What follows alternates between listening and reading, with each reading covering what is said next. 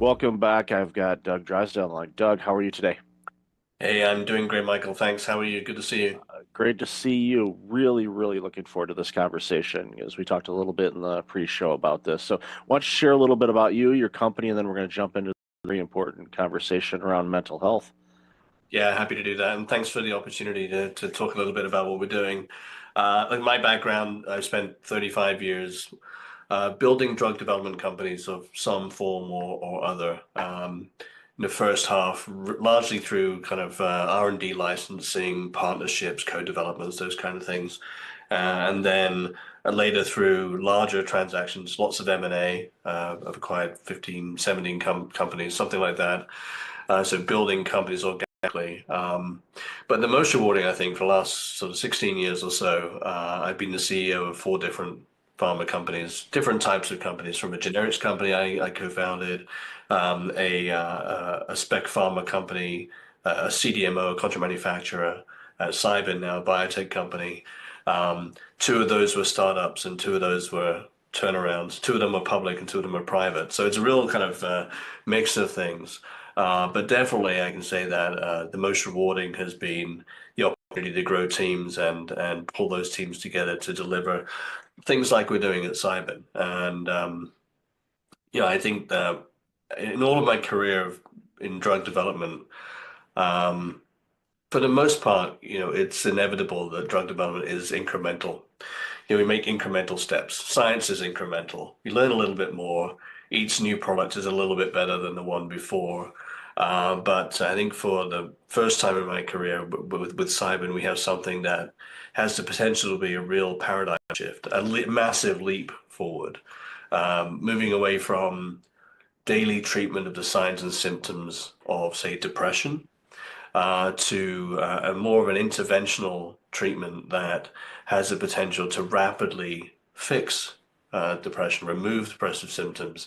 And after just a couple of doses, most patients are seeing benefits lasting at least a year so far in our studies. So a real paradigm shift in the treatment landscape, which is obviously kind of a once in a career type opportunity.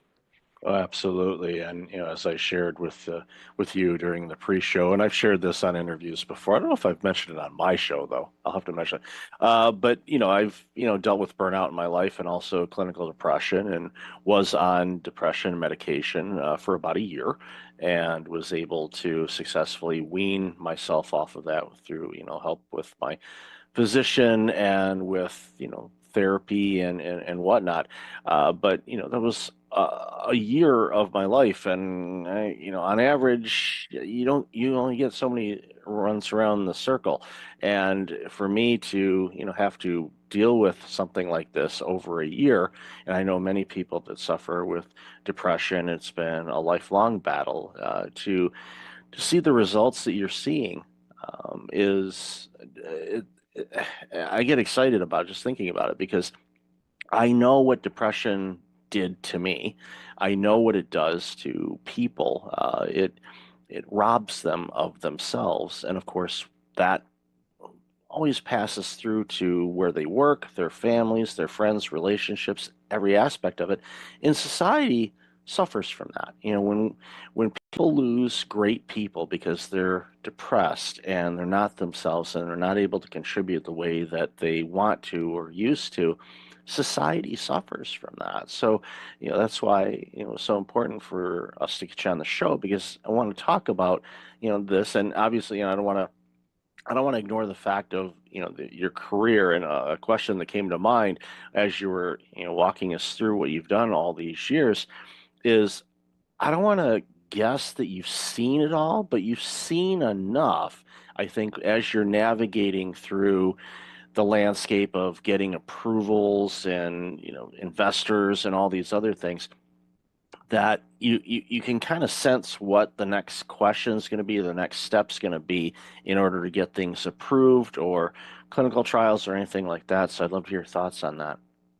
Yeah, first of all, I'm glad you managed to work your way through that challenging time. In some ways, you're lucky that it lasted only a year. Many patients, as you know, find themselves having to turn to antidepressants because the depression needs some help.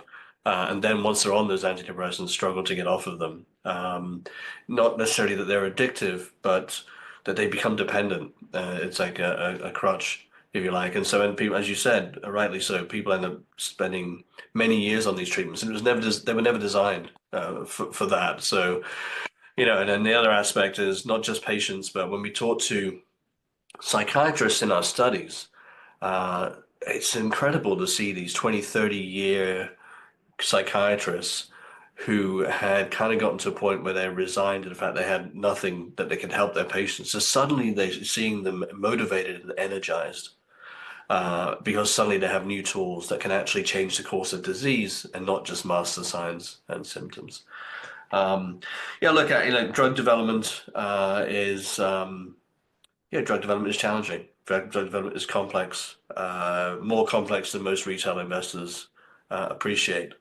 Clinical trials are complex. Our first phase 3 study, 40 sites in a dozen countries, and that brings a huge amount of complexity, as you can imagine. And all of that goes on behind the scenes, and the public just sees the outcomes of it. So we're very fortunate to have a really strong team that has developed 60 plus INDs with FDA, many mental health treatments.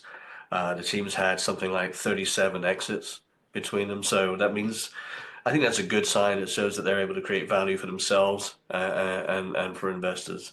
But more than anything, this is a cause that really motivates people. So I think pretty much everyone on the team is here because of a personal motivation, a friend, a family, a loved one that has dealt with one of these challenges. So there's that personal motivation, but we're also quite competitive people.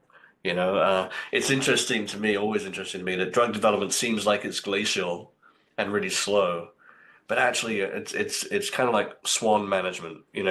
Smooth on the surface and paddling like hell underneath. And we're frantically working around the clock to keep things on track. And it's a very competitive group, kind of like a competitive sports team, each contributing their all and also each supporting each other. So we're very fortunate to have the group, and I think the collective insight helps us anticipate what's coming next. As you rightly say, that's the critical in any kind of business, is anticipating what could happen next on the positive side and the negative, and then planning for the next milestones. How do you move the company forward with each of the next steps? Well, it's important. And as you were talking to, I started thinking about, all of the regulatory things. Of course, you've got the FDA. That's just talking about the U.S. This is a global product, so you've got all the different variances on that. And even in the states, you've got 50 different states, and there's licensing and testing and all these other things.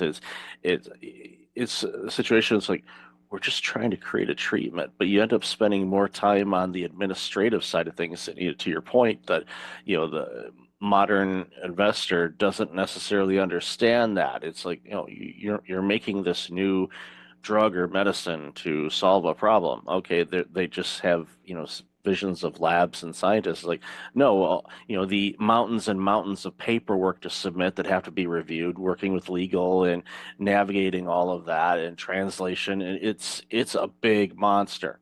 But it's having said that, you're not letting that get in the way. You're like, okay, we know that's part of the game. We have to do that, but it's important for us to do that because even what you said a moment ago about psychiatrists who have been basically there's a crease in their chair that they've been sitting in because they haven't had to move much because there's only so much that they could do.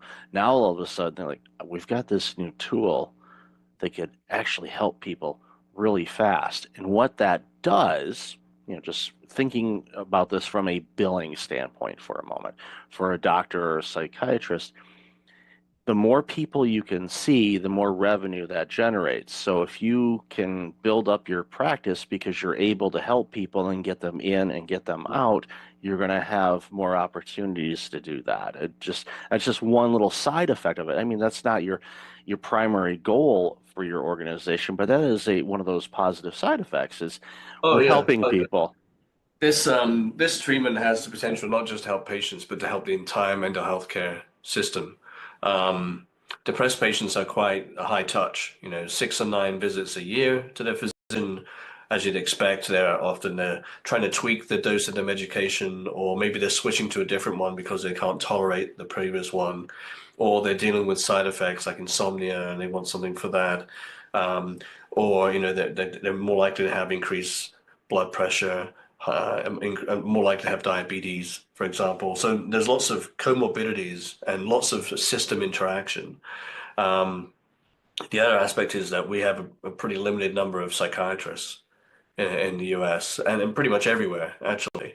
And only about 18% of psychiatrists are available to see new patients because these patients take so much time. Um, and an average wait time for a new visit is something like 40 to 70 days, depending whether you want a virtual visit or an in-person one. So when you think about what we're trying to develop here is an opportunity to dose patients once or twice and then keep them out of the system for at least a year so far, we're seeing in the data. That means no going back for dose adjustments because patients aren't taking any daily meds. No going back for side effect tolerance because they're not taking daily meds. No going back for comorbidities because they're not taking daily meds. And so keeping them out of the system frees up all these other resources for new patients. I mean, even in the interventional psychiatry space, where we see treatments like ECT, TMS, esketamine, Spravato, in these interventional psychiatry centers, those are high frequency treatments. Esketamine dosed 26 times a year, so patients are coming in every 2 weeks. That's pretty tough on these centers that have very limited space. So if we can reduce 26 visits to two, these sites can see a lot more patients. We can deal with the problem a lot more efficiently.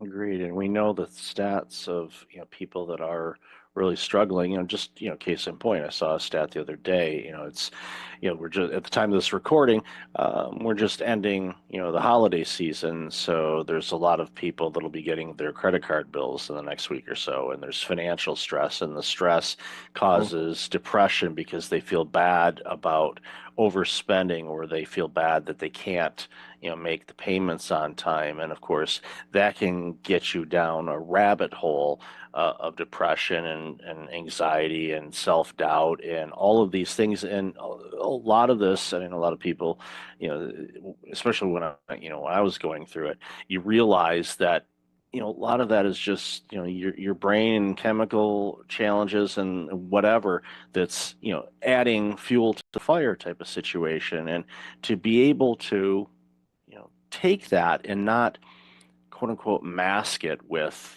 the pills that I was taking for a year, but to actually have something that can adjust things and correct it where, like you said, a visit or two, and all of a sudden I'm good for a year so far.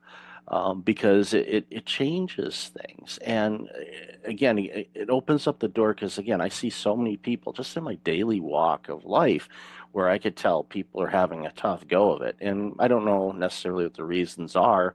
I do know that they're having a tough go of it. And I don't, my hope is that they'll be able to get the help that they need. But as you said, there's a long wait list to talk with a mental health specialist, even with the advent of remote therapies and whatnot. There's still a wait period. And then, of course, there's cost involved and all of that, where, you know, the work that your team is doing and the innovative work that it's been doing is creating an opportunity for people to get this help a lot faster, a lot healthier. You don't have to worry about, okay, well, we're giving you this, but now, your A1C levels are going through the roof, or, oh, congratulations, you're going to bust the heart, rate, and your watch is going to be yelling at you because your blood pressure is going through the roof.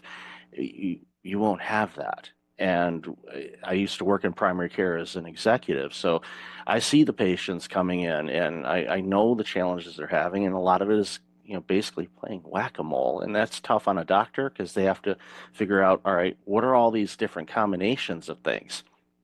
And to be able to use, what your team has come up with, again, it excites me. I'm thrilled that, the work that you've done, and obviously you're leveraging all the experience you've had, but I'm thrilled for this because I know what this means for humanity. If we can get people away from being depressed and help reduce anxiety and other mental health challenges, people will be happier and healthier. And what a world will that be when we can get there?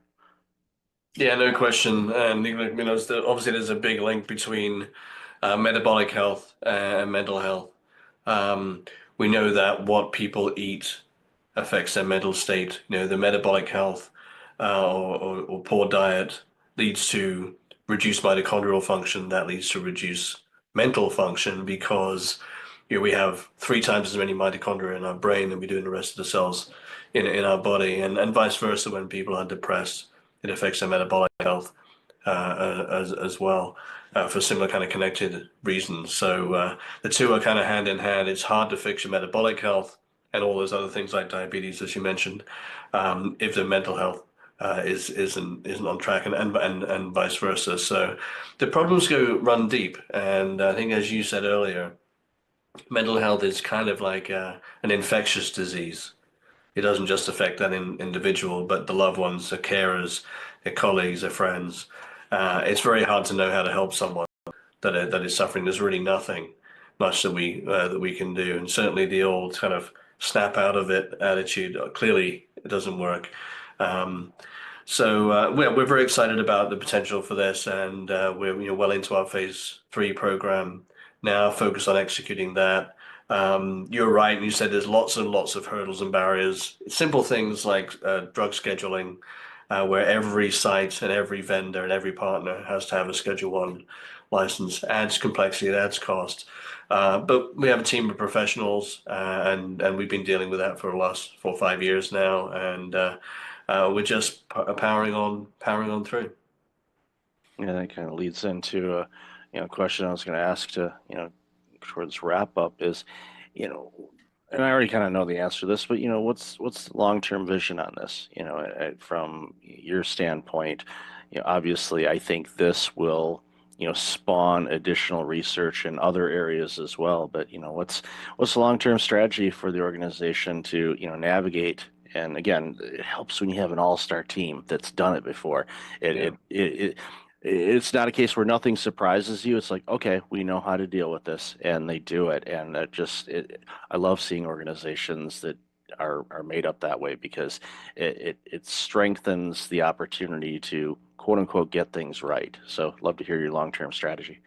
Look, I mean, we're fortunate in that depression studies can be quite challenging, typically, in that when you're dosing patients every day with a psychiatric condition, and then you're comparing that to a dose of placebo, those placebo patients are getting some kind of positive input, if you like, or, so they're taking this placebo, some reinforcement, if you like, and so the placebo effect can be quite large in these studies, and then you get a failure to separate the active treatment from placebo, typically normally because these treatments have fairly small effects historically.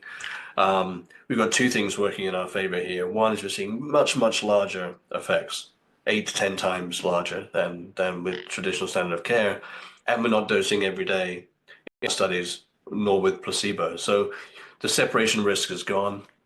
We've seen just tremendous results in phase 2, 70+% remission rate, sorry, at 12 months, 100% response rate at 12 months after 2 doses. So going into phase 3, we've removed a lot of the risk. So now it's all about execution. When we think about the long term, this is just the beginning of a platform. So we know that these treatments very likely will be successful in depression, anxiety disorders. There's plenty of anecdotal and academic evidence to show that there are many other conditions that these could be helpful for as well. Bipolar disorder, OCD, postpartum depression, cluster headache, migraine, neuropathic pain, substance use, opioid use, alcohol use. I mean, these are conditions that collectively affect in the US alone maybe a couple of 100 million people. So we're not talking about niche applications here. We're talking about mainstream applications on the scale of, the GLP-1s, Wegovy, etc. Ultimately, once we look a few years down the road. So our hope is to focus on this phase 3 approval in depression, and then leverage off of that experience and the impact we can have on the depressed patient community, and leverage that to help many more people with a lot of other conditions. and really try to change the mindset to move away from daily chronic dosing of pills every day to something that's more interventional. You mentioned whack-a-mole. I think it's exactly right. It doesn't matter what condition you're treating, if it's depression or a cardiovascular disease or whatever. As soon as patients start getting polypharmacy, multiple pills, then it's about, okay, well, this one's causing this side effect, this one's interacting with this one's causing another side effect, and you're adding in more treatments to deal with the treatments that are trying to attack the underlying condition. So, one major benefit of all this is maybe let's break the cycle of relying on a pill every day. Patients have to come in and do a bit of work and have a couple of visits and take these treatments, but 2 visits could perhaps last patients for an entire year, free from all those medications. So I mean that's the vision to create a platform, and we're very very excited about the opportunity to help not just depressed patients but all those other groups I mentioned as well. Yeah, I look forward to people throwing away their pill dispensers because they don't Mhm. need them anymore. So I applaud your work and celebrate it, and I'm looking forward to, seeing all the great things that comes from all of this. So, Doug, love this conversation. Where can people find out more about you and all this amazing work you're doing? Yeah, look, thanks for having me on, Michael. Enjoyed the conversation. You can always find us at cybin.com. That's cybin.com. And if you happen to be an investor, we're also traded on the New York Stock Exchange at CYBN as the ticker symbol. And I'll definitely have all that information in the show notes. So, Doug, thank you and your entire team for your part in helping people get better. I applaud you and I really appreciate your time today. Great. Thanks, Michael.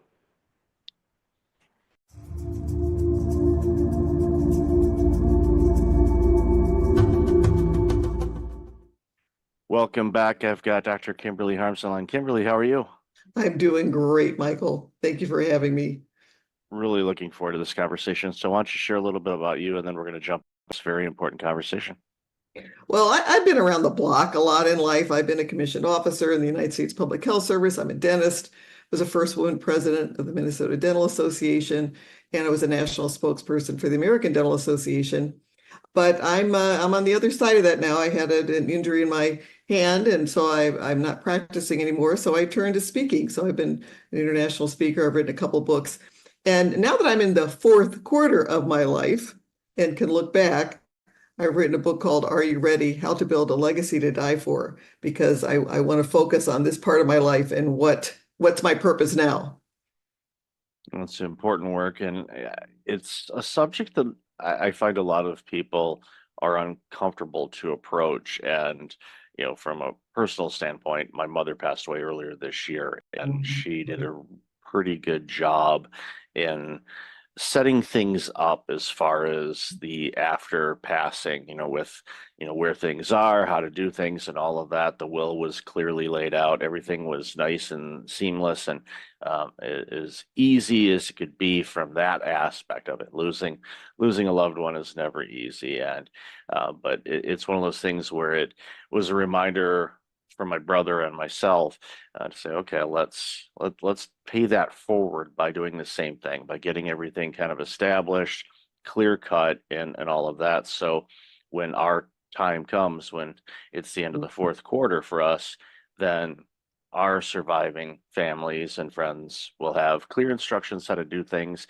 and have it set up in such a way where they don't have to worry about that. They just, can focus on the grieving and the mourning and all of that. So if anybody takes anything away from what I'm saying, go get your will or your trust set up, get everything laid out. I know it's not a fun topic, but it's going to happen. And the it's a gift that you're giving to not only yourself but loved ones, because it's peace of mind for yourself knowing, okay, I don't have to worry about any of that. When I go, then I don't have to, worry about that before that transfer, before I, expire basically. So important work for sure. So, and I know in your story, in your bio, you've, had to face, some significant losses over your life. And I they teach us lessons, at least from my perspective. And once you, learn how to grieve, and again, that's even another subject. I think a lot of people, unfortunately, don't really know how to grieve. So I'd love to hear your thoughts on that.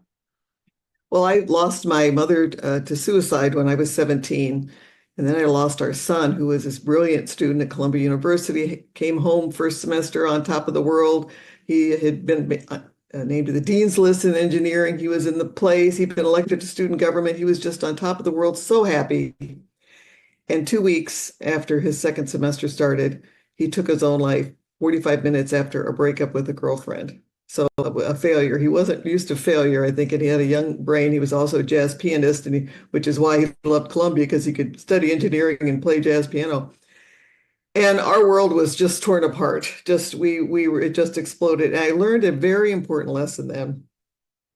And that was a couple of weeks after coming out of my dental office. My husband was out there at practice with my husband, and he was talking to the cousin and very seriously. And then the cousin came over to me, and he was angry. I'm a grieving mother. I wasn't used to angry people coming at me. He was angry, and he was shaking his finger in my face. And I was taken aback, and he said, "Don't you ever let your remaining children feel that they are not enough. Don't you do that to them." And it caught me by surprise, because I realized that he had lost his brother at the same age that we had lost our son.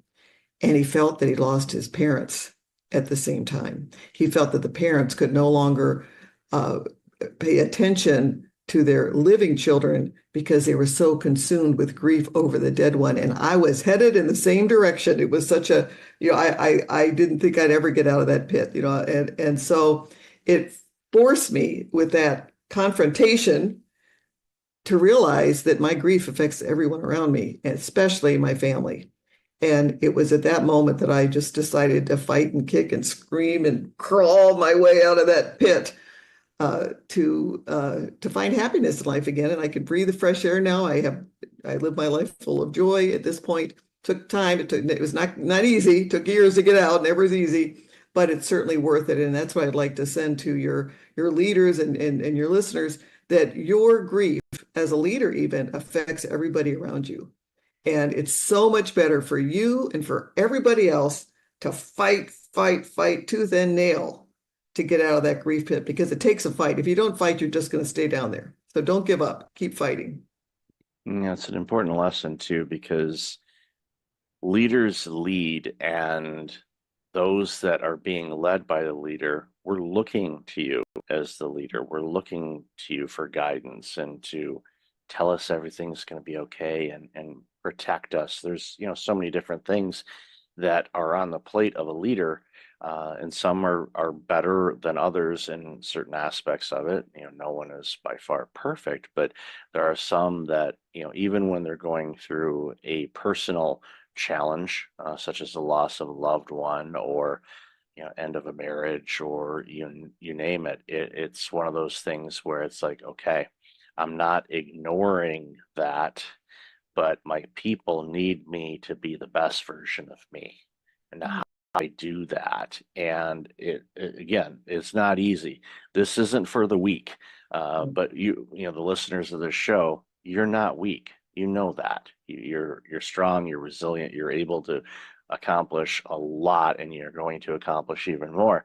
But there's going to be days that are going to be tough, and sometimes weeks, sometimes months, depending on what's going on in your world. But know that there is another side of this. But yeah, you're going to have to fight through it and get through it. And that confrontation was a blessing to you, quite frankly, from my observation, because I've seen people that have lost loved ones, and they never recovered. I think about my grandmother, when her youngest son died in an auto accident, and he was well into his 40s when this happened, and it spiraled grandma to the point where she didn't recover from that. And then she developed Lewy body dementia, and that was a 7-year fight, and very tragic to view and experience all that gave us. But I often wonder if the situation with my uncle passing away, if that did not happen, what would have transpired? Would she have had that? Because our bodies and grief and our thoughts impact how our body reacts. Our body is like, okay, you're dealing with stress, so I have to do all these other things. And having worked in healthcare before, and you know this obviously in your practice as well, that our brains and our thoughts can manifest diseases, illnesses, gum disease, you name it. I mean, yeah, there's all kinds of other factors, but it's our brains are very powerful and they can be very helpful to us. But if we don't feed it the right things, they can be also very detrimental to us as well. Well, that was a perfect example in my case because I got treated for depression after my son died. It was part of my fighting out of the pit. And, of course, I have a mother and a son who took their own lives. I better get treated. Depression's in my family.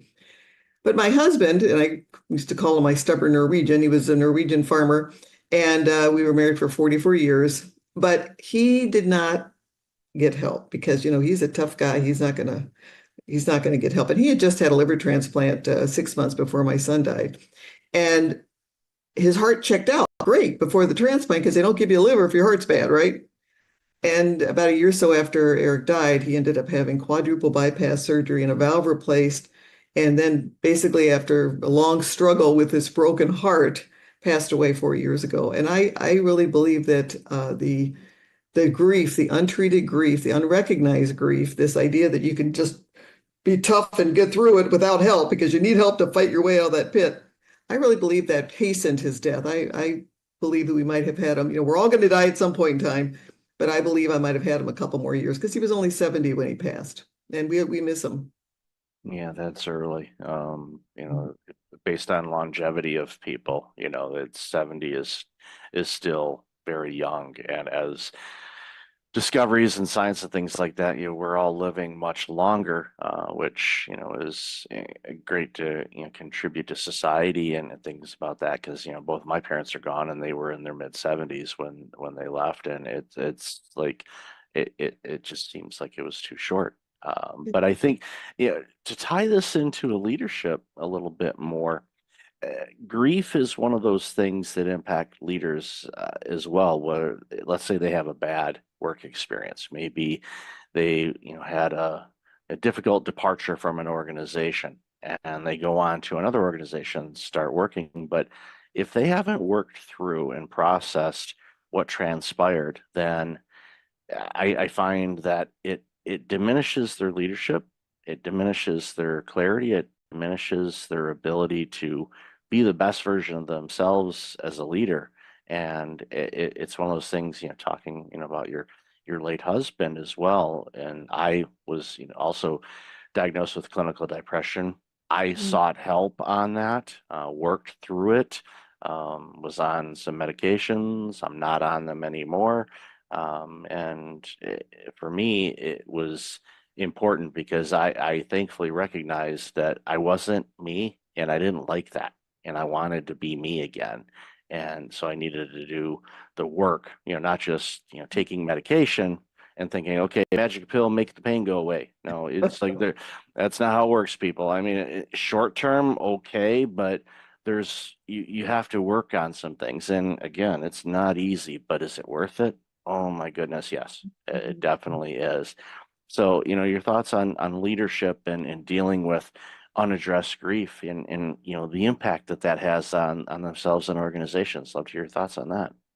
Well, I really think we need to lead through grief. And I think one of the best things you can do to develop a team that's tight and together. Today, everybody's struggling getting employees in, just because of the market.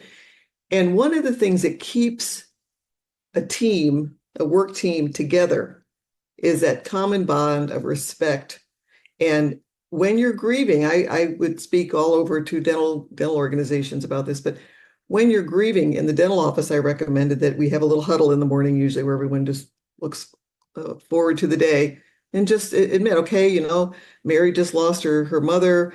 She's a little on the edge right today. So let's watch out for her. Let's cover for her if something happens. We used to have signals if there was a problem. When my son died and we were trying to come back to work, we kind of had I call it a crying room upstairs where if I get triggered, because you're going back to work, you just lost your son, everybody knows who he was. They all loved him. They all would want to say something when they came in. So 30 times a day or so, I get, so sorry for your loss. And which is great. I mean, that's what you should be doing. But sometimes it was overwhelming. And I had like a little signal to my dental assistant and to the others where I could just like, excuse myself from the room for a second and go up into the crying room where we had Visine and tissue and kind of get myself makeup remover, get myself put back together, and then come down and someone was covering for me. So when you lead through grief and you've got like somebody's down, someone's on the injured list, you're grieving right now, let's surround them and help them get through their day.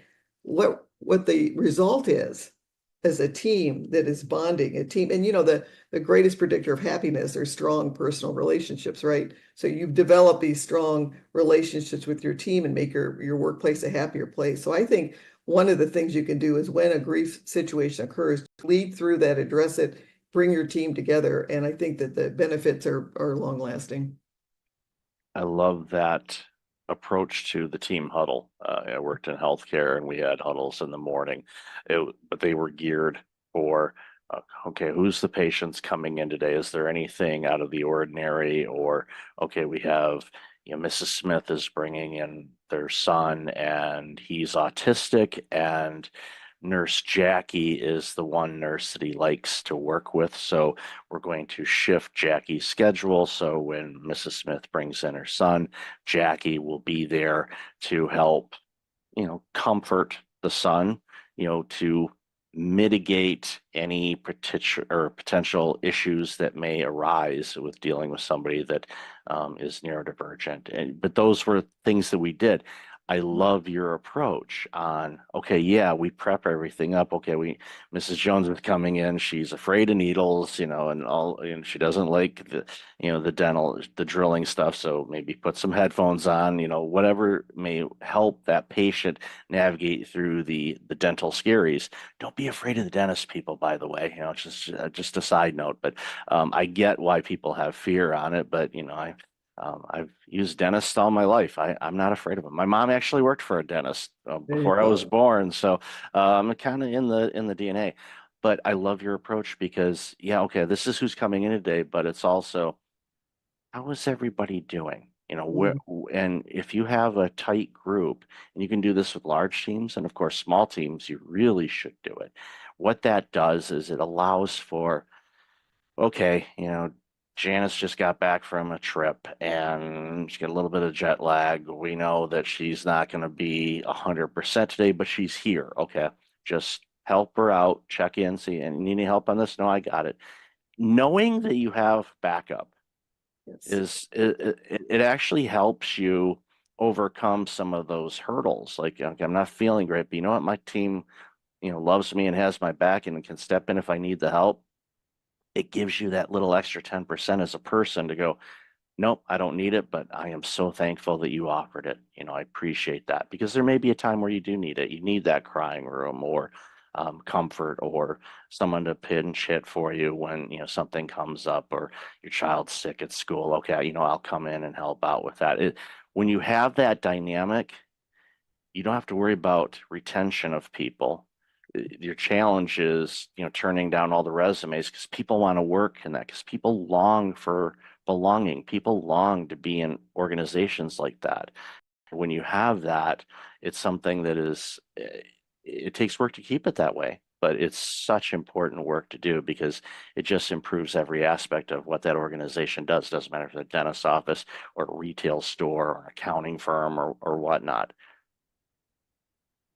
Right. And again, it's those relationships, building relationships, and you need to lead that. I mean, you give permission as a leader to develop that type of a system where everyone has their backs, and then just acknowledging that, there's an issue that's going to affect the team, because they do. And then that helps the person overcome their grief. It helps they feel they have people have their back, and that helps them. It gives them that courage to kind of move their way out of the pit eventually.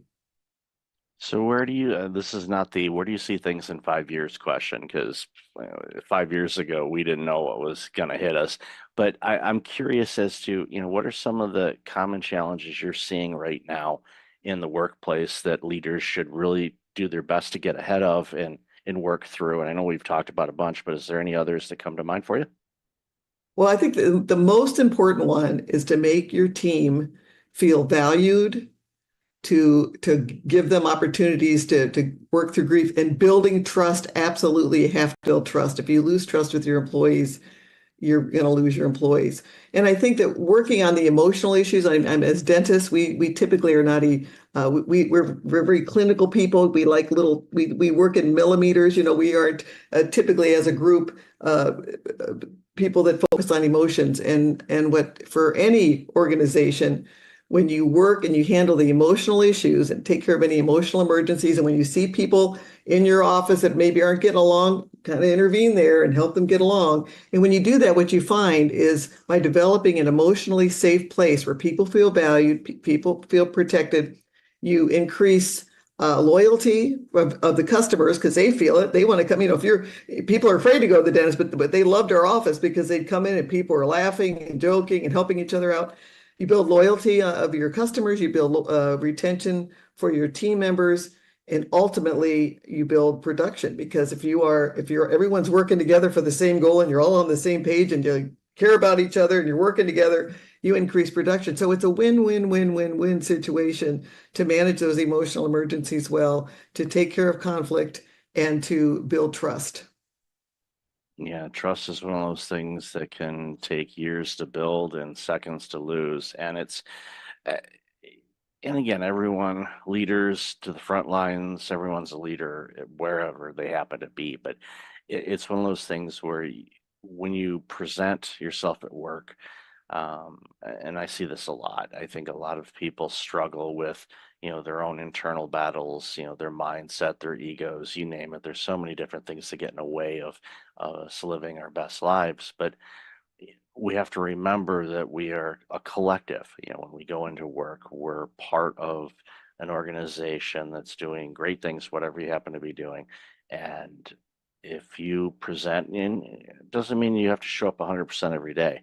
It reminds me of an old joke that I saw a long time ago. It's like, I give 100% at work, 12% on Mondays, 10% on Tuesdays, and it's like, that's not what I mean, but I still, I should have I'm sure I could find that. I could print that out or create one myself, but that's not what it means. There's going to be days you're not going to be 100%. We know that we're just, that's how it's going to be, but give your best that you can at that moment and be there for people. And again, in the environment you mentioned, and with the huddles and all of that, when you're not feeling it, let your people know. And I think that, quite frankly, it shows a little bit of courage and bravery on the individual, but it also shows that the organization is providing a psychologically safe environment for people to say, you know what, I'm just out of it today, and I apologize in advance. And then you just say, okay, what can I do to help? And then those people know, okay, I'm having a bad day, but tomorrow's going to be better. And knowing that you don't have the Sunday scaries, as people call it, or you don't have the, oh, I don't want to go to work kind of thing. Okay, yeah, none of us do. Okay, and some days we just don't want to work. Other days we're like, I cannot wait for tomorrow, because I love working where I work. I love these people. Can't wait to see them. I'm excited to share what I experienced when I went to whatever event on the weekend. It's like, there's going to be so many people that are going to love to do this. Everyone's going to do it. You're chomping at the bit to share it, because that's going to bring them joy and happiness. And when we get to do that in an environment, then it doesn't become work anymore. It becomes playtime for all of us. And those environments are around, they exist. And it's important for all of us to do whatever we can to contribute to those. Absolutely. And again, the most important thing you can do to make that workplace a happy one is to give everyone that feeling that you are a team, you have their back, you're working together, you care about them. Yeah, if you do that, the magic really happens. So, Kimberly, I've loved this conversation. Where can people find out more about you and all this amazing work you're doing? Well, my book is called Are You Ready? How to Build a Legacy to Die For. And you can find more information on my website, drkimberlyharms.com. And I'll definitely have that in the show notes. So thank you, Doctor, for your time today. Really appreciate you, and I love the work you're doing, and I've loved our conversation today. Well, thank you very much. This has been a pleasure.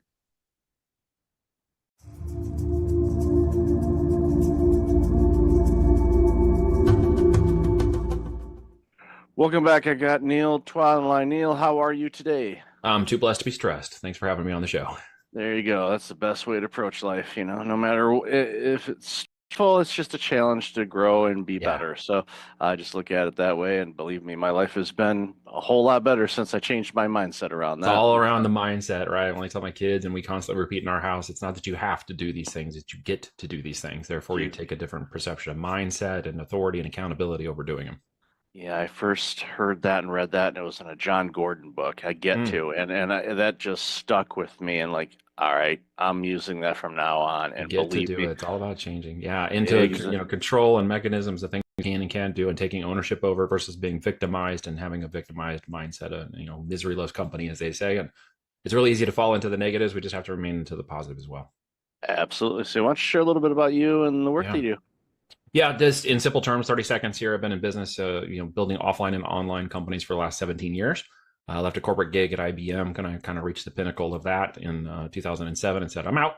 Burned the boats, not the bridges. So I had relationships and things that led to business later on, which is great.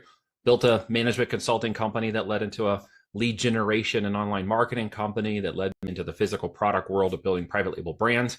That led me into Amazon, where we launched and made our first 7 figures in 2014 and one of our first brands. Gone on to launch 5, 7 other brands roughly. We've got another 8 that we're partnered on in control, and have about 200 clients that now work in the aspiring entrepreneurs. I want to get going. I want to spend a year working with you one-on-one, to those who are building companies that want to grow and scale profitability to X, exit out and multiples of X. And we are also in the acquisition space now. So we're acquiring companies with 1.5 to 3.5 million EBITDA and up to 15 million in revenues. Kind of a sweet spot before we get into the high end of the PE groups. And we're acquiring hopefully 15 this year. We got 3 on deck right now. First one closes in 2 weeks. And that's a long time in the process to get there. And that's kind of where we're moving now. That's awesome. It sounds like you spend a lot of time in the playground. That's A lot of time in the playground, always questioning what's possible, pushing the goals, pushing the urgency into things, always asking, can we do better, and testing farther and faster, and jumping off the cliff and building a parachute on the way down, as they say. There you go. And the beautiful thing is, when you had your success, it speaks volumes to you. And because a lot of people say, well, if I get this, then I'm going to exit out, and Yeah. then they sit. And what happens is they rot, they decline. I can't retire. I never will. Yeah, I'm not a complete. I can sit on the beach for a week and then I get anxious, and I'm like, okay, I got to do something now. That's about as far as I can go. Yeah, it's because you're a creative. You're an artist, and a lot of times people in business say, "No, no, I'm not an artist." No, you're creative. You're creating opportunities. You're looking for different things. Yeah. You're examining things, and growing business. And we know that Amazon in 2014 versus Amazon in 2025 are different organizations. Very different. You've got to be a pro seller, pro business. You have to treat it like a real business now. The side hustle, hobby businesses, arbitration businesses, wholesale businesses, those are all falling out of the market. At the end of the day, if you don't build something with tangible assets, private label, equity, intellectual property, etc., you're building vaporware, you're building a job, you're building something nobody wants to buy. And as somebody who's buying things, I don't want to buy any of those. And nobody I know who's buying doesn't want to buy those either. We don't want to buy somebody's job or somebody's side hustle. We're buying real businesses with tangible assets. So you must consider that possibility. It doesn't take 17 years to do it anymore. I mean, what we can do now in 2 to 3 years is incredible, with systems of AI and software and the virility of traffic and markets. And now there's Shopify and TikTok and all these other markets we can move into, and retail as well. And so creating a holistic e-commerce brand is really what I'm talking about at the end of the day. Yeah, and it's just, understanding e-commerce. And I remember, just to date myself here a bit, my first online purchase was actually through a service called Prodigy that Sears was running. And I forgot who I don't remember who they partnered with, but it wasn't just them. Yeah, AOL, I think, if I'm not mistaken. Yeah, Sears, the original Amazon. And we did mail order catalog, and then I literally bought something online, and it was delivered to my house. I'm like, well, this is pretty cool. And now it's just it's not. It's still cool, but we don't even think about it anymore. Now it's to the point where it's like we're looking at the app. It's like, okay, it's one stop away. Okay, I'm gonna go outside and grab it. Just that has changed in the last 16 months extremely fast, because most people aren't aware that mobile purchases succeeded desktop purchases for the first time in history last year, December 2024. So it's only been just recently that mobile is a component now of our everyday life, and it opened up the ability for people to spend anywhere they are. They don't have to slow down, go find a laptop, find a thing. They don't have to order a catalog and wait. They literally literally just click, click, click on their mobile phone. So the speed at which this business is moving, its growth, its double-digit trajectory every year of growth has made it one of the largest industries in the world, and Amazon one of the largest marketplaces in America. Yeah, it's they have pretty much well the logo A to Z. That's pretty much it. I joke. I live in a condo building, and we have a concierge slash security, and our packages go there. Right. And I order quite a bit from that company, and Many people do. yeah, and the head of security says, "Are you trying to order A through Z?" And I see that. I see those packages are stacked up and the memes going around. It's like, all those Amazon boxes. We get, I don't know, 2 to 3 deliveries a week at our house from Amazon. Most people do to some degree. They just don't stop and think, hey, could I sell those products? Could that be me? Could I be delivering those products? They just think more consumer. And if you're here today, hopefully you're thinking more business than consumer. Yeah, even the White House orders it, because I saw a video this morning that Speaker Johnson videoed of Vice President Vance going into the Oval Office for the first time. I don't know if you saw that or not, but as they were walking down a hallway, there was this table on the side, and there was a tool bag and an Amazon box sitting on the table. And it's like, it's like somebody ordered some LED lights for the house and something. I was gonna say, it's like, yeah, exactly. So the White House orders from there too. So but again, we both remember a time where that didn't exist. Oh no, absolutely. I remember when they ordered the first pizza online and all this stuff. And I've gone back to the internet when we were doing green screen inbox terminals once upon a time and building the first boxes in the computer lab at the school. And something you said earlier really struck me because I went to college on a full ride music scholarship. So business to me is like music and creativity. It's like Chopin or listening to Miles Davis and jazz. It has creativity and fluctuations. There's not really hard and fast rules. There's guidelines. There's if you've got creativity in your nature and you enjoy technology to some degree and you don't mind working on computers, then e-commerce for you could be an amazing opportunity. It took me out of that whole world and refocused and changed the way I thought about business and business online. And as I watched it grow, I just kept thinking, I got to get a piece of this somehow, somewhere, someday. But it was so soon in my walk that nobody was teaching it. No academia, no credits, no nothing. You had to literally do it yourself or go to the corporations that were spending money. And so I ended up in the corporate world, into Sprint and doing programming first, teaching myself how to program. And then when I got good enough at it, we jumped into a full-time corporate gig when they launched the PCS division and was on some of the first mobile phone launches when the mobile phones came out. And that was a fascinating time. I got badged as a 5,000th badge in the new division, and there was 80,000 employees when I left 5 years later, which sent me to IBM. That was the next pinnacle, and I got in there and was working in IBM for almost 5 years on technology, AI, systems, knowledge management, mobile, and all kinds of other stuff. And, I kind of reached that pinnacle in 2007. I was like, now what? Like, this is evolving. I want to keep going, and I don't want to keep going in the corporate world. And that's when I decided to pivot out and fire the man and keep going. And I'm really glad I did. Oh, yeah. Yeah, because even in corporate, even if you have a forward-thinking organization, there are still these plateaus or ceilings or whatever you want to call them that are like, we're not quite ready for that. And they're not going to let the entrepreneurial creativity spirit that you might have in you, or that desire, is not going to be nurtured. It's going to be squashed. It was for me. It is for most people. Yeah. It is meant to create that, it's a business. I get it. They got metrics, they got profit and revenue. They've got to keep the operations going. And not everybody's cut out to be an entrepreneur at the end of the day. There are high risk, high reward opportunities for that. And a lot of people are concerned about that. Maybe we can unpack that for a minute here, but there's always high risk, high reward in the business. You could be fired. You could go, you could have a great career and never be fired. You could, run a really great W-2 career for 20, 30 years. It's fine. But not everybody feels like that's their path. And that's where entrepreneurialism comes in. You just have to remember it's a high risk, high reward opportunity. Sometimes you fail. I could fill this office with the amount of failures I have. Big ones, I've been bankrupt before. So you don't know what your boundaries are and how you pushed yourself in this life until you give it a shot. And I think the biggest regret I'll never have was never saying I never gave it a shot. Right. Yeah, it's so important. And what you said about, people, kind of go, oh, I don't want to run my own business. Like, that's scary. There's a lot of risk involved. But a stat that I share all the time is like from the year 2000, 52% of the Fortune 500 companies are either gone or were acquired. So over half of the Fortune 500, people kind of know who those guys are, gone. And so you're telling me that your job working for this smaller mid-sized company that you've put in all this time, that they're safe, quote unquote? No, they're not. No, none It's of like it's safe. one pandemic, you could be wiped out, or one algorithm change on a social media platform Yep. or Your social media badge gets platform. called below a certain point, and the CFO is like, great, all of these people across this organization have to go, and your badge number got called. It's like, well, Yep. that's not fair. You get victimized by the system. And I was a part of that. And so when I got out, I was like, I'm never going back. I burned the boats. That was it. You never go back. I'm Right. going forward no matter what. And Yeah. by the grace of God, I have a life partner, my wife, who's now 17 years of marriage, who we got married that year I left in March, and I left in June. And so we were, newlywed couple. And I'm like, hey, we're going to do this venture. You want to go on a, business adventure with me? And she's like, absolutely, I'm in for this, because we're young. And she was working as an RN. We, had a little income, and I had the severance from IBM, so we weren't hurting.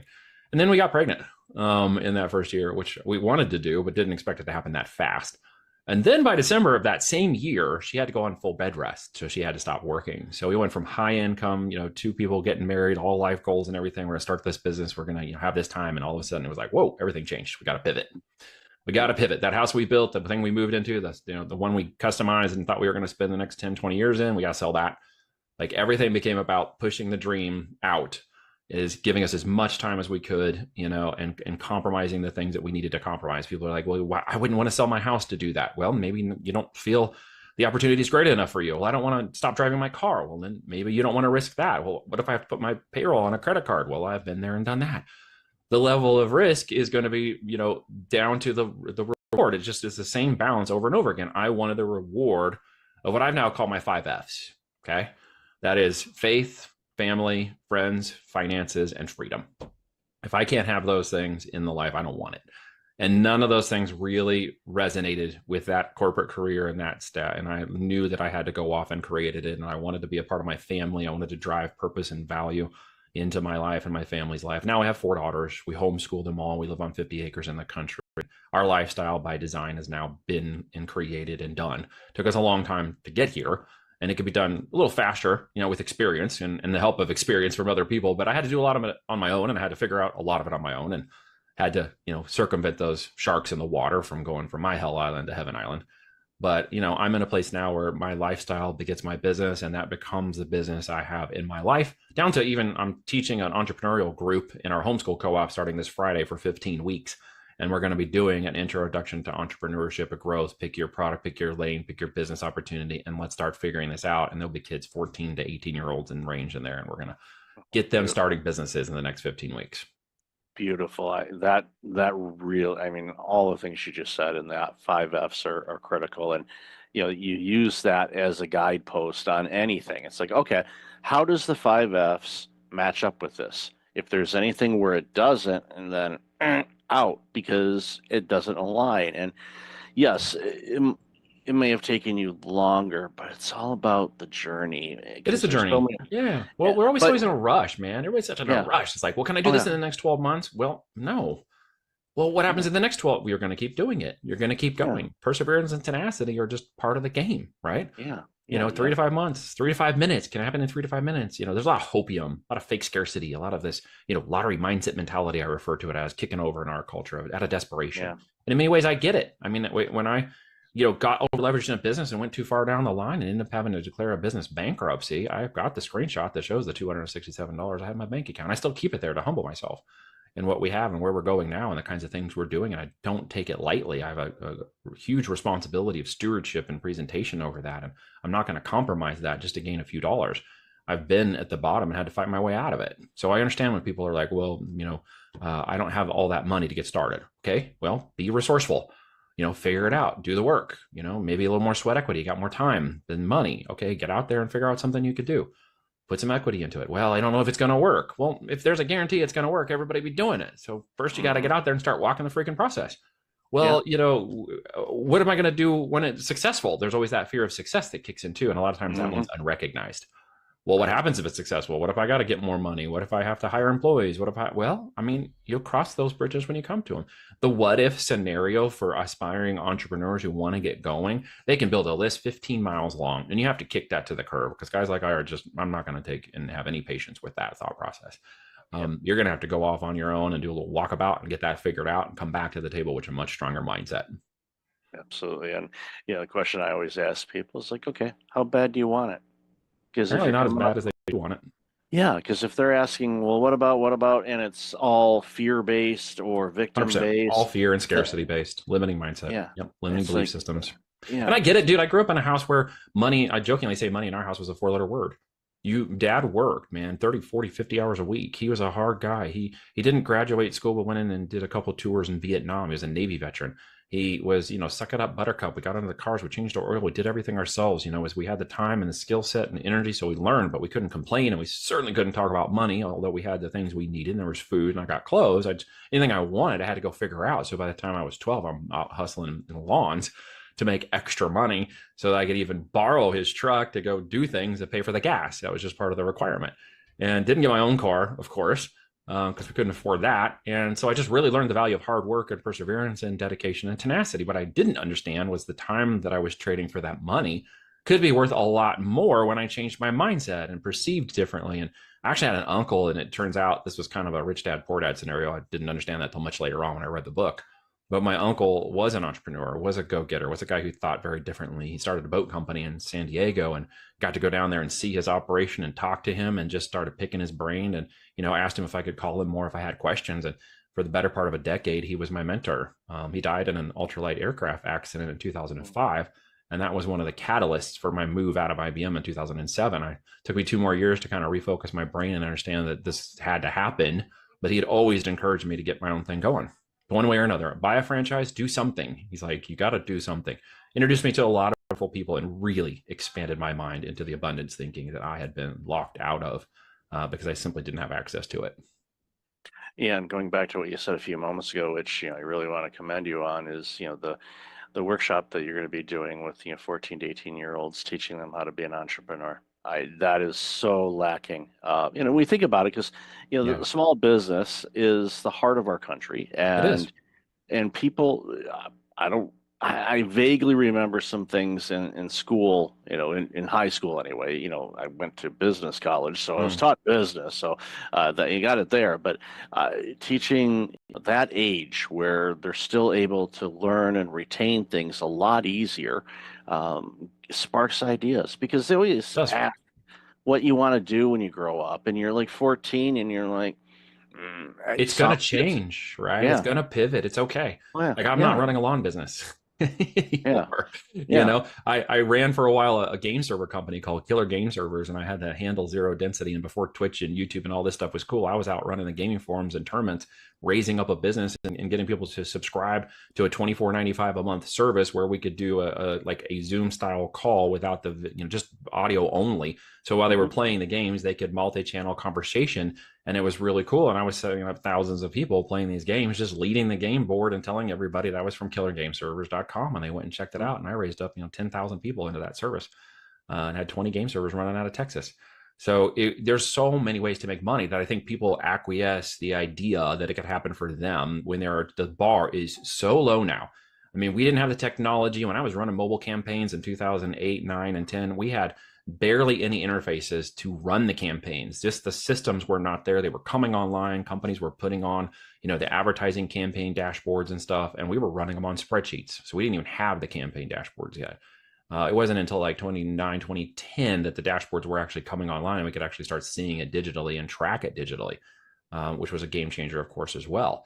You have all that in front of you right now. And see, people just, because there's so many things, I don't think they know what to do. And so I would encourage anybody who's thinking about the long term, which in my world is 3 to 5 years, by the way, for a business to growth, trajectory, scale, and exit, okay, it can happen in 3 to 5 years, and it can happen at large scale, okay, because the internet, the virality, the traffic. I mean, Amazon does over 8,000 units a minute, okay? The first $1 million sales hour just happened last July, 2024 on TikTok.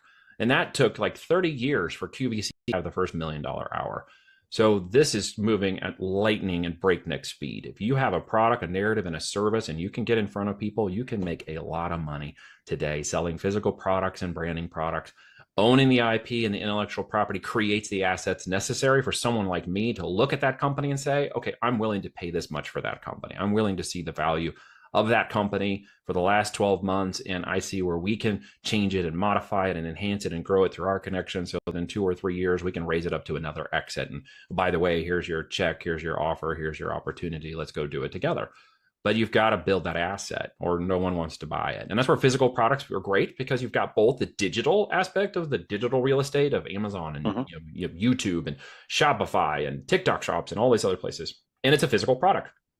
So I'm taking inventory that is put, capital into fiat capital into a physical inventory that's worth 10 times what we paid for it. And so I like that model because I'm a little old school in that way. And I don't have a purely digital model, because I can appreciate the idea of physical, inventory. And I really appreciate when people get it in their hands and they love it and they want to tell us how much they love that, because that kind of completes the whole circle, if you know what I mean. Really feels like a really great value, a physical value that they love and talk about and tell other people about those products, right? And we sell everything you can imagine, dude. All kinds of different products. Well, that's the thing. It's like, there's that, tangible thing, and you get the feedback from it, and you go, even the other day, I bought a sleep mask, Yeah. Okay. and, it was, from, I think, a very small business, and, they sent out a direct message, and I responded back. I took the time and I said, this mask is amazing. I'm buying another one. There you go. I have one in my travel bag and one at home, and it's like, it's great. I love this thing, and they're just ecstatic by it. It's like, so, but again, there's a physical product, and I tell people, it's like, if you're looking for a sleep mask, here's the one. I need to put that out, put an affiliate link or something on my site. It's like, go get this sleep mask. It's good. But recommendations and referrals are always great when it comes to that product base. People will trust that. That's why the affiliate side of marketing has grown so fast, so big lately, especially with places like TikTok and stuff, is because people are, reviewing these products and giving you lots of insight into how they work and what they do. And I met a lady just yesterday whose son is making great money at 13 affiliating products on TikTok Shop. Now he's too young to do it personally, and they don't want his face on there. So he actually makes videos where he doesn't even show his face. He just talks about the product and reviews the product, and he's making great money. She made like over 600,000 last year doing exactly the same thing, just recommending products, even though it's faceless, so they can be on there. And I'm like, dude, there's just so many ways to make money now. I personally like the physical product space. So if somebody's interested in that, that's, what the heck do I actually sell is their first question most people have. And I will tell you that there are millions of product opportunities to innovate and create and develop them. It's actually a little easier to do that, create and develop a product. We have it manufactured for us. It's created and manufactured for us. And then we sell the product. It's the three major components of a physical product business. Of course, there's more to that. And I don't mean to oversimplify it during the time we have here, but it is really building something of intrinsic value at the end of the day, not just vaporware. Building something, and they would say, well, it's already built. It's like, well, if that was the case, we'd still be driving around in Model Ts, and we're not. We might be, driving around in a Tesla, or a Model S, or we might be maybe a spaceship to Mars. I don't know. Everything's happening now, right? Yeah, I mean, it's the things that we've seen in our lifetime. When anybody says this is possible, I look at it. It's like, you know what? I remember having to get up to change the channel because my dad said put on channel 7. I was the remote in my house too. Exactly. Hey, can you change that table? Can you change that? We only had 5 channels anyway, so it didn't happen very often. It wasn't a case where it's like I would hate life now if it's like, okay, change it to channel 265. Yeah. No way, dude. It was like we didn't have cable, so it's like you get your 5 channels, and when the president came on, you're like, oh my gosh, the president's on every channel. We can't watch anything else. That's exactly. So I love this conversation. Where can people find out more about you and all this amazing work you're doing? Well, Voltage, you could just search for me anywhere, or you can look at my name, Neil Twa. Yes, it is TWA, and as you can see, I'm not a small Asian guy. The voltagedm.com domain, voltagedm, that's digitalmarketing.com. You can check out a 45-minute presentation where I go with my partner, Kevin Harrington, over the As Seen on TV strategy. We've got our book there called Almost Automated Income with FBA, Creating a Lifestyle-Driven Business Model through the physical product world. And you can check that out. It's, I think it's only like $5 on my website, or you can get it on Amazon too, of course. And that talks about the different strategies of the 4 pillars of success within building an e-commerce company. Plenty of free information, virtual summits, the books, and other resources for anybody who's, aspiring entrepreneur with the idea of building an e-commerce company, or somebody who's building an e-commerce company and might want to grow it to an exit and maybe have us take a look at it. Yeah, that's great. I'll definitely have all that in the show notes. So Neil, thanks for this conversation. Really love the work you're doing. Thanks for having me on, Michael. You've been most appreciate you. Thank you.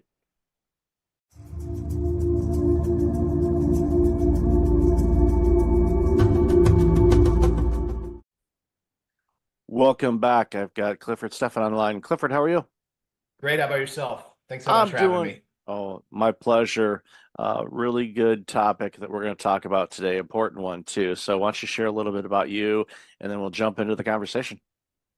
Sure. Yeah. So I am 51-year-old male, grew up in the Bay Area, and I've had a human resources compensation consulting firm designing employee and executive pay plans for pre-IPO tech and private companies in the Bay Area for the last 20 years.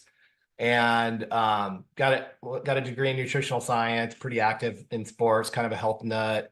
And yeah, kind of by my late 30s, early 40s, kind of starting to look and feel my age, and was pretty heavy social drinker, and it was in corporate America, and so I kind of wound up taking a break from alcohol and just kind of got a lot of epiphanies and a lot of just benefits. I think you hit on a lot of these things around stress management and, kind of just looking and feeling and trying to perform at your best and be grateful and all those things. And so I that was kind of my epiphany. And so, yeah, I'm super excited. So I started this men's health and wellness movement called Booze Vacation to kind of encourage my peers to consider taking an extended break from alcohol to as kind of a reset and kind of a opportunity to, kind of tap the brakes with our health and wellness, and because it is one of those kind of predictive models that can cause a lot of issues and a lot of ongoing stress. And so, yeah, I'm doing that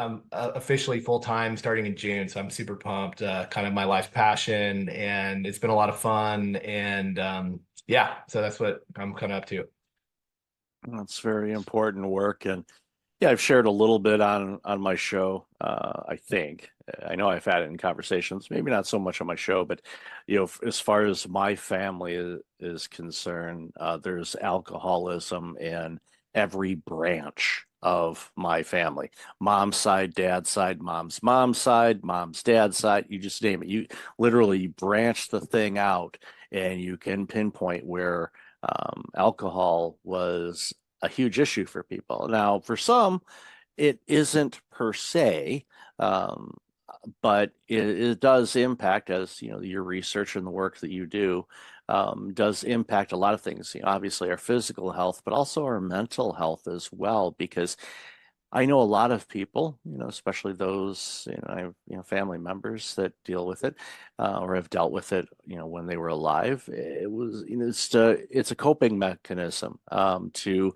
quote unquote get away from the stressors of life instead of dealing with the stressors of life. And it's kind of ironic in a way, because if you deal with the stressors in your life, head on without additives and whatnot, you can actually overcome those stressors where you don't need the, the vice basically to overcome your stressors. But it's one of those things where people don't quite grasp that for some reason. Yeah, it's a really tricky substance. And yeah, we're not targeting alcoholics. We're really targeting men of success that, I think have a difficult time navigating our alcohol obsessed culture where it's at work, it's at play, it's at your sales meetings, it's at all the dinners. And yeah, just, with your physiology, your workload, and what you've accomplished. A lot of people, kind of lean into their careers, and there's a lot of wear and tear that goes with that. And you pick up some bad habits. And I think we have a tendency to try to be that same guy from high school or college. It's wild and crazy and work hard, play hard. But unfortunately, as you stack on the responsibilities and the wear and tear, it is a pretty predictive model. Like you mentioned, obviously stress, it's essentially even small amounts of alcohol, couple drinks regularly, every week will rewire your neural circuitry. So we're talking your baseline levels are higher stress, higher anxiety, lowered mood, lack of impulse control and discipline. So that's a pretty big deal in and of itself. And then you have sleep, you have brain fog, you have how it's affecting, again, through that impulse control, your diet, your blood sugar. It goes down a pretty far rabbit hole when it comes to just, looking, feeling, and performing at your best, being grateful, being present, and not just kind of moping around waiting for the weekend, when you have all your stuff to do during the work week. And so, yeah, it's a pretty big, important deal. And I kind of found in my peers, it's so ingrained in our operating system and our reward system and how we relax and how we go to events that it's, we'll take a dry January, we'll cut back a little bit, but the science shows that, in most cases, guys are gonna need a dedicated 3 to 6 month break just to kind of get back to factory settings when it comes to your rewired circuitry, as well as just kind of getting that back socially and at work to be able to navigate life and relearn how to have fun without it. And if you don't, unfortunately, again, you could be taking action, but you're just really not getting the results. And so you're like, okay, that didn't work really well. It wasn't very fun. And, I'm really glad to get back at it. And so you kind of miss that opportunity. So booze vacations are 3 to 12 months. We're kind of more offense than defense. We're not making up with lame excuses. We have, a game plan. We know what to say. We have, good non-alcoholic drinks at the ready. And it's really a land grab around all the things that alcohol is diminishing, as well as the wear and tear that comes with success. So really just fixing the core principles around your health and wellness when it comes to your sleep and your diet and your fitness and your operating system, really. And so it's really important. And if you don't, life happens, you get kind of spun up, you have less time and space and, more frazzled brain, and it's not great outcomes. It's not a lot of fun when chronic disease starts showing up, unfortunately, in your 40s and 50s in a lot of cases, depending upon, lifestyle factors. So that's kind of the reality. So we're not cool with that. So we're kind of talking some trash on our favorite social pleasantry and having some fun with it. It's important work. And, for somebody like myself that deals with, individuals and teams that are burned out and stressed and fatigued and all of that, it's a common denominator. Like you said, it's very difficult to go anywhere where it's not front and center, promoted, marketed, from commercials, watching sporting events, at the sporting events, you name it, concerts, at dinners, servers are saying, hey, would you like, here's our latest wine collection or whatever they happen to be pushing that day. It's front and center and everywhere. And it's a cultural norm. So for those of us that don't drink or have stopped drinking, that's when you notice it if you're paying attention. And sometimes there's that element of peer pressure, but there's also like you said, you wait 3 to 6 months, you stick to it, and your body repairs itself and rewires itself. All of a sudden, in many cases, you feel better.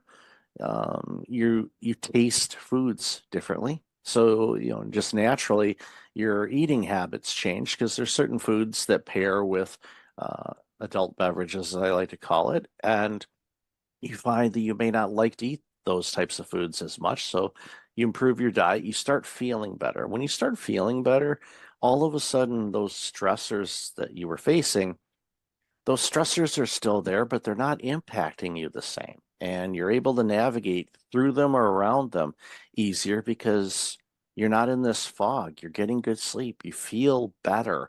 You start looking better in many cases. And if you're in your 40s and 50s and you're successful, it will become noticeable for a lot of people. Like, Cliff, what are you doing differently these days? And like, well, I just, taking care of myself and doing this, and I've cut back on this, or I've stopped, drinking alcohol for a while, and I'm seeing some amazing results, and I'm enjoying life without having to have an adult beverage all the time. Yeah, and that's exactly it. And again, we're not targeting alcoholics. It's a purposeful break to essentially get you up to 100%. A lot of these guys are dragging ass. They're at 50, 60%. They take a month off, they get to 70%. Oh, I feel great. I'm ready to have another drink. And so they don't really ever get that momentum. They don't they're not able to address all these issues that honestly are overwhelming, because again, you could work out, you could eat a kale salad, but with regular alcohol use, you're just down regulating so many different systems that you're pissing up wind with your physiology. And so we want to ultimately, it's not about pointing fingers or pushing sobriety, but it's really about getting guys to 100%, seeing what it's like, and really giving them a choice, because it seems like the current system is like, what's your favorite brand? You want beer or wine? But it's not like you don't get that choice to really get out of that, social construct. Because again, I'm not drinking tonight. That's kind of an awkward conversation. When you're doing these short breaks, they're defensive, you're on your heels, and they're not very effective, and you're not getting back to 100%. And so there's really no way out. And it sounds kind of dire, but again, just the typical male, like, I don't know about your peer groups, but I mean, go to a football game, go to a corporate event, go to a cookout. It's not like, we're having a couple drinks every hour. Some of those drinks have multiple servings of alcohol in them, and it's 6, 8 drinks, and like that's gonna really do a number on your work week. You're gonna be less productive. You're gonna be sleeping. You're gonna miss workouts. You're gonna have more aches and pains and strains and stomach issues. And after that crappy week, you're gonna be looking for another drink, And so it's kind of, you just get stuck in a lot of these negative feedback loops that I don't think people are aware of. Again, how deep that rabbit hole goes when you're just messing up so many different systems. It's super common to see, a lot of CPAP machines and snoring appliances.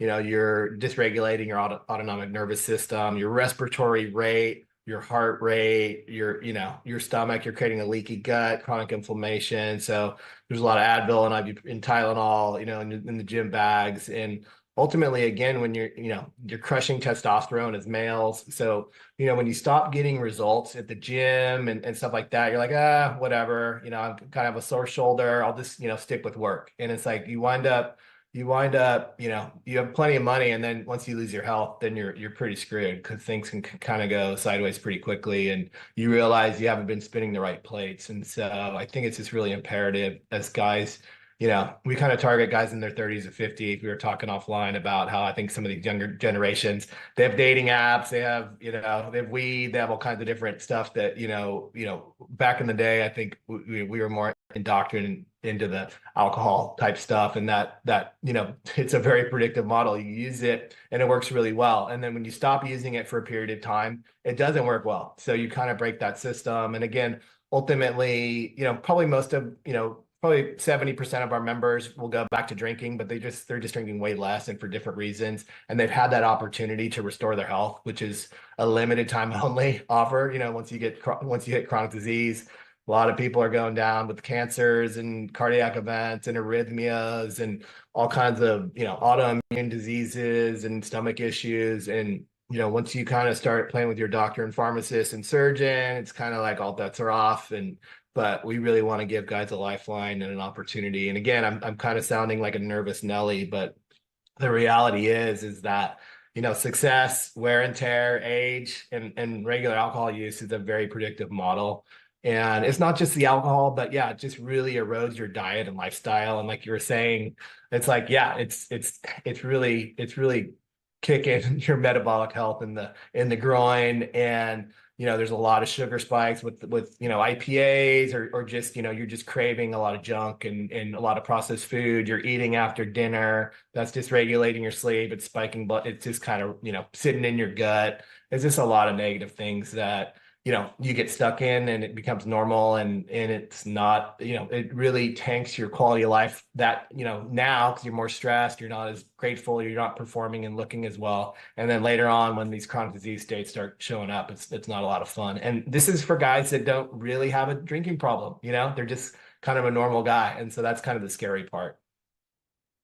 Yeah, having worked in healthcare for over a decade, I saw, as time was going on, younger and younger people dealing with chronic diseases. And it scares me, because assuming that they do live a longer life, if they hit the average lifespan of what we do today, that's a long life to be dealing with taking medications and all of the side effects and everything else that comes from it. And even a public disclosure, which I have not shared this with anyone. There's only a handful of people that know this. Next month, at the time of this recording, we're recording in the middle of April. Next month, I will have been dry for 1 year. I have not had any alcohol in almost a year. And the things you've talked about, I noticed, right away. But then as time went on, I just noticed just improvements without necessarily making any other adjustments. But the adjustments kind of came naturally because I was feeling better all the time and not waking up kind of lethargic and groggy and things like that. So I was able to say, you know what, I'm gonna go for a longer walk, or I'm gonna do this, or I'm gonna, work on this, or clarity. It's like, I'm gonna tackle that today, or I'm gonna do this. I just found it easier to do it. And it was, a choice of saying, you know what, I'm gonna take a little of a pause on this. And it got to the point where, pardon the pun, I got addicted to feeling better. And I was like, okay, well, I'm gonna stay dry. And I've got family and friends that drink, and I shared with them. I said, look, I'm not going to be that reformed smoker to you and say you shouldn't. I mean, I'll point them to this interview and say, hey, watch and listen to this. But, for me, it's like you're going to do what you want to do, and that's you. I'm not going to tell you not to do this or not to do that. But for me, I know everything that you mentioned is absolutely true. What I've experienced over this last 11 plus months is just feeling better, more clarity, digestive system's better, blood sugars and all that kind of stuff. Blood work comes back clean. I just feel and perform better, which has allowed me to do different things and take on additional things that I probably wouldn't have had the necessarily capability or discipline or motivation to want to try. So it's just, I'm a real life example of what you're talking about. And I'm not a client. I'm just full disclosure here. I'm not a client. I'm just, have you on the show. But what you said is truth, because I have experienced it myself. And that's, I was so glad to hear, because it was like, oh yep, yep, yep, yeah. I was nodding in my head. Yep, yep, yep, you're right. Yep, yep. So again, it's just, we I want people to feel better. Especially when people are stressed and they have a difficult job, and your clients, they're high performing executives, senior leaders, the prime of their work life. Well, if that window is short, we think it's long, but it's not. It's really short. So it's a great opportunity for people to crush it and do really well to set themselves up for the rest of their lives. And just like any athlete or anybody that's doing a performance, you want to be your best so you can be the best. And of course, the rewards come from that. So just, making an adjustment like this, yes, I know it might be challenging for some people, but you're not alone. There's people that can support you. And obviously your team and the resources that your team provides will help people with that. Yeah, and let me talk a little bit more about Booze Vacation and your experience. And I think that's awesome. And that's what kind of pissed me off, is that no one's talking about it, no one's trying it, no one's seeing their peers do it, and really connecting the dots. I think us guys are kind of monkey see, monkey do. And when you do it, like you did it, that's fantastic, that's awesome. But you're still kind of in this defensive. It's still very socially, kind of taboo, which is silly, because we're not 20 anymore. And so that's really why I created Booze Vacation. And a guy doesn't have to sign up for our program to, take a break from alcohol. But, we do have a lot of, cool free tools and resources just to kind of help guys, kind of navigate that. And that's why I created Booze Vacation. I want to make it kind of fun and aspirational. And, you kind of say Booze Vacation and they'll be like, oh, that sounds like fun. And then you're like, oh, it's this. They'll be like, oh, I don't like that. And then you're like, well, why don't you like that? Oh, so it's just kind of a way to kind of, kind of trigger the conversation. But for me, it made my buddies laugh, and it kind of got me off their back. And so, but I think it's just really important that guys share that experience, because the reality is there's a million guys that could use it. And there's a lot of pent up demand for this type of need, not for alcoholics that don't want to go to AA, but like, what the hell, is everyone else supposed to do? And every guy is trying to have more testosterone, try to build muscle, trying to sleep better, trying to have better relationships, have better sex, better performance, be more grateful, have better digestion and health. It's like all this stuff, like, again, I don't care what you're doing, what protocols you're doing, because I did it. That was me. Like, I drank for 30 years. I had a degree in nutritional science. I had the time, money, and resources to do it. And guess what? Like, I had to throw in the towel. I had a CPAP machine. I had bad blood work. I looked and felt like crap. And so I finally threw in the towel, and all these interventions worked great. They were just out of sequence. And so I think it's just really important that, so that's kind of why I created, Booze Vacation. So it's not, you're not making any lifetime declarations. You're just like, hey, I'm on vacation right now. And, maybe I'll have a drink later, but right now I'm on vacation and I'm loving it. And it's really kind of, it's kind of, playing offense. Hey, I lost some weight. I'm looking great, and it's not like people can't tell that, and I think, again, in our society, I think people just think that parties are about the alcohol. No, they're about the people. And when you're looking and feeling better and, and you're more at ease and you're less anxious, you could actually learn how to have fun without it. And so it's just kind of a foreign concept. And I think a lot of my peers just are, kind of shut down on it. But the reality is it's not a dumb idea. Everybody's trying, everybody should do it. It's a limited time offer only. And like you mentioned, it's more tools in your tool belt. You know how to do it. You have a longer shelf life, a longer runway.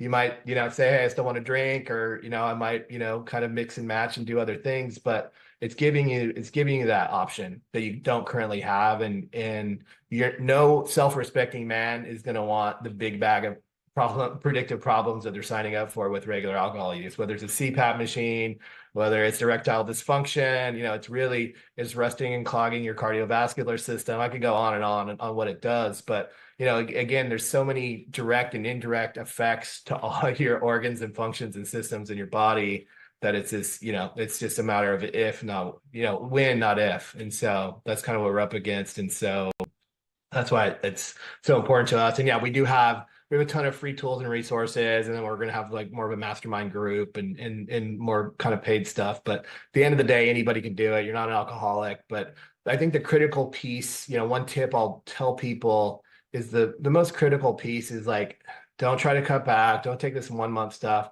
That's defensive. It's not going to work. It's not going to get you to 100%. You really need to, the hardest part about taking a break is not the taking a break. It's the deciding to take a break, and then just make sure you take it, get 3-6 months, and ideally even longer. And it is kind of dose dependent. If you've been drinking for, 20 plus years, 3 months probably isn't long enough, but just start with more of a dedicated break to give yourself that runway and that opportunity to really heal, and then take that extra time, money, and energy like you did to work on all these other things. And so that's where it's at. So it's not about sitting around, moping around, waiting for the clock, but it's really about getting after it and using all that extra time, money, and energy to really, stack as many wins as possible. So you're going to want to keep them, and that's going to change how you drink long term, no matter how you choose. Yeah, it's amazing advice, and I'm really thrilled to have had you on the show and talk about this, because I know what it's like to feel better, and I want people to feel better and perform better, because when leaders perform better, guess what? Those companies perform better, which means their employees perform better, which means society gets better products and services.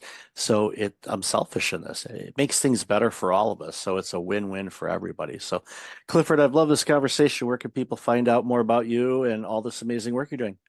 Yeah, check us out at boozevacation.com. We got a bunch of tools and resources for free, and a bunch of other stuff, a community that we're working on. So yeah, totally appreciate it and agree. I think, yeah, just kind of, being present, being grateful, being engaged, and, being real, because like I said, I think alcohol can kind of dumb us down and have us in these lowered states, and we're just more us when we're, at full capacity. So I agree. And that really helps teams as well. Agreed. And I'll have all that information in the show notes. So Clifford, then again, thank you so much for your time and this very, very important conversation. Appreciate it. Hey, thank you so much. Take care.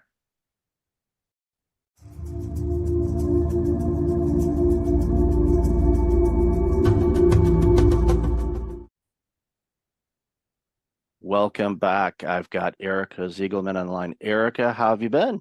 Hi, I've been all right. I'm so glad to be here. Thanks for having me, Mike. Been looking forward to this conversation for quite a bit. So, we interacted on I forget what platform it was, but Club. Oh, that's right, Lunch Club. That's right, and realized, both have San Diego ties and all of that, but we're not originally from that area. So, why don't you share a little bit about you, and then we'll dive into the conversation. Yeah. So my name is Erica Ziegelman. I'm an integrative leadership coach and a former media executive, worked in advertising for agencies, startups, tech companies for about 15 years before having my own journey with burnout there and back a couple of times, and then decided to educate myself and acquired a new toolkit of skills. And now I support leaders who are in corporate so that they can tend to themselves and be more conscious leaders and avoid burnout. So we clearly had a lot to geek out on together.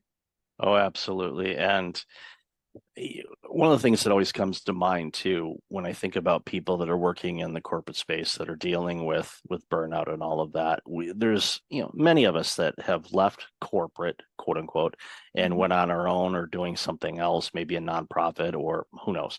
But the key thing to remember is we can't have everybody leave corporate because of burnout, because then there won't be any corporate. Exactly. So we have to approach this from a different vantage point, with the goal, of course, is to make those important people in every layer of the corporate entities healthy and productive, and actually reaping the benefits of their work and enjoying what they do again. And there's a lot of people that do, and it's not we don't want to paint this picture where 100% of people are burned out. We're not there yet, and I certainly hope we never do get there. But depending on the industry and depending on the role, the numbers are higher than other areas, and it's alarming because you know what burnout tastes like. I know what it tastes like. It's not fun. I don't like seeing people go through it. I don't want them to go through it. I know you don't either. So it's that's why it's so important for the work that we're doing, is to show people there's a way out of this, and you can still stay in the type of role that you're in right now. Maybe not at that company, maybe you will stay at that company, hard to say, but at least you got to have the tools and figure out why you're burning out, what you're doing, what are the external factors that are contributing to it, and sort through it that way, and ultimately hopefully end up being wiser and healthier and just a better employee and a better person after doing all the work. Yeah, couldn't agree more. And I think with my personal experience and my journey, I had to go through my own personal healing and like really acknowledging what was happening. It took someone else to tell me like these feelings that you're having and this pure fatigue and exhaustion, all these things are symptoms of burnout. And I didn't even realize. So it was like my own aha moment and then my own journey. And then at this time, I was still in corporate, managing client services function at a very large tech company. And I realized I had an opportunity from within to shift how I was showing up and to give permission and model for my team, how to work and take care of myself in a different way that was more sustainable. And I started to notice the ripple effect of that. And ultimately, I decided to remove myself from the corporate environment, but I reach back in now from, with an outside perspective to help educate and uplift and transform those leaders so that they can have a ripple effect. And that's really where I see the impact. When we start with the leaders, they are modeling it for the generations, the rising leaders that will follow them. And we can have that be a toxic model, or we can have it be a healthy, sustainable model. We just need to teach them and guide them how.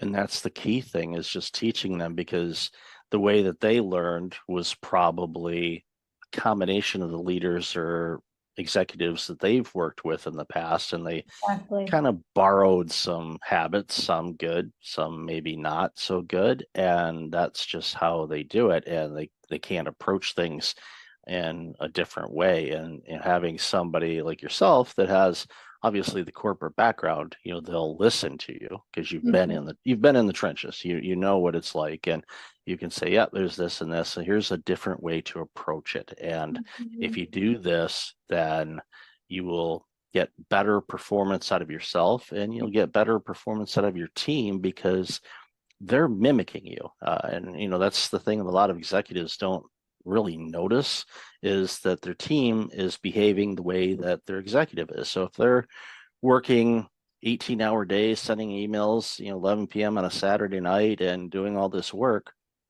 your employees are thinking, well, that's what's expected of me. And many executives would say, if you ask them, do you expect your employees to work at Saturday night at 11 o'clock on a non-urgent matter? And they'd say no. So, well, you're sending them emails, and Right. they think that you need to respond that. Now, they're out, they might be at the club or out to dinner or a concert or something like that. And all of a sudden they get this Slack message of need to update this presentation. And all of a sudden that's the only thing that's on that employee's mind right now. To be completely removed from wherever they're at. And it's like, I always tell people, it's as hard as it is, like, just put your phone on do not disturb. I know it does have an off button. I found that on my iBinky not too long ago. I'm like, this thing turns off? Wow, I didn't know that. I knew it'd die if it ran out of battery, but you could actually choose to shut this thing off. Wow. That must have been a new feature. I don't remember that before, but I'm kidding. But most people won't. Exactly. And the percentage of time, depends on the industry and the field that you're in. If you're in healthcare, this might be very different than you work in media, but it's very rarely a true emergency, right? A true business emergency that needs to be attended to in that minute. But like you said, it hijacks your attention.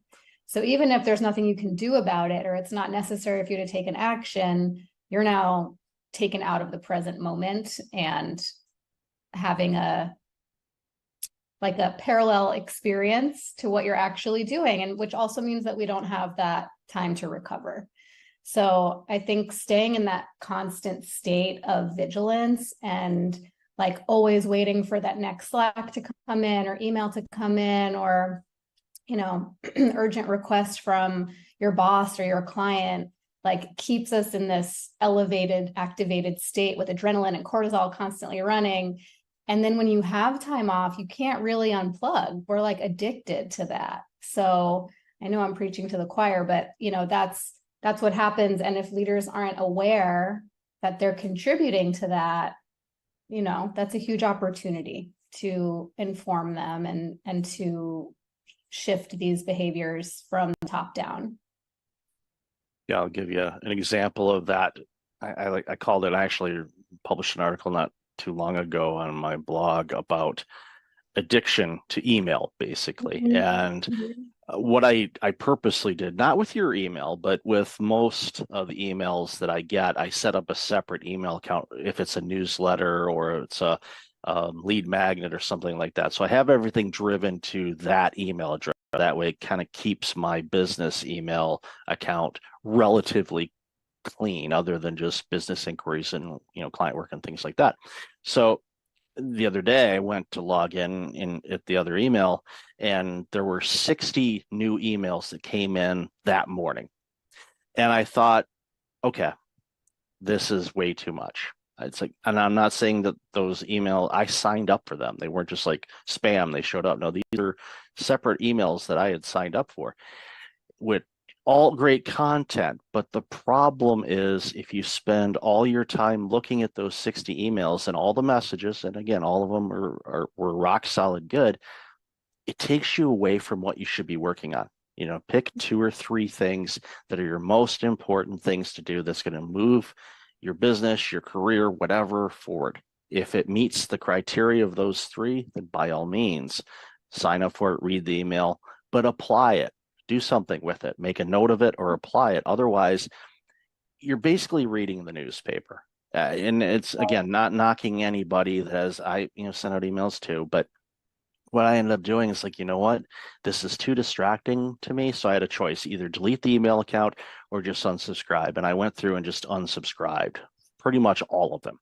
And if anybody's listening and I'm, you got my unsubscribe, it's nothing personal. It's just it was taking too much time away. So now my inbox, it's a lot, a lot less emails are coming in. It's business specific mostly and all of that. So I'm finding that, thing you just talked about. It's like, wait a minute, I didn't get a message. Oh, gotta go check my message. Gotta go check my. So it's something that I found myself guilty of, and I talk about it too. It's like, come on, my brother gave me the phone nickname of iBinky because I was always on it like a baby with a pacifier. Yeah. I'm sure Apple has that trademarked. If they don't, they should. Or somebody else can do it and then make a few $1 million off of Apple. They You get have royalties. Yeah.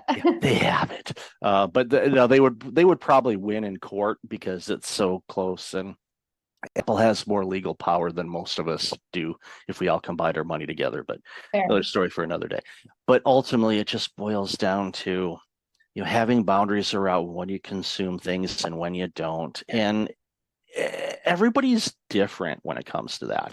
And I'm not about to say you should only check your emails at this, and this time. No, everybody's different, but I think we're both in agreement on, and we talked about this a little bit in the pre-show, where you have to really have boundaries on what kind of information you're consuming and how much of it, especially during times like we face right now with what's going on in the world and with the situation in the Ukraine, and of course, the recent developments and in Israel, in the Middle East, and all the players, and we are in a very combustive state right now, in my opinion, and I'm very, very concerned about what could come of all of this, because it's one rocket or one bomb away from a full-blown across the planet kind of thing. And I don't want to even use the words, but there's been 2 of them in our history, and it wouldn't shock me to see a third one. I just certainly hope I don't see it in my lifetime or for generations or quite frankly ever. But it's a very frightening situation that we're facing in a lot of pockets of this world. And we talked about it again in the pre-show on how heavy it is for us and for people around the globe, and and even all sides of it. I'm not going to isolate one group versus another. It's heavy for everybody, and I really just it's hard on us, and it's hard on everybody, and I really wish it wasn't that way, because it doesn't need to be that way, but it is. And love to hear your thoughts on that. Yeah, I mean, even as you're just shifted to that topic, I noticed my heart rate increase, because it is such an activating time that we're in. And there are so many global events and so many things that are overstimulating, that, whether it's visuals of horrific violence or climate disaster, like all of these things that like we're seeing happen in real time. And we talked about this in the pre-show too. I think the difference now is that with social media and just being globally connected, we see everything happening in real time. And it's so much for our systems to take in. And when we're already carrying chronic stress from our work and from our family obligations and financial stress and all of these things just piled on, it's so imperative that we are defining our own boundaries with how much we're willing to take in, and then how we are proactively giving ourselves space to rest and recover. And really, like let us down regulate our nervous system response, because staying in this constantly activated state is a surefire, like fast track to burnout.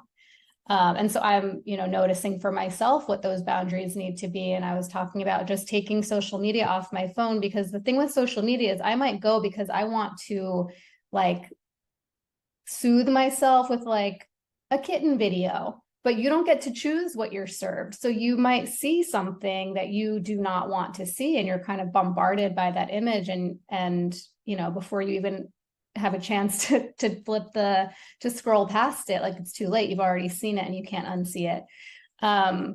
So yeah, I think this is a really important time for us to be turning inward and regulating, for ourselves, but also co-regulating with the people around us. with our animals, with pets, that's another great way to calm the nervous system, but just like finding those tools and practices that help us stay grounded when we're constantly being reactivated. Yeah, and you make a great point, compared to, previous times of war and strife where, the information would come to us through news channels, cable news or broadcast news and whatnot. And you, of course, working in the media, you're well aware of this. There's a review of what we can put on the air and what we can't. And sometimes they'll say, there's a warning, this is pretty graphic, but there's certain things that they will not put on. The thing with TikTok or Instagram or any other service where you can actually go live and show exactly what's going on in the world, not just from your balcony in Tel Aviv and seeing things, bombs and all of that, but even the people that are taking hostages and some of the things that we've been, I thankfully have somehow avoided seeing most of that because I just, but you hit it right on the head. You launch Instagram, you want to see some cat videos or the memes of the cat driving, leaving work.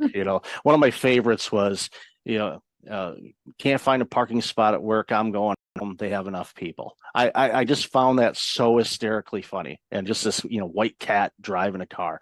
It's comical, and we need that type of silly humor in these really heavy times. But unfortunately, you launch it's kind of like a social media roulette. You're like, what am I going to get here? And it could be something, again, depending on who you follow, and it gets to the point where it's like, okay, do I unfollow everything? But you have to understand, the algorithms on these things, they will feed you content that you may have liked or looked at before.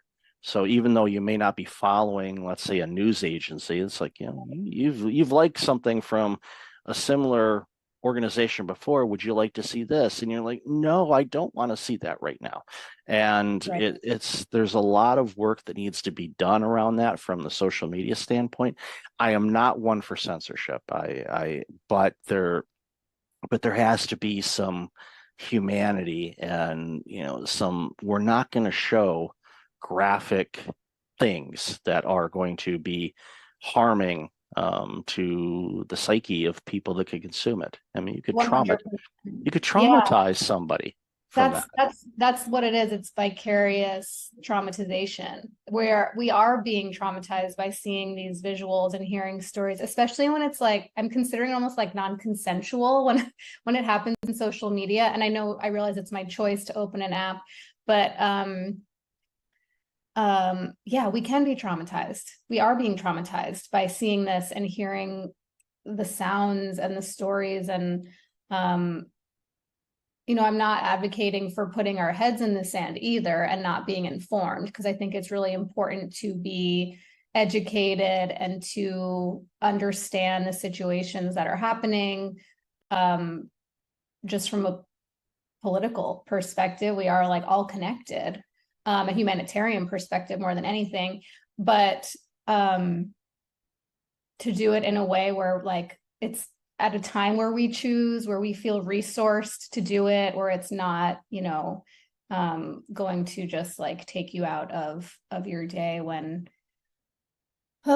it's just a lot. It's been very, to me, it's been very kind of all consuming this week.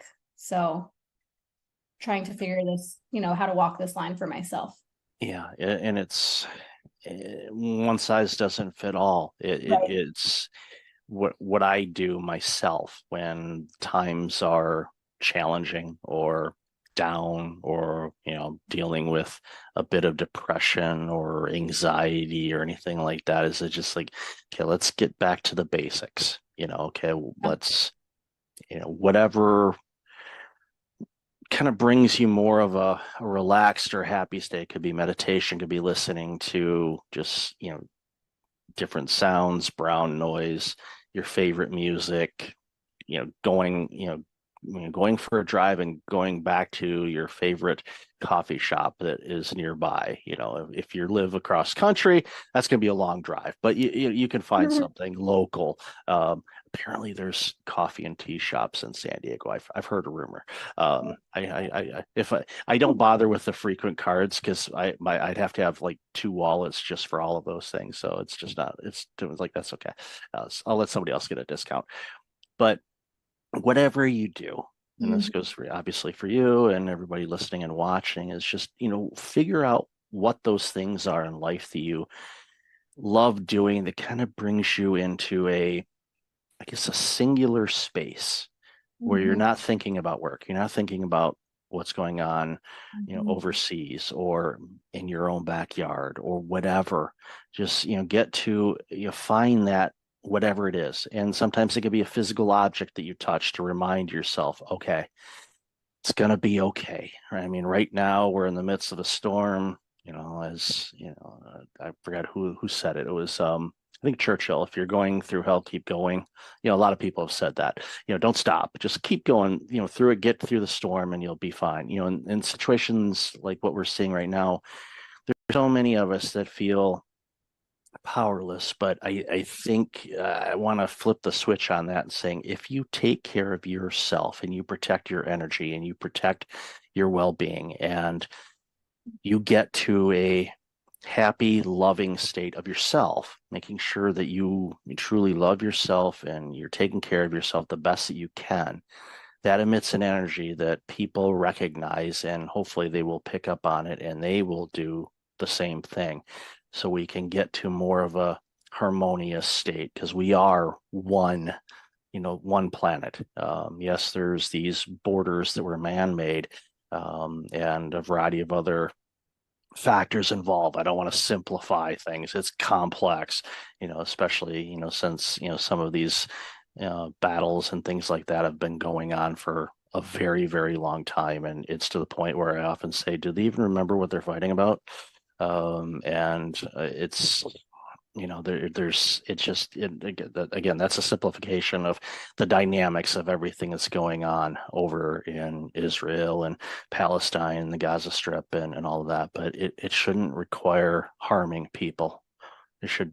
Let's talk about it. Let's figure out, because come on, people shouldn't be dying about this, but they are. And it's tough. But again, going back to, what we talked about originally, these type of things, can cause prolonged stress, which prolonged stress turns into burnout. So you have to be really careful about this. And I love what you said. Don't put your head in the sand, but you have to have some regulation and some boundaries around what you consume and how much you consume. I think back to my parents. They, my dad passed a few years ago, but they'd put on the news, at 3 o'clock, 4 o'clock, and that thing would run until 7 o'clock. So they were constantly getting gaslit with all the negativity that's going on in the world. Didn't matter which flavor of the news they were watching. It's got, unfortunately, there's a lot of negative things that the news agencies highlight because that's what gets ratings, unfortunately. Yeah, fear. Yeah, it's a lot of fear. And I mean, rightly justified right now, but I wanted to just go back to something that you said about like finding those resourcing activities, meditation or being out in nature or taking a walk or talking to a friend. I think it's really important that we identify where these sources of safety are that really calm our systems, that help us come back to a sense of connection to ourselves, but also, I think most importantly, to other people. It's really important that we're checking in with each other, with our friends, our family, our loved ones, our colleagues, because everyone's experiencing this time in a different way, but it's pretty hard to not be affected by it. And so I think, just being really mindful of like, we're having our own personal experiences, but the people around us are as well. And so we have an opportunity to, as we've been talking about, like set an example of how to stay connected and how to stay present and how to take care of ourselves and each other. And that can look differently for everyone, but it's really whatever makes you feel safe and calm and connected, I would say, are like really the three main things. And that applies to working in corporate as well. Yes. Yeah. We talked about a lot of, real life, real heavy stuff here, but it's kind of going back to what I said a moment ago. It's like sometimes you just go back to the basics, start at okay, let's start clean slate. Don't throw everything out, but just like, okay, we're gonna go in a different room that isn't used. Okay, let's kind of map this out. Let's start here and add the things we need to. It's kind of like the junk drawer in a way. And it's probably not a great analogy, but we all have those, where there's a box or a drawer that's just filled with, I'll save this for later kind of thing. And you look at it and it's just like, what in the world? I don't even know what this thing is.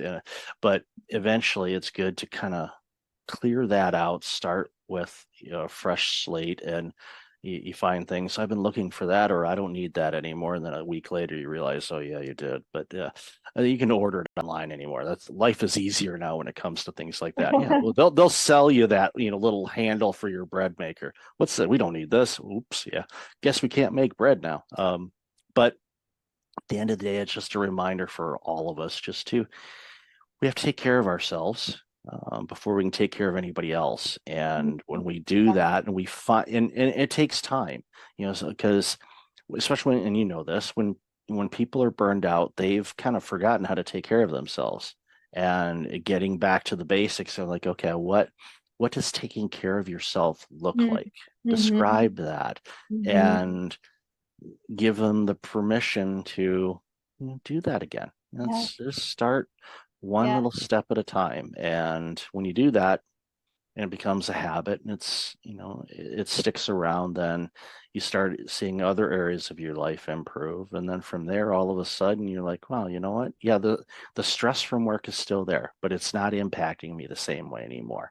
And I'm clearer now on what I need to do and what I don't. And it turns around leaders, which turns around teams, which turns around groups and companies. And it's so simple to do, but it's really hard for people to do. And I think that's where we come in and we say, look, you can do this. You just got to approach it, a little bit differently than you have in the past.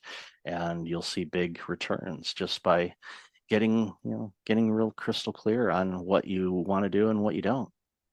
Exactly. So well said. I think, I've found that often the people who experience burnout are the ones who consider themselves to be helpers and to have really big hearts and to want to make sure that everyone else is taken care of, right? So as a leader, you put your team first, you put the business first, you put your clients first, and then you put your family and your friends first. And but before you know it, we have finite time, energy, and resources, and we ourselves are at the bottom of the list, and then we run out of juice to serve anybody else. So yeah, this isn't about like us doing anything wrong, but it's about turning some of that love and care and tending towards ourselves first, so that we can then continue to serve, right? To do it in a sustainable way, and continue to take care of our people. You identify as a reformed people pleaser. Yeah, same. There's a book, you're probably familiar with it. If not, definitely pick it up. It's called Disease to Please. It was by Harriet Breaker. It came out in 2000, I believe. And every couple years, it's my holiday present to myself to read that book again. It's got 21 days of exercises in it. It identifies all types of people pleasing. I thought I was a certain type of people pleaser, but after reading the book, I realized I was something else. And it was an aha moment for me when I finished that book, and it alarmed me and it also gave me insights as to why, one of the components why I burned out, because I was putting everybody else before me. I was like, I wouldn't delegate because they got too much work to do. I'll just go ahead and do it. And yeah. So if you don't take care of yourself first, you're not going to take care of anybody. So, and when you do take care of people, they're getting a much better version of you. And that's one of those hurdles that a lot of people have to get over. Once they figure that out, they go, wow, I'm actually the best I can be. So I can be the best when I do give. So it's I think it's also modeling how to take care of ourselves. Like when we sometimes we think, oh, I need to I need to demonstrate to my team how to work hard and how to deliver results. And of course, that's important, but there's one of the most impactful things that I saw an old manager of mine do, and this was probably 12 years into my career and was the first time I saw a manager take all of her paid time off during the year. Didn't roll over days. She used all of her time. She went to every one of her kids' recitals and school conferences, and she showed up for her personal life in a way I had never seen modeled before. And then it gave me permission to use my paid time off, and to recharge. That's why we have it. But I hadn't seen it before because I had only had the example of managers who are like, oh, I work through my vacations and I only take 2 weekends off a year. And like, there was some badge of honor in that. And I had to see it modeled in my own leader to realize like, oh, wow, that empowers me to do the same. And when I do it, it empowers my team to do the same. And this is how we prevent burnout. So, yeah. Yeah, I had that badge of honor. Then it was turned into a badge of stents in my left anterior descending artery. So I don't want to do that again. Oh. That was not fun. Oh. But at the end of the day, it's important for us to take care of ourselves, because when we do that, we're actually taking care of others as well. So, Erica, I've loved this conversation. We could talk for hours, you know that. But where can people find out more about you and all this amazing work you're doing? Yeah. Well, you can follow me on LinkedIn or Instagram once I go back on there. I am on LinkedIn regularly at Erica Ziegelman, or my website, ericaziegelman.com. I would love to connect with any listeners or viewers of the show. I offer one-on-one coaching and group coaching and work with corporate teams on conscious leadership, burnout prevention, all the topics we talked about. And yeah, it's been such a pleasure, and love, being able to share our experience and empower others with this knowledge. No, thank you. And I'll definitely have all that information in the show notes. So, Erica, always good to talk with you. Thank you so much for your time today. Really appreciate it. Likewise. Thank you so much.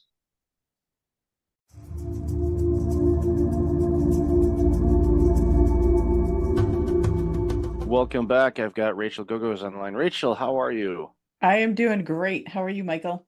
I am awesome. Been looking forward to this conversation for a while, so I'm looking to dive into the work you do and jump into the conversation. Absolutely. Let's do it. All right, so share a little bit about you. So I am the founder and owner of a brand agency. We, for the last decade or so, have specialized in personal branding. We also work with a lot of business brands, and we do a lot of the tactical things behind the scenes that help one build their online presence. I came to starting this agency through a very winding path in my life that included stints in government and nonprofit organizations like the United Nations, and also in journalism at the Wall Street Journal. So I feel blessed to be able to use all my skills in what I do today. Heard of those organizations. I am a subscriber to one of them anyway. I don't know if the UN has any type of publication. I'm sure they do. Yeah, Some they type have a of lot. yeah, of course they have a pretty good vantage point of what's going on in the world. So, Mhm. but yeah, in the Wall Street Journal, of course, we know what they do. Mhm. But it's important. I always love talking with people, because no one has a direct path to what they are Mhm. doing now. Everything was from twists and turns and opportunities and choices, sometimes moving forward, sometimes maybe taking a step or two back. And it's one of those things, and even in my career, what I've done over my life, I look at the tools that I picked up along the way, and some of them were when I worked in accounting, some of them were in IT, some of them nonprofit, Mhm. some of them consulting, some of them doing audits. When my original career as a public accountant, auditing all kinds of different organizations, which I never thought would be beneficial to me in the work that I do today, but it is, because Yeah. when you speak with organizations regarding workplace culture or burnout prevention or whatever the case might be, I have at least somewhat of an understanding of the nuances of what that organization, as far as the type of organization it is, might be running into. And when I bring it up sometimes in conversations, people look at it and they say, did you ever work in this field before? Mhm. No. Well, how do you know that? Well, I'm an auditor, or originally was an auditor. So you ask questions. You Yeah. want to understand how organizations work. And I think one of the things when it comes down to personal branding Mhm. and building your presence online and even offline. And yes, there is an offline world. I know Yes. for many of us, we forget that, but it's there's still out there. But I think, and I run into this a lot, and I'm sure you do too, and I'd love to hear your thoughts on this, is when it comes to boasting about what Mhm. we do or who we are or what we do, we struggle. Now we can explain, like I just did a few minutes ago about, okay, this type of organization has these aspects to it, all these parameters, and I can articulate it that, without a problem. But then you ask me, okay, what do I do? We kind of get that, second grade stage fright kind of thing. Mhm. So Mhm. love to hear your thoughts on that. Mhm. So think the question, what do you do? Often, really, for people, they answer why they do what they do versus the what they do. I mean, I think the immediate reaction is I'm a pharmaceutical rep or whatever the thing is. But I think the more important answer actually is the why somebody does what they do, because then you really start to get to the heart of a person and the soul of a person, and it's a much more memorable conversation. That's one thing. The other part I want to address here is this boasting piece, right? And many times when I talk to people about personal branding, they immediately go to that thought, right? Oh, I don't not comfortable boasting about myself or bragging about myself or whatever that might be. And that's actually not what personal branding is. So I'd love to share that personal branding is really about, we all come to different relationships with a reputation already in hand, right? So part of a personal brand is our existing reputation, which if someone doesn't know someone, right, they can easily Google them and get a sense of somebody's reputation very quickly nowadays.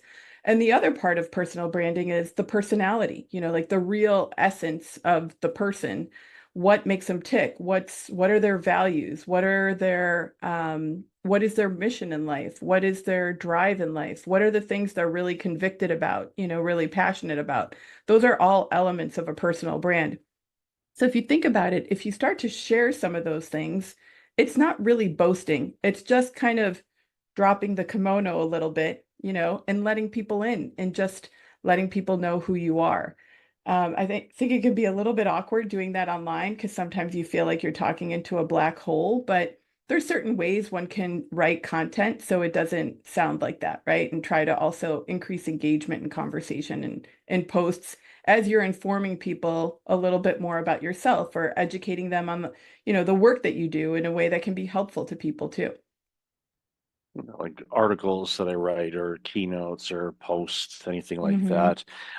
What I tend to do when I can, and I'm thinking about it, is as if I'm having a conversation with somebody, and of course there's writing styles, and you can make it conversational, or you can Right. follow guidelines and all that. Because ironically, I found out the other day, my sixth grade teacher, Mrs. Nicholas, who was just as stern as they came Mhm. with English and proper Mhm. things and all that stuff, and even to the point in my writing I use an app called Grammarly, which a lot of Oh people yeah. probably use. Mhm. So my nickname for that app is Mrs. Nicholas.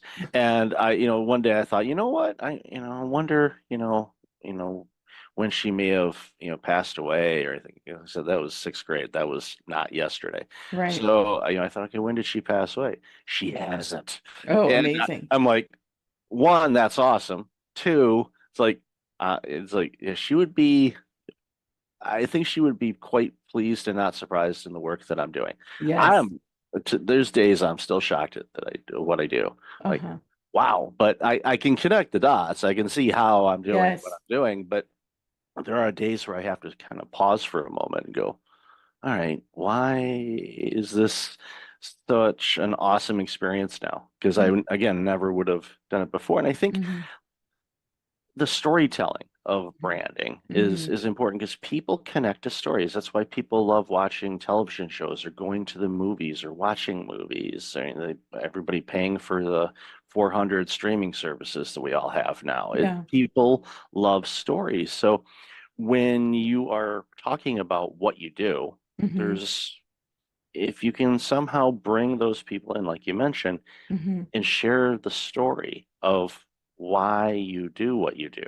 And Mhm. yes, okay, compensation, money, we all get that, but Sure. there's a reason for why you do. There's something that resonates within you that you chose this path instead of doing something completely different. And I think the more people that do that, the more connected people start feeling, and the whole know, like, and trust factor comes Yes. into play because you can look at, a website or you can read a bio and you Mhm. can go, wow, it's as if I know this person. And if Mhm. you have that, then you're like, okay, let's proceed further Yeah. and work with them on something if that's what you're looking for. Yeah. No, you hit the nail on the head when you said connecting the dots, right? That's so important to put, particularly on an about page or, on your LinkedIn profile as well. Because if we just put a list of every place we've worked, kind of like a resume, we're not actually connecting the dots of how it's relevant to what we're doing today. So the more we can do that, and again, weave in part of the story, which is what people remember, and weave in those interesting points that are differentiators for you, whether personal or professional. Again, like those little things are memorable, but there also could be great connection points to someone who is looking for an accountant, let's say. But you also mentioned that you love to bake bread, right? Someone else might have that passion. It's certainly going to stand out because you don't really think about that when you're looking for a numbers guy, right, to help you with your business. So it's as you unravel the story, unveil the story, and connect the dots, just make sure, that you're also keeping a little bit of those personal elements in that also communicate your reputation and communicate your passions, right? In a way that make people say, I want to know a little bit more about this person. They sound intriguing to me, and clearly there's more to them. So, the more you can convey that online, I think the better. And I think video too, just to kind of take a little tangent into that, besides podcasting and putting audio content out there, even short video snippets, again, because it's like a fully dimensional connection, right? Versus somebody just reading static words. And it's always amazing to me what people resonate with and something that they read about another person online or see about another, right, within a video or something to that. So the more you can just, show up naturally and who you are, and the more you can, again, like help people connect the dots, because you also have about 3 seconds online to grab somebody's attention. The more you can do that right off the bat and make it easy for them to consume your content, the much more likely I think they are to, to reach out to further the connection. Yeah, they get to know you as, like you said, a person, Yes. and it's one of those things that the organization that published a few of my books, one of the things that they were hammering home was, confusion repels and clarity attracts. So Mhm. and their theme was basically on, okay, when you're posting things online, if you're Mhm. a business and you're promoting your business, you want it to be, business. So you're not confusing people. But I have to challenge that now because I think people feel more connected. That's why you see, the famous people, quote unquote famous Mhm. people, musicians and athletes and actors and, dignitaries and all of that. When they're on social media and they have such a huge following, is because there's a desire for Mhm. people that want to know more. Like, we can pick on Taylor Swift for a minute. Mhm. Yes, video snippets of her performing or things like that, but it could be something where she's, at a football game or she's doing something in the community or anything like Mhm. that. It gives a bigger insight because people want to connect with people. That's our natural instinct, is Yes. to Mhm. connect. And, during the pandemic, that, really hit a lot of people because Mhm. we were forced not to necessarily physically or get close to people. And it was, I know a lot of people are still dealing with that and the Mhm. aftermath of that. And it's going to be an interesting dynamic to watch over the next few decades to see what comes of that. Of Yeah. course, thankfully, with therapies and a variety of other things, there are ways to navigate around or through things. And my hope Mhm. is if people are still struggling with those types of things, that they seek some guidance and help on it because it's available, Yeah. thankfully. But at the end of the day, I think we have this connection. We want to connect with others. We don't want to Right. feel alone as an entrepreneur or a small business owner or a Mhm. dentist. We joked about this in the pre-show. Okay, everybody pause for a minute and go brush your teeth. Okay, there. Mhm. I put it in. Um, uh, Shout out to my dentist family here. But what we got to do, I think, when it comes to our branding and our website and our business is, yes, we have a product or service that we're marketing. Right. We get it. But the more human you can be, I think the more connected you will be, and the customers you get are going to be better customers for you because Absolutely. they're longing for that type of engagement. They don't want just a transaction. They No. want an experience. That's why when I go to a restaurant, I prefer local ran and owned restaurants than chains. Nothing against the chains, but Right. knowing the people, and if you go there frequently enough, they get to know you. And then for some reason, like, there's this one restaurant that my wife and I go to occasionally, and one of the waitresses there, she is on my backside every time we come in. She's like, Mhm. "You're not getting a menu today," and I'm like, "What?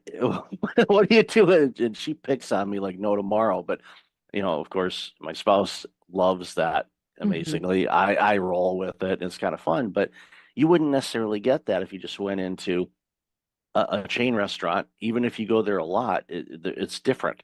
Yeah. So it's one of those things where, again, that connection piece is so important. I think a lot of people miss that when they're working on Yeah. their talks or their speeches or their branding or their marketing. Yeah. Yeah, and that's why it's so important to put things like the causes you care about, right? Or your convictions or your values out there because those are opportunities to connect more deeply with someone. And I read a stat, actually the study came out a couple years ago, but it's that 3/4 of Americans are actually more likely to trust someone with an established personal brand. And that same percentage is more likely to buy a service or a product from a personal brand that they know. And that applies to big companies too, right?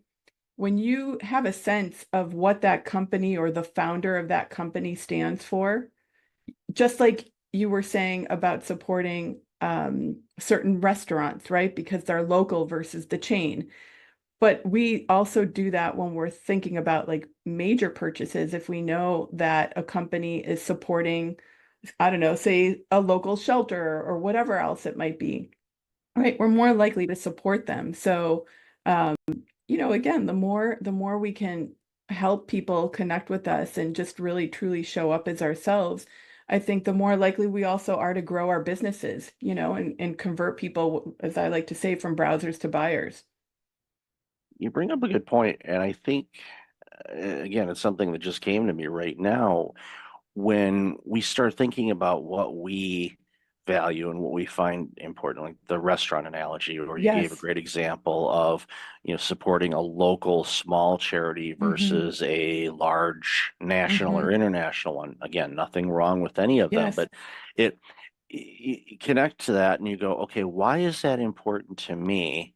Okay, now what would be important to my potential customers, clients, friends? What would be important to them? What can I do to Hmm. help create that type of environment where people recognize that and feel that, where they Hmm. feel, again, going back to what I said earlier, it's more of a connection instead of just a transaction. And Yeah. those are the things I think that really helps people stand out. So thank you for sharing that component, because that really that struck a chord with me. I mean, our entire conversation has, but for some reason that one clicked for me big time, because now it's something that I am going to go back and think about. Again, the work that I'm doing. It's like, how is this benefiting people? You know, Right. it's Yeah. what is there something here? Am I doing it for an ego stroke, or am I doing it to provide benefit and value to Of somebody where it course. can help them Yeah. get to where they want to go? Right. And one more thing about that too, the values and sharing more and expressing more. I think it needs to really come from the core, from a real true place.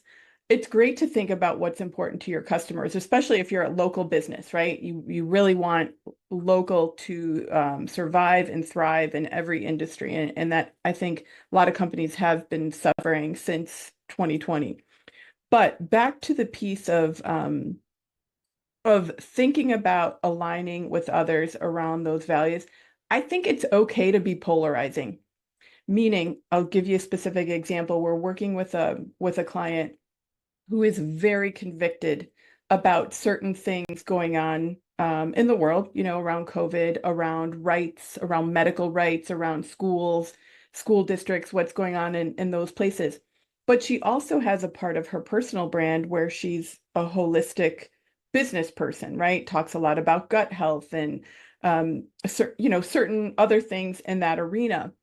And we were talking about how much of those two pieces, right, do we make visible, right? You've got these real strong beliefs here that can be very polarizing for some, but you're also this incredible business person with great experience in building up these health and lifestyle brands. So, you know, what we deducted is like, it's okay. And this is what I would have advised her, but I was so glad she was comfortable doing this, you have to put it out there because they're both parts of you and they're such an integral part of that person that you want to attract those business clients that are okay with these strong polarizing beliefs here.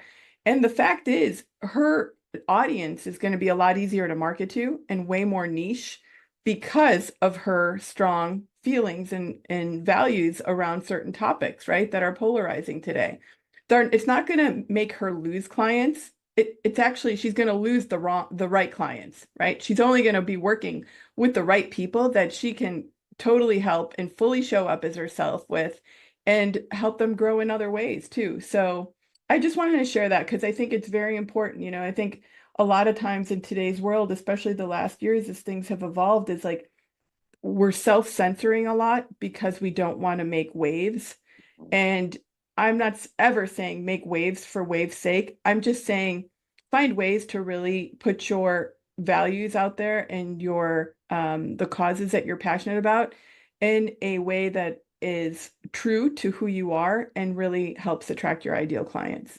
I love that you said that because it can be polarizing, and yeah, there's definitely a fear where they say, okay, if I am on one side of a political fence versus another, or based on causes or beliefs or rights or anything like that, that I could lose clients. Yeah, And you put it quite well, where you'll lose the wrong clients, or you'll lose the the right wrong, clients. or you'll Yeah, lose the right I almost clients. said Excuse that me. too, though. Yeah, Yeah, but it's like they're wrong for you, but they're right to lose because they're exactly. not in alignment. Because it's like if you're hiding something back, and let's say you are, an ultra conservative or an ultra liberal. It could be either Yeah, side, and you're working with a client that is maybe the opposite of your right. beliefs. Doesn't mean you can't work with them, but a lot of times you think that or maybe you're acting on eggshells and you're afraid to say something or mention something because it can easily come up in conversations, even if you try to say, we keep this, politics Hmm. free. We don't, come on. It's like, it's real. There's real, differing opinions on a lot of things, but I like to tell people there's a lot more in common than there are differences between all of us. So focus on the Agree. commonalities, Agree. and we're good at. And then yes, we have different opinions on things, and some of them we're really passionate about. Your client, I'm sure, is quite passionate about Yeah. a lot of things, where there's some other things where you think, well, they would be really passionate, and they're like, Hmm. meh, I'm Right. good. I'm good with either. And it, but again, that goes back to what we've talked about is Hmm. it's, pardon the pun here, but it's wearing a mask. You want to Hmm. be you. people can read if you're being genuine, or they can read if you were putting on a facade or a So true. mask Yeah. on something. And you don't want to do that, because if you're putting that on and they read that, they're like, oh, they're hiding something. All of a sudden, that element of doubt comes in, like, okay, they're hiding this. What else would they be hiding? Now, Mhm. that could go for relationships, or that could be going through, work Right. type of relationships, customer client type situation. So be yourself. But and I love the way that you put it too, is if you have a belief on whatever Mhm. issue it happens to be, and that is in the wheelhouse of the work that you do, like gut health or Yes. anti-vax versus vaccines or anti-medication versus holistic care, Mhm. share that, but share it in a way with compassion and love and Exactly. understanding, instead of saying, I'm right, you're wrong. Well, who's right and who's wrong, and who determines who's right or who's wrong? Exactly. It could vary. There used to be ads of physicians that were promoting the benefits of smoking. Mm. Yeah, good luck getting that ad out now. It's not going to happen. Right. The things change, information changes. We revolve, or some people say we Mhm. regress too. It's like, Mhm. well, it's this human thing is not easy. We're Yeah. still trying to figure it out. I don't think we ever will, but that's part of the challenge of life. It Exactly. gives us some creativity and opportunity to be fun. But I think it boils down to, and what we've talked about a lot this morning, is just, I think the more you can be you, I think the Mhm. better you're gonna be, because then you don't have to pretend. You Yeah. just you show up every day being you. Yeah. And that goes a long way, and it comes through in your messaging, your branding, everything that you do. Yeah. Yeah. And I think what happens, Michael, to people over time is they kind of lose who they really are, right? It's like we're in different work environments or different relationships. And bef after many years or months, you're kind of going along with whatever the thing is. And you kind of lose track of what really makes you tick and what is really driving you. And I love to just share with people, take some time every now and then, like have a coffee date with yourself and really just kind of set your own GPS and figure out, where do you want to be in 5 years and how are you going to get there? And that's not just like numbers driven goals, but it's really like take a look at the people you're surrounding yourself with, take a look at the environments that you're in.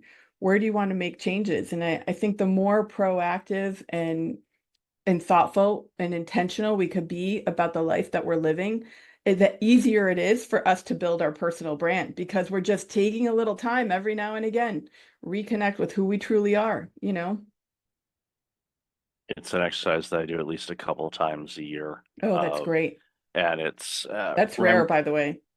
Yeah, I know. I found that out there. I was like, what do you mean you haven't done that? And it's Mhm. literally and Ram Tran, advisor, leadership individual, served on presidential commissions. I saw him speak at a conference several years ago. Mhm. And it's an exercise that he does. He Really? does it, but he does a deep dive at least twice a year, where his theme of what he does is, first he starts off, he's like, okay, I'm going to list all the things that I'm doing right Mhm. now, and I'm going to decide what I am no longer going to do. And he just like chops it off. It might be something successful. So Right. we'll be wild here, and we'll say, okay, in December I decide I'm shutting the podcast down. No, I'm Right. not. Mhm. But that would be the extreme of it. But there's some things like, okay, I'm not going to do that anymore. I'm going to focus on this. And a lot of it has to do, and this is something that I know a lot of people have a really hard time with, is that looking within. Mhm. And they start beating themselves up. I should have done that. They start shooting all over Yeah. themselves. Yep. Stop that, people, please. Approach it. And this is something I learned years ago, and I originally did it when I was a kid, and then Mm. you lose it as an adult. But approach things with childlike curiosity, Mhm. and wonder why. What do I want to do? What would I like to do? There's Mhm. something that I've been wanting to do that I've been putting off for a long time. Why don't we let's schedule that? Let's start focusing on that. Is there something I want to do differently? What am I feeling when and this is something, once you get better in tune with yourself, you write down, okay, I'm going to work on this in Q1 of Mhm. 2025. sit with it for a minute. It's like, okay, how am I feeling with Mhm. thinking about that? Do I feel excited? Do I feel, "Ooh," do I feel, what do you know, Right. What's what do you coming up? feel? Yeah, Hmm. because if you feel, oof, there's a good chance you're going to postpone that or procrastinate or just simply not do it. And then Right. that's when you need to dig in and go, why don't I want to do this? And Hmm. just might not be in alignment. It might be something that, well, I saw this on a social media post or somebody Right. said that I need to do this and Gary V's doing this. Nothing Hmm. against Gary. He's a great dude. He's been very successful. It's like what works for Gary may not work for you. Right. So figure out what works for you. And when you do that and you get more in tune with what works for you and what Hmm. lightens you up and gives you the excitement to come in to work, whether you go somewhere or you walk into a different room in your condo, whatever. Find those things, but check in with yourself and list all the Exactly. things you're going to do. How do they make you feel? And if there's something that's like, dig in deeper and figure out, Hmm. okay, why am I, dealing with that? It could be a past trauma. It could be a variety of different Hmm. things. I don't Hmm. know, but sit with it and figure it out, and then you'll realize, okay, this is a hurdle. And I tell you what, and from personal experience, when you get over those hurdles that Hmm. were a big block for you for a long time, and you get over it, and now you thrive in that arena, I tell you what, it's an amazing feeling, and I Yeah. really encourage people to do that. Yeah, absolutely. I couldn't agree more. And I love that you take the time to do exercises like that. Yeah, it's important. I highly encourage people can send me a note and ask for, it's not really a framework, but it is kind of a framework. I'm more than happy to share, how I go about it and what I do. And Hmm. I probably should just write an article about that and put a info Totally. sheet on there and say, Yeah. here, you go get it free, give me your email address. I promise I won't spam you. Right. It's like, and there's a link there. It says unsubscribe. If you don't like it, just click that. I do it. I do it all the time. Don't tell people. But anyway, Rachel, I've loved this conversation. I could talk to you for hours on this. So where can people find you and all this amazing work you're doing? Well, the best place is either on our website, which is thebrandid.com. We've got a form on there on the contact page that comes right to me and a couple of my teammates. And I'm also pretty active on Facebook and LinkedIn, just under my first and last name, Rachel Gogos. And we also, back to the soul searching piece, actually, we've got a personal brand guide that outlines our framework for your audience if they want to take a little time with themselves, have a coffee besides your amazing methodology, which I'm sure will be great when you share it. They're welcome to also use this tool. It can also help them professionally in how to position themselves too. Definitely. I'll have a link to that in the show notes. So, Rachel, Perfect. thank you for being you. Thank you for your Thank time you. today. Really appreciate all the stuff you're doing and enjoy the rest of your day. Thank you so much.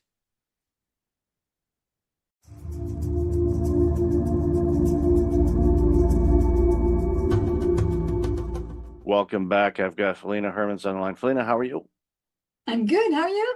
I am awesome. I've been looking forward to this conversation for quite a bit because the work you do is very, very important for our future. So, why don't you share a little bit about you and the work you do, and then we'll jump into the conversation. Yeah, so my name is Feline Hermans. I have two jobs. Half of my job is being a university professor, where I research how to teach programming to kids. That's like my main area of expertise. And the other half of my job is that I'm actually a school teacher myself. So I teach grade 7, which is 12 and 13-year-olds. And I try to teach them a little bit of programming every week. So I have practical experience and also my academic work concerns that age group. And those two worlds ebb and flow quite a bit, Yes. where you're like, okay, you probably have to remember, okay, where am I? Okay, now I got to do this. But it's so important, as we talked a bit in the pre-show.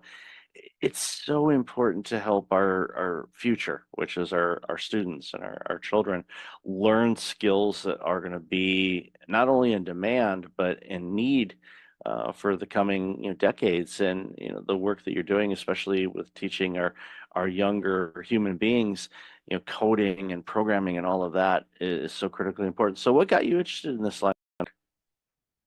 Yeah, so that's a funny story, actually. My original research in academia was not about kids at all. I was actually working on professional programmers, specifically end user programmers, so people using spreadsheets and stuff like that. But then I thought, is this the most interesting thing I can do? I'm not sure if I want to do this anymore. I really did it for quite a long time. And I wasn't sure in general if academia was the place where I wanted to be. So I started this part-time gig as a school teacher, teaching the same age group, just because I thought this is something I can do with my programming skills as well, which is going to be helpful for society. And then I figured out there were so many interesting questions. I thought, well, but how do we teach 12-year-olds, right? Because they're a bit too old for the really kid stuff. Like there's this really, really wonderful programming language, Scratch, that people might have heard of, that comes out of MIT. And that's really cool. You have this like Lego blocks that you can use to program. But then 12-year-olds, 13-year-olds is like, well, that looks like a toy. That's for kids. We don't want that, teachers. We want to have a real programming language that I can make some money out of, because money making is very much also a driver for some kids. Like, well, Scratch doesn't look like this is going to get me a job, right? I want to do Python or JavaScript, what all the professionals are doing. So then we switched from doing Scratch to doing Python. And then the kids were excited about that, but then they were also struggling because there's so much syntax and everything is in English. And you probably hear that English is not my first language. So the kids I'm teaching, I don't teach them in English, I teach them in Dutch, but error messages in Python are in English and the code is in English. So I thought, okay, there's a lot of motivation for them to do the grown-up stuff, but it's just a little bit too hard. And then one Christmas break about 5 years ago, I thought, okay, what if I make a very tiny, simple Python in Dutch, and I can use that in my teaching? And that tiny project that I just really envisioned as a prototype turned into a really big open source project that is now used worldwide. We support 56 different languages. And it also turned into a very interesting research area, because designing a programming language that works in a lot of different languages and designing a programming language that's just easier and gradually grows with kids, technically, no one has ever built that type of thing for this age group before. So there were technical challenges, academic challenges, and it also just got a massive user base that I wasn't anticipating.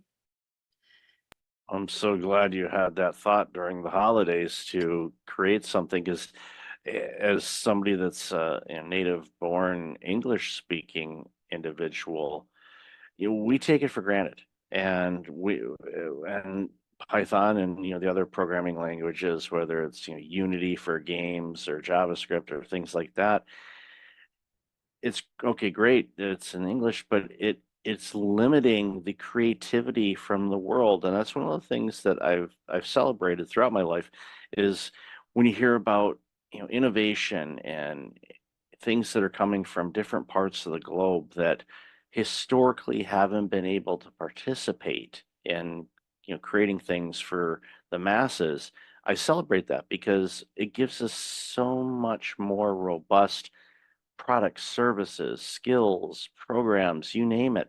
And the fact that you took this idea and it's hitting so many languages, that just opens up the world for so many people that it creates, again, I'm thrilled by this. And part-time I help out an organization that does Python coding, and they have kids from age 5 to 17 that do coding and programming. Awesome. So familiar with Scratch, familiar with the Lego robotics, the Spike builds and We Do and all of those things.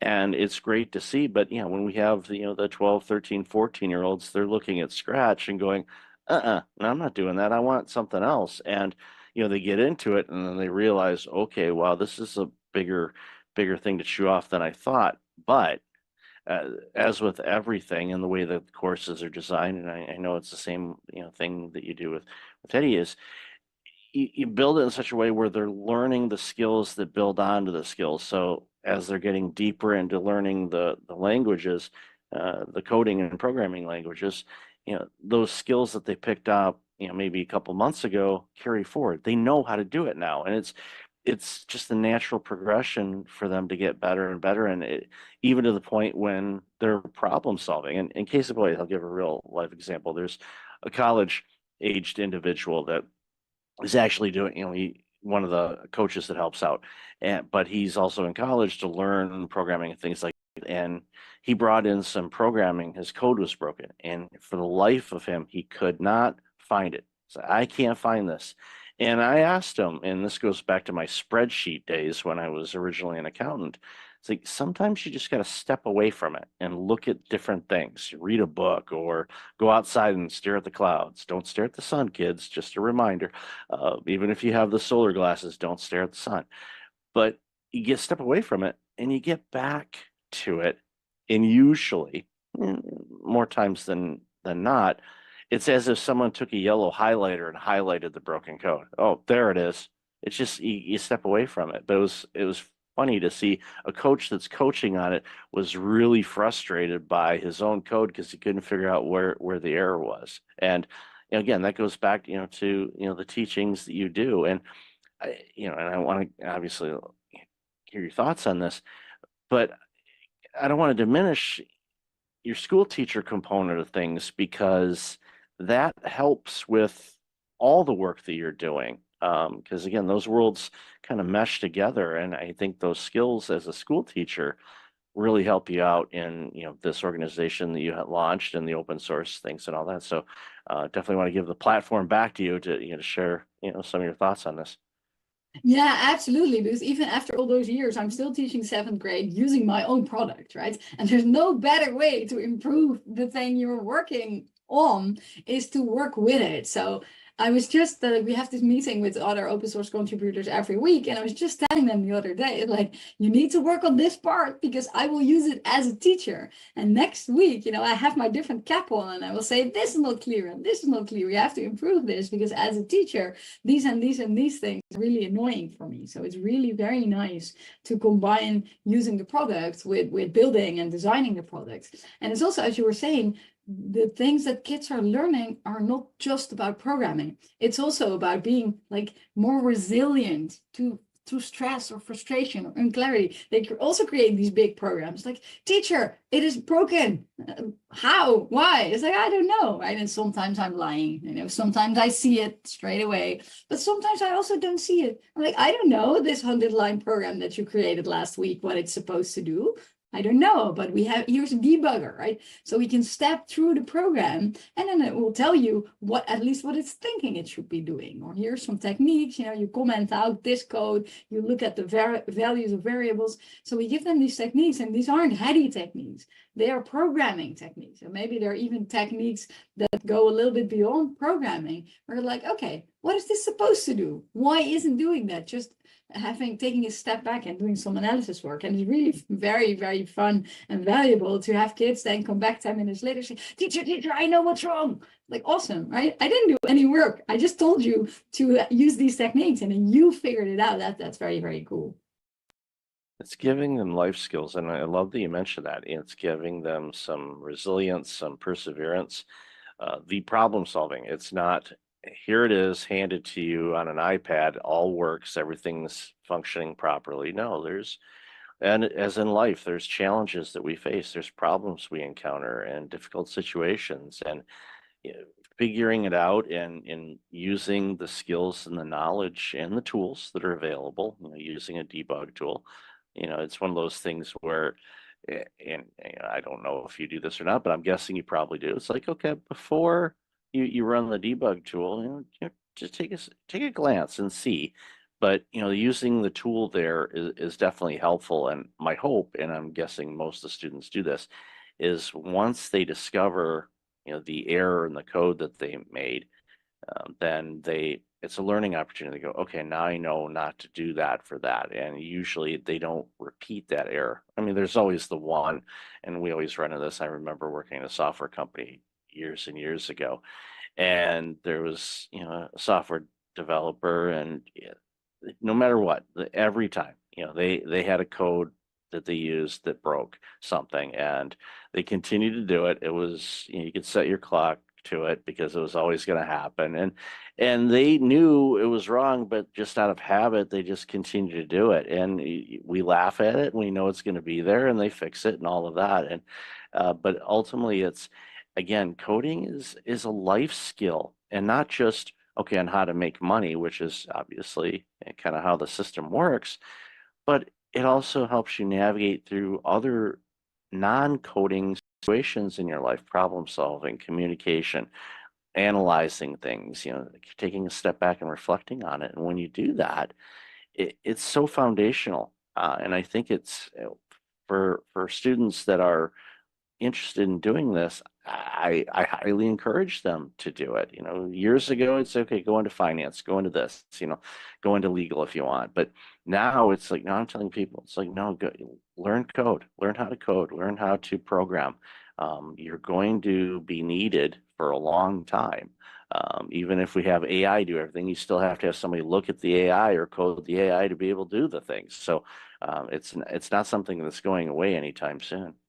No, and it's also an awareness about what technology is, right? What I'm seeing with young people, but actually also with adults that don't know any programming, is that they think that technology, software, the internet is just something that exists like oxygen in the air, right? But once you've done a little bit of programming yourself, you're like, hey, wait a minute, someone created this website with a goal, right? Get a scrolling Instagram, and they're like, wait a minute, someone created Instagram, and then they created it in such a way to keep me addicted. Like, this is the goal. It's not an accident that I want to keep scrolling. It's actually something that someone programmed in. So that awareness that all technology is human made and that decisions went into the internet and Instagram and Facebook and WhatsApp and whatever, that too is something that they're learning from a programming class that isn't necessarily, oh, now I know how to program. It's also, aha, everything on the internet is programmed by someone, which also I think is a very, very valuable lesson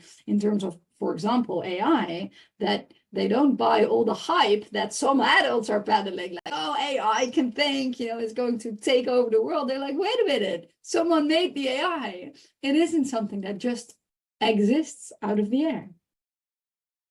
It's important to remember that. And some people say, are you afraid of AI taking over the world? It's like, well, if it can do my work without me having to do the work and I can relax, I'm okay with that, I guess. But as long as I continue to get to create, that's what's important. But Yeah. it's as with everything. And we remember when the internet first was launched to the public and all that, oh, this is going to take care of this and eliminate these jobs. And no, it ended up creating a lot more jobs, and I think AI is going to do the same thing because it's going to open up some creativity for opportunities to do different things and free up people to create other things that they can't because especially in the administrative side of things, where it's like, okay, research or building up websites or things like that, but again, it boils down to this. It's like, yeah, if you give it a simple instruction, it's going to give you a simple output. If you want it to do additional things, it's just like anything, you have to give it the right amount of instructions to do what you want it to do. And sometimes even that, it doesn't do that. We see it with image generation, for example. It's like, okay, create an image of two people sitting at a cafe. Well, it'll probably get that right, but you never know. It might come up with something like, okay, that doesn't look like a cafe. It's and again, there's coding behind that. It's just not this mystical thing in the sky that goes, okay, we're just going to create an image. There was actually coding behind that. Exactly, yeah.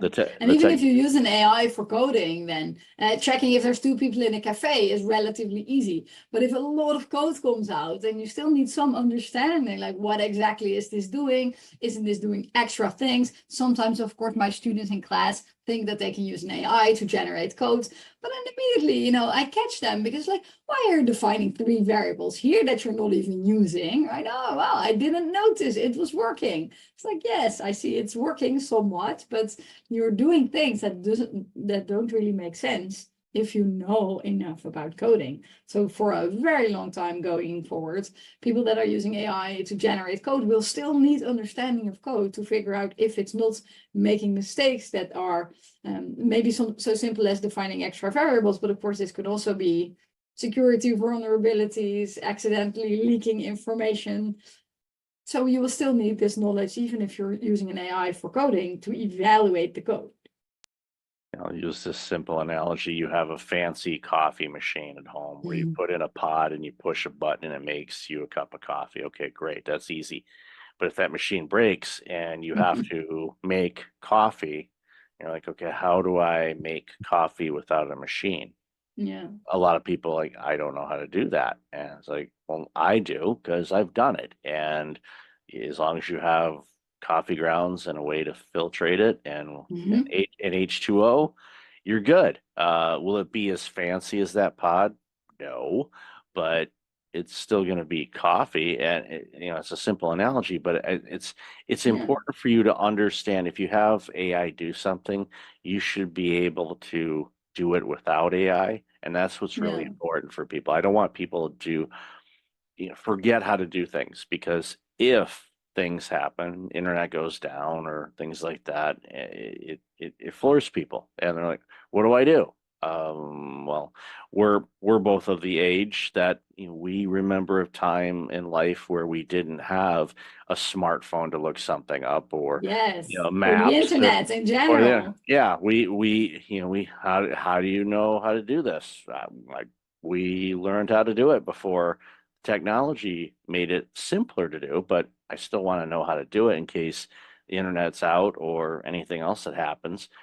Ultimately, that's important. And it goes back to the coding. Yeah, you want to understand it. Yeah, oh, it does this, but why does it do that? Get to really understand the commands and the instructions you give, because then it's a life lesson as well, because things we say or things we write have an impact. It's going to have an output, and people or a system is going to respond to what you put in, whether it's relationships or code. It's so critically important. So again, yeah, I'm hammering this, and I know I'm preaching to the choir here, but coding is so critically important for people to learn, because it's going to teach you life skills, not just coding skills. It's going to teach you life skills as well. Yeah, it's going to change you from like a passive consumer of technology. That's really making me so sad with the current generation of kids, is that they have this magical machine like a phone or a tablet or a computer. When I was a 12-year-old, I could only dream of such a powerful machine. But then what do they use it for? Watching videos. But you could be making videos, right? You could be making your own apps. Oh, there's another app I like that does this. Hey, but wait a minute, you could do this. And then it's really sad that then this isn't a technology problem, or maybe a capitalism problem, or a Silicon Valley problem, that all the apps, or such big chunks of the apps that kids use, and adults too, are consuming apps. Whereas in the early days of the internet, that probably you also witnessed, and some other people as well, there was like this balance between creation and consuming. All those people had like little websites, GeoCity, or running their own website where they were creating, programming, writing about whatever weird hobbies they were having. There was a balance between consuming and creating. And now it's just almost all of it is consuming. And this is sad, I think, because I'm a creator. I like drawing, I like making clothes, and I just want kids also to be creators in the digital world, because almost all kids like drawing, right?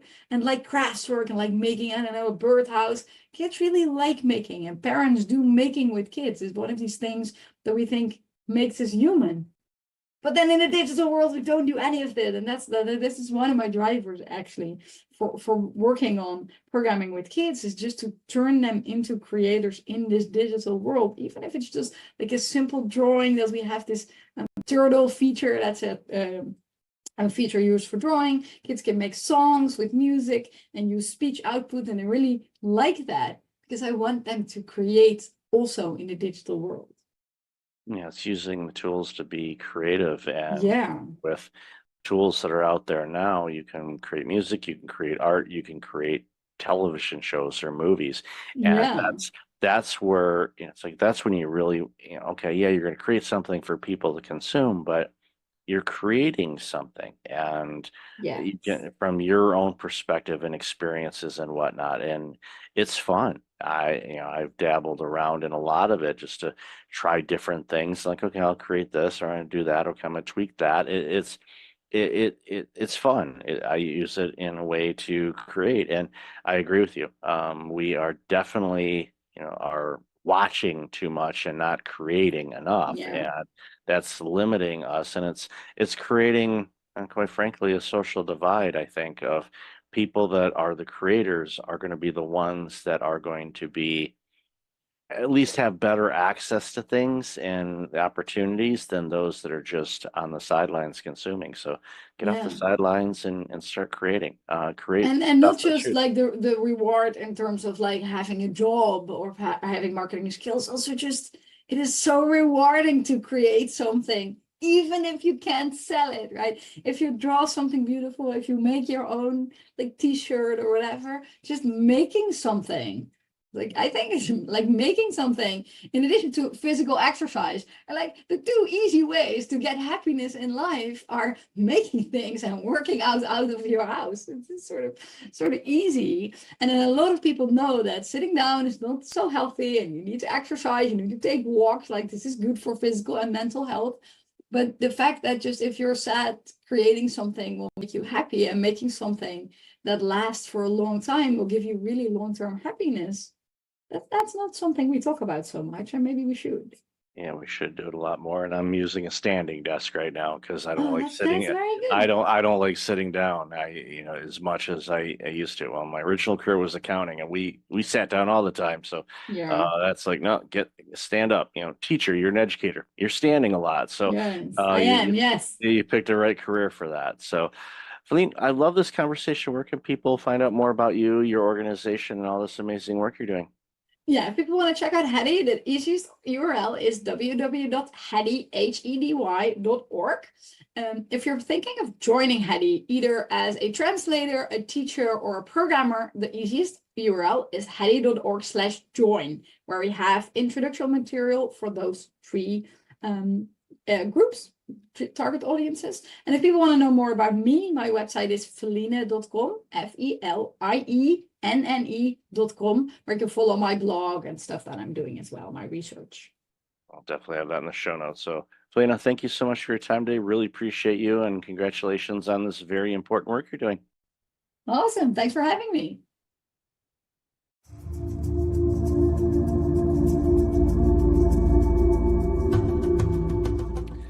Welcome back. I've got Scott and Tammy on the line. How are you two? Oh, doing great. Nice to be here, Michael. Yeah, pretty fantastic. Thank you. Awesome. Awesome. Great to have you. Really looking forward to this conversation. So why don't you share a little bit about yourselves and the organization, and then we'll jump into this really important conversation. Scott, do you want to go first? You go first. All right. I'm Tammy Rogers. Age before beauty. Oh, thanks so much. I am the co-founder and co-CEO of a company called Become More Group. And what we really do is we help individuals, teams, and organizations start here and say, where do you want to go? How do you want to get there? And we work with them to kind of step in, become more in any way that really makes sense to them. It's important. Yeah, and I'm Scott Bergmeyer. I'm the other and most important CEO of Become More Group. Smart Alec. That's why it's awesome to go second. Yeah, it's always good to kind of lead into it. Actually, reminds me of something I saw a video the other day, and I forget the comedian's name, and I feel bad that I'm forgetting it. But he was talking about the late Norm Macdonald, and they were together on a show, and Norm was this guy's idol and all that stuff. They got to work together and all of that, and they were both going to be on Larry King Live, and before they went out, the other comedian was going to start first, and then Norm was going to finish up. So Norm's like, it'd be good. It's like, we go, and then you just go out there and you tell me how horrible of a person I am, and I'm the worst comedian ever, and I'm not funny, and just go on. So that's what that comedian did. He went on there and talked to Larry King and talked about, how horrible Norm was and all that stuff. So then Norm comes up secondly, and just him and Larry, and Larry says, well, tell me about this guy. And Norm goes, he's the greatest comedian, one of the greatest comedians and greatest people I've ever worked with. Because Norm told him he was going to be mean back to him, but he completely did the 180 on him, and he did that intentionally. So he's like, okay, I just railed Norm Macdonald, and he just said I'm the greatest ever. It's like, oh, yeah. So it pays to go second for sure.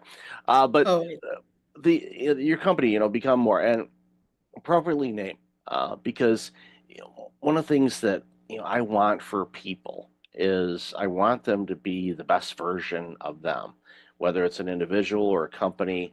There's always room for growth and improvement because life always throws us opportunities to become more and be better. And I from a society standpoint, we deserve better companies and better individuals we do. because and we see too often, companies just they don't do that. They kind of limp along or they coast or whatever or whatever type of descriptor you want to use. And it saddens me because we lose out on great stuff because companies are doing that, and there's a myriad of reasons why. So, love to hear your approach on that and how you reach out to clients and how they find you. And I'm sure it's a combination thereof. But my hunch is if they're reaching out to you, they're either wanting to be better or they're doing it because they realize if they don't, they're going to go by the wayside. So, hand it over to you guys to share what you think about that. Yeah, Michael, I love this because part of what you're talking about is what we would call the status quo. We accept some level, which might be a good level or a mediocre level or a bad level. We accept that and we just kind of ease into it and just allow that to happen. And the reality is when we allow that to happen, even when we're doing great things, someone is going to pass you. And so if you're not always looking at how can we evolve, mature, move forward, at some point, even if you're currently making dust, you will be eating dust at some point. It's true. And the side of that, if you think about it, is people traditionally shift off of the status quo because they are inspired or because they're in dire trouble, right? Inspiration or desperation. And when you're desperate, there is this piece where it's like you'll do almost anything. And it's hard to work with an organization that is in that spot because time and fear are kind of knocking on the door and it gets louder and louder and louder, and they're freaking out in that spot. Inspiration is a much better place to be. And yet many of us don't make those changes because we're inspired. Many of us make those changes until we can, we wait until we can hear that knock on the door. And that is, that's not, it's unfortunate in that particular space. So one of the things that we actually work with people on is we talk with them and say, all right, we can talk about pain. What's the stuff that's not working for your organization? But let's also talk about gain. What is it that you want to be? What is that? If you could dream for a little bit, what would that look like? And what would be the things that you would like to see and experience, and the way that you would like to interact with customers, and the way that your staff interacts with one another, and the products that you would want to bring out, or the production, and how would that flow? And when we ask them about dreaming, and sometimes I can't use that word, it depends on the CEO and whether that word is comfortable for them or not. But when they can like vision out or dream into that future, that's a way that we get people to be inspired instead of waiting for that time period where something's knocking on the door and they have to do something. When the water's coming in, a lot of times, like, so, what do you think about this? All they're thinking about is that water, and they're not going to have the clarity to be able to dream or imagine a different future because all they see is the water rising, and they're like, okay, this is problematic. It's like, so you end up becoming a disaster recovery type of place, like those companies that come in after floods or fires and do a restoration, get you back to the state, and then it's like, okay, and I see this all the time. They're like, okay, you're recovered, and they're like, okay, we're good. No, you're not. You're back to where you were before that happened. And unless you do something, that's going to happen again. It's like if you have a foundation, your house that always leaks, and the rainstorms come in during rainy season and floods your basement out, and you dry it all up. It's like, okay, we're all good. No, you're not. You just cleaned up. It's the situation is still there. You're going to have to do the foundation work on that, and too often, like, nah, I'll deal with it later, and then later shows up, and well, guess what? They're grabbing the mop buckets again. And I see that time and time again because we're creatures of habit, and status quo, or comfort avenue, as I like to call it, is a very, very dangerous place to hang out in. You can visit it, maybe stop by, grab a cup of coffee, but don't camp out there because it'll pass you by. And a stat that I'm sure you've heard of, and I share from time to time too, is from the year 2000, 52% of the Fortune 500 companies in the year 2000 are gone or were Right. acquired. So Yep. 500 of the most biggest companies on the planet, from a public traded standpoint anyway, are gone. So, and what happened to those? You could look at them and you could pretty much say, yep, they went this way because of this or this or this or this. But I would all but guarantee that every one of them was in status quo mode or was not as good as they could have been, and they could have prevented that. And eh, I just think about, the impact of organization of those sizes leaving town or closing up shop or whatnot. But that could be small businesses too. Small business that has 40 employees, they close down in a local community. What does that do to the community? All of a sudden, those are 40 families that aren't going to your restaurants or buying from your local shops or things like that. And it just has a huge ripple effect. And again, a lot of it could be prevented if, they work with individuals like yourselves that can say, okay, what can we do to get better, grow, be a better version of ourselves? Because what works today, in all likelihood, is not going to work tomorrow as well as it could. So, and it's one of those things where, again, you see it all the time. I do too. It's like these companies are like, no, we're good. No, you're not. You're not. I'm sorry. I'm not. One of my favorite quotes is from the late Chuck Daly, former coach of the Detroit Pistons, Team USA, that won the gold medal way back when. And this was after the Pistons. I forget who they beat, but they beat them one game like 30 something points. It was an absolute blowout. And at the post game, Chuck's just mouthing off on all the missed plays the Pistons had and how they screwed this up and that up. And the reporter finally said, Chuck, you guys won by 30. You were up like 45 at one point. Why are you so pessimistic? And he said, a pessimist is an optimist with experience. And he knew that the players that were screwing up and missing plays, that could come back and bite them down the road. He didn't want to see it. And you guys see it all the time, in companies. It's like you're doing some things that's going to bite you down the road. We have something we incorporate in our organization, but it's something we bring to every other organization that we talk to as well. And it's called the growth questions. Yeah. So it's really looking at it and say, what worked? What didn't work? What are we going to go do differently? And the more frequent you're asking yourself those questions, the more you will grow. And Michael, as you were sharing, it made me think about, there is this, I have immediate pain. The water's coming in and I need to solve that. And I really can't think of anything else. Okay, I've now solved that and I'm moving on. That is a challenge. Like, I think we've all experienced that. Yep. The one that is the most interesting to me is, okay, I really don't have water coming in. And yeah, we're not perfect. We want to be better. However, man, it's a lot of work.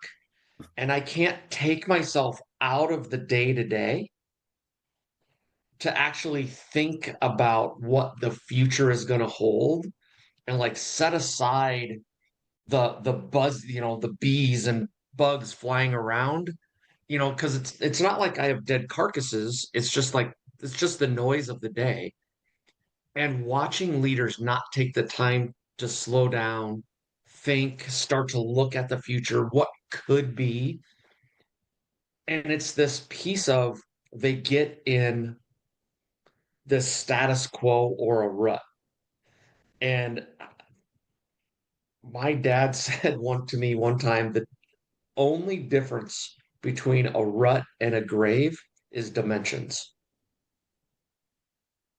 And that has always stuck with me that, okay, if we're in this place and I'm just sucked into the day to day, how do I take myself out of that? How do I have the mental fortitude to slow down and think about, I need to be thinking out there as a leader and step out of the day to day? Because I'm constantly being sucked in the day to day. How do we become more? How do we grow our team? How do we satisfy our customers or achieve our mission or whatever it is that we're trying to accomplish? And a mistake that we sometimes make when we dream is that we try to find the one big right answer. I'm going to go out there and I'm going to try to hit this big home run. And actually, breaking the status quo is more incremental than it is making one big bet. And so it is this thing that says you don't have to say, I'm going to go and put all my apples in one basket. I am going to say in this spot, hey, I'm looking, I want to be more. I think we can grow. I think there's an opportunity. Let's go do these little tests. Let's try some stuff. And as we try some stuff, by the way, trying stuff actually brings energy into an organization. People get excited, and especially when it's like, we have to do this perfect. That's the one big home run versus let's just try it and see what happens. And so we try, we see what happens, we learn. And that's when those growth questions really come in, right? What's working? What's not working? What could we do? Let's go try those things. Let's see. And then let's make the next decision. It's not so scary then, and it pushes us out of being in that rut or that grave because we're trying some small incremental things that we can manage, and we can, in that space, we're not betting the farm on it. And let the information from that help us make better and better bets as we move forward. It's like the improve by 1% kind of Right. mentality. It's just a little increment. A lot of people go 1%. Oh, that's easy. No. Maybe. No. Maybe it's not, but we don't tell them that because we want them at least to try. It's Because true. otherwise, like, oh, 1%, I don't know. But it's the little stuff, and you stop and you pause and reflect, and it's where meditation in a way. The pause and reflect is meditation. A lot of leaders say, "Well, I can't meditate." I said, "Well, do you ever reflect on things and think about how a project went or some ideas of what you want to do in Q3 or Q4?" "Oh yeah, all the time." "I hate to spoil it to you, but you're meditating," and it scares them because they're figuring some yogi is going to come and hit them over the back of the head, But it's like, no, that's not going to happen. Well, I can't promise that. Likelihood is not going to happen, but depending on where you happen to be, anything's possible in this world. But ultimately, and I love that way to do it. It's like let's look for the momentum. It's little steps. It's one step here, one step there. Using the baseball analogy, it's like you have a really successful inning. Yeah, you could be hitting a bunch of home runs. That's fine, but base hit after base hit after base hit, it's like body jabs. It just wears them down, and then the pitcher ends up leaving one right over the middle of the plate, and then it's about 520 feet out in right field, and it's like, oh, okay, now we've had a 7-run inning here, and you're just beating them down. But it's just those little incremental things that add up, and it's pausing and reflecting too. I worked for a company. It's alarming how many years ago it was. But it was one of the first companies ever. Well, it was 20. Oh my gosh. When was that? Yeah, 26 years ago. Yikes. That's yeah. Lifetime. You tell me about it. Yeah, there's like a lifetime, and that lifetime could have started having a family lifetime. That's how long ago it was. But it was, a company, Fortune 500 organization, and it was a division, and we were in asset management, and we went out and did asset management work for other Fortune 500 companies. And at the end of every project, we would have a project debrief meeting, which is not out of the norm, but we always brought in a handful of other project managers and team members from other projects to sit in on the meeting that had nothing to do with the project. They never opened up a single spreadsheet or look at a presentation slide. They had no knowledge about it other than when they walked in the room. And we'd go through and all of that, and those people that were outside would offer some insights and things that they did that helped streamline some things and lessons learned. So basically, it was like a team meeting where everybody kind of contributed. Well, what we ended up doing by doing that is, after implementing that new procedure, within about 6 months, we were able to increase the number of clients that we took on by 20%, and we didn't hire any additional advisors. Needless to say, and I'm not going to mention the company, but headquarters in Germany were really pleased about efficiency. Not that Germans are all about efficiency or anything like that. I know it might be a breaking news alert there. Didn't mean to shock people on that. But they were thrilled, and they're like, "What did you do?" They're trying to figure out, can we mimic this? And again, that was an example. Okay, there's something we learned. Could that be applied in other arenas that we work on to find the ability to do more without overloading people and with the same amount of people? And it was one of those things where I was obviously much younger then, didn't pay much attention to it, but upon reflecting, looking back, thinking about ideas, it's like, that was great. So anywhere that I was a leader, didn't matter what role I was in, I did that. I would bring in some outsiders and say, okay, what's your thoughts on this? What do you see? And it just improved things. And it was a simple thing to implement. A lot of people thought I was crazy at first. Like, well, they weren't on the project. Why are they here? Like, you'll see, just work with me on this. And then they realized, and then all of a sudden they wanted to be part of other meetings, probably because they didn't want to work and they just want to sit in the meeting. But oh yeah, because people love meetings, Michael. Yeah. My brother, and this was years ago too, worked for an auto sector company, and you'll get this, they actually had a meeting to determine why they had so many meetings.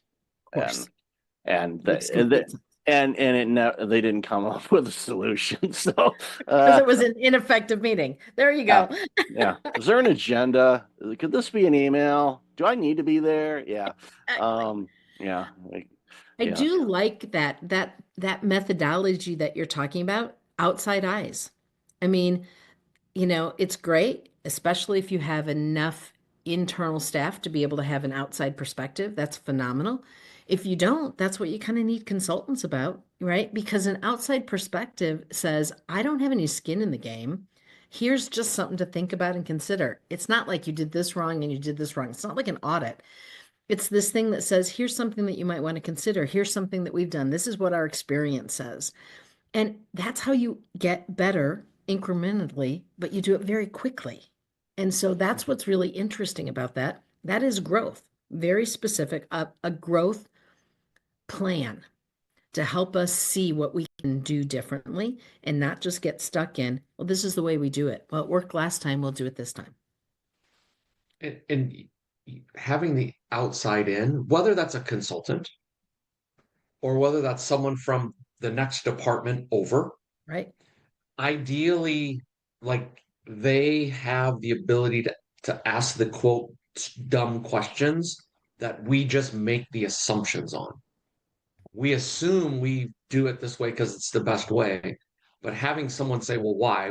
I was with a financial organization and they were talking about, oh yeah, when we do mortgage work, they, like, if you pay, you have the ability, you could pay every 2 weeks, and actually that reduces your overall interest, etc. Well, when someone chooses to do that, they have to take that money and put it in an account and then wait until they have a full payment. And I'm like, so they're like double, triple work that they're having to do. And I'm like, help me understand why. And they all look at me like, what do you mean why? It's what we're supposed to do. I'm like, yeah, I understand that's what you're supposed to do.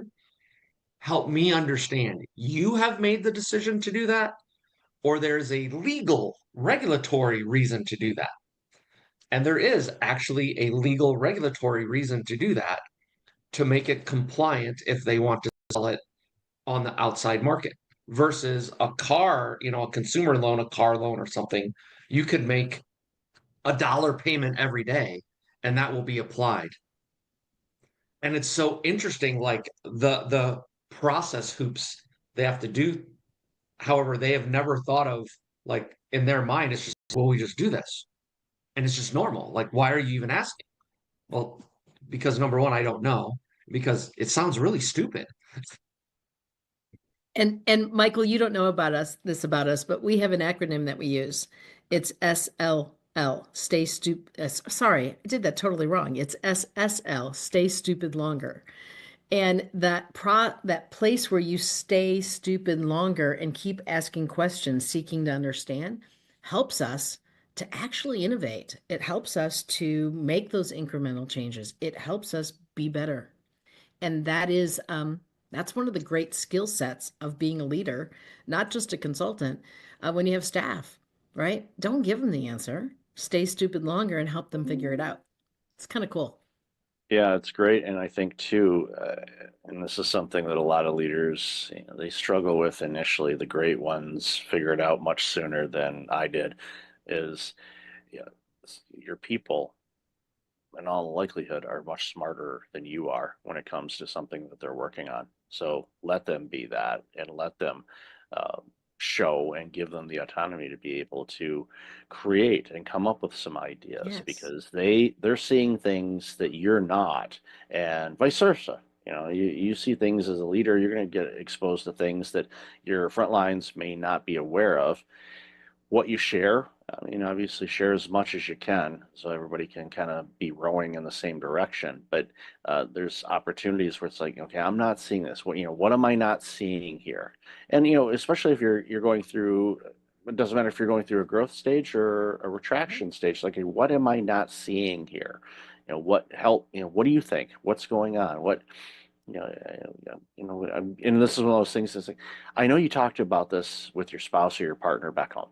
I know this. What's their insight on that? And and don't worry, they're not here. I won't tell them you said anything. But what are they saying? And be frank. Use the profanity if you want to. I'm from Detroit. We've heard bad words before. Don't worry about it. So what do you need? And it again, it's more perspectives can, sometimes it can open up that particular sliver of an idea that can spawn off into, something absolutely amazing, or turn the tide to make things, even better for everybody involved. So before we wrap up, a question that came to mind, while we were talking is, here we are in Q1 of 2025, and in the last few years, I'm sure have been, what's the word, interesting, I guess, for your clients, and because it's been interesting for all of us. But what are some things that you're seeing that customers or your clients are doing, whether it's something they're struggling with or something that they're looking to do? I'm just curious on that, because I want my audience to kind of hear some things and maybe shed some light and give them some ideas on some things that they're working on. So I'd love to hear your thoughts on that. Yeah, I think we're seeing, if I think of a couple themes that are common, one is they're really looking at their organization and saying, are we designed correctly to achieve what we need to achieve? And that could be anything from reporting structure to our processes, like our processes clear and well defined, so we know where are we getting the most value, for our customers and for the organization. I think that's one. I'm still seeing many leaders say, how do I grow the next set of leaders, the next set of folks that we need to lead? And I think then the third thing is, how am I building a relationship with my team so that they understand me, I understand them, like because it allows me to grow and coach and get those better outcomes. So to me, those are the three three kind of buckets of things that I'm seeing organization kind of double down on right now. I think there's also this piece in the relationship side of this where it is really understanding that if we don't build a culture where people have the ability to contribute, we are not getting the best and the brightest to work for us. Once we have someone working for us, they're not giving what they are capable of giving. And when they actually, quietly quit is the kind of the term that people have been talking about for years. We're paying them, but they don't even feel satisfied, right? And in that spot, if they're not satisfied and bringing their best and like being excited about how they can contribute, then that organization doesn't grow. So this thing about relationship and culture and getting out of the way of our folks so that they can be brilliant instead of me taking all of that on and being egotistical as that leader, that piece, we're having a lot of those conversations as well. And that really does fit with that leadership piece, and it does fit with that growing piece. I think we kind of felt like we had to stick with the status quo with the last few years and the things that have happened. And what we're finding is that that's not satisfying and it's not healthy. And so those are the areas that we're seeing people really talk about to get themselves out of it. It gives me a lot of hope that those are the things that people are seeking guidance on, because it shows it at minimum an openness Right. to maybe be a little bit more vulnerable and learn a little bit more about the emotional side of things of work, and creating opportunities for people to be their best and be Right. creative. And we know there's multiple generations that are in the workforce now, and Gen Alpha is well on its way next. So you've got the baby boomers who are going to be here for the next 300 years. That's a joke. I'm Gen X, so that's a joke. I'm a boomer. I'm gonna be here Yeah, forever. you guys will not let go. Let go. No, I'm I'm kidding. sorry. I'm kidding. No, We'll let go when you all figure it out. Oh, in your face, Michael. Well played. Well played. Because we won't. No, I think, and completely different tangent. I think a big, obviously there's, a variety of different reasons why, but I think from I baby boomers actually enjoy work. It's sickening, and it's true. I am a perfect example of that, Michael. They- Sorry. It's in many cases, you're an artist, but your paintbrush is not necessarily a paintbrush. You're an Right. artist, and I see that with every generation. Every generation is creative in their own way, and ideally is, and if Jonathan Shepard's listening to this, so shout out to him, because he does a lot of legal work and works with different generations on different things. It's when you take all of those skills and you put it together and you let it mesh and form into this ecosystem, that's when you see some absolutely superb organizations. And I know It's a that's beautiful thing. it's literally you take it back and go, you want to, in a way you want to bottle it up, you want to go and say, oh well, how does this work? It's like, because it works.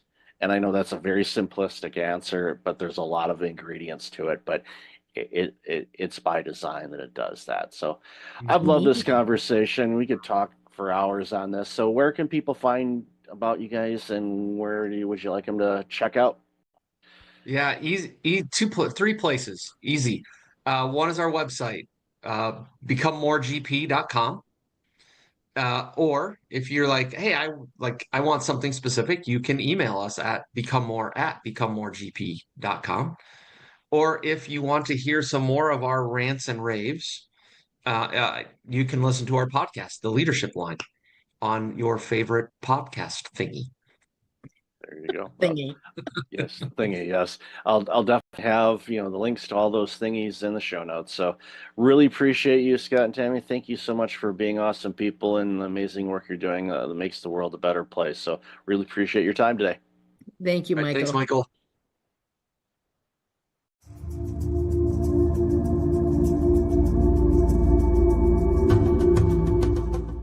Welcome back. I've got Jonathan Shepard on the line. John, how are you? How are you? How's it going, Michael? I am awesome. Really looking forward to this conversation because, as we talked about a bit in the pre-show and our conversation we had earlier, this is some important work that you're doing, and it's bringing awareness to an issue that I think every organization is facing. So, why don't you share a little bit about you, and then we'll jump into this important conversation. Sure. I live in the recruiting space. I'm the president and CEO of J. Shepard Associates, a full-service attorney search firm in New York City. And I own a support staff company called Daybreak Staffing. And our perch is mid and large-size law firms. Kind of built my entire career in that space. Started recruiting when I was 19 and had kind of seen a lot. But about 5 years ago, I started to notice that generationally, everybody was kind of pulling apart. And I've always recruited from the space of like, get the biggest, best group of people together. And what I kind of stumbled on was this conversation about the generationality of work. 4 generations working together for the first time in American business. And everybody has a different need set, as I refer to it. And everybody is generationally judgmental. You know, I joke with candidates like this pops up on screen and the cartoon bubble pops up and says old guy. But then you get to talking to me and you realize I have this generational lens to what I do. And you're like, where'd you come from? People your age don't talk like you. And I found it to be really, really interesting. So I started weaving it into my recruiting. And the more I did, I found that there was an appetite for it. I found that it was a message that was resonating. I contend if you have boomers with vision, Gen Xers with ability, or high revenue producing people, 42 to 58. If you have millennials with potential and Gen Zers with drive, then you have the best of all 4 generations. And no matter what business you're running, you owe it to yourself to get the best people in the right spots. So it's been a really interesting ride. And I'm having conversations with people closer to my age, right down to people just coming out of law school. And they all have something to add to the conversation. So when you and I connected, I was like, this is a great platform for me to talk about this with you, you know, you being in the corporate burnout space, you know, and trying to get people to kind of not get burnt out, or what to do and recover from getting burnt out. I think it really does tie in very much. Oh, I agree. And as we discussed before, you work in the law space, but this is applicable in every industry, and everyone having a voice and input based on their observations, because they're going to see things differently than other people. And it reminds me of a conversation I had several years ago with Maestro Roger Nierenberg, you know, who, you know, is conductor, conducted in New York and Philly and other places. And he's a leadership consultant now. And one of the things he does is he goes to organizations and he brings a small orchestra with him. And what he does is he sets up an orchestra pit wherever they happen to be. And then, of course, he goes up on the podium and they first start to practice, and they kind of sound like a second grade band at the beginning, you know, no rhythm whatsoever.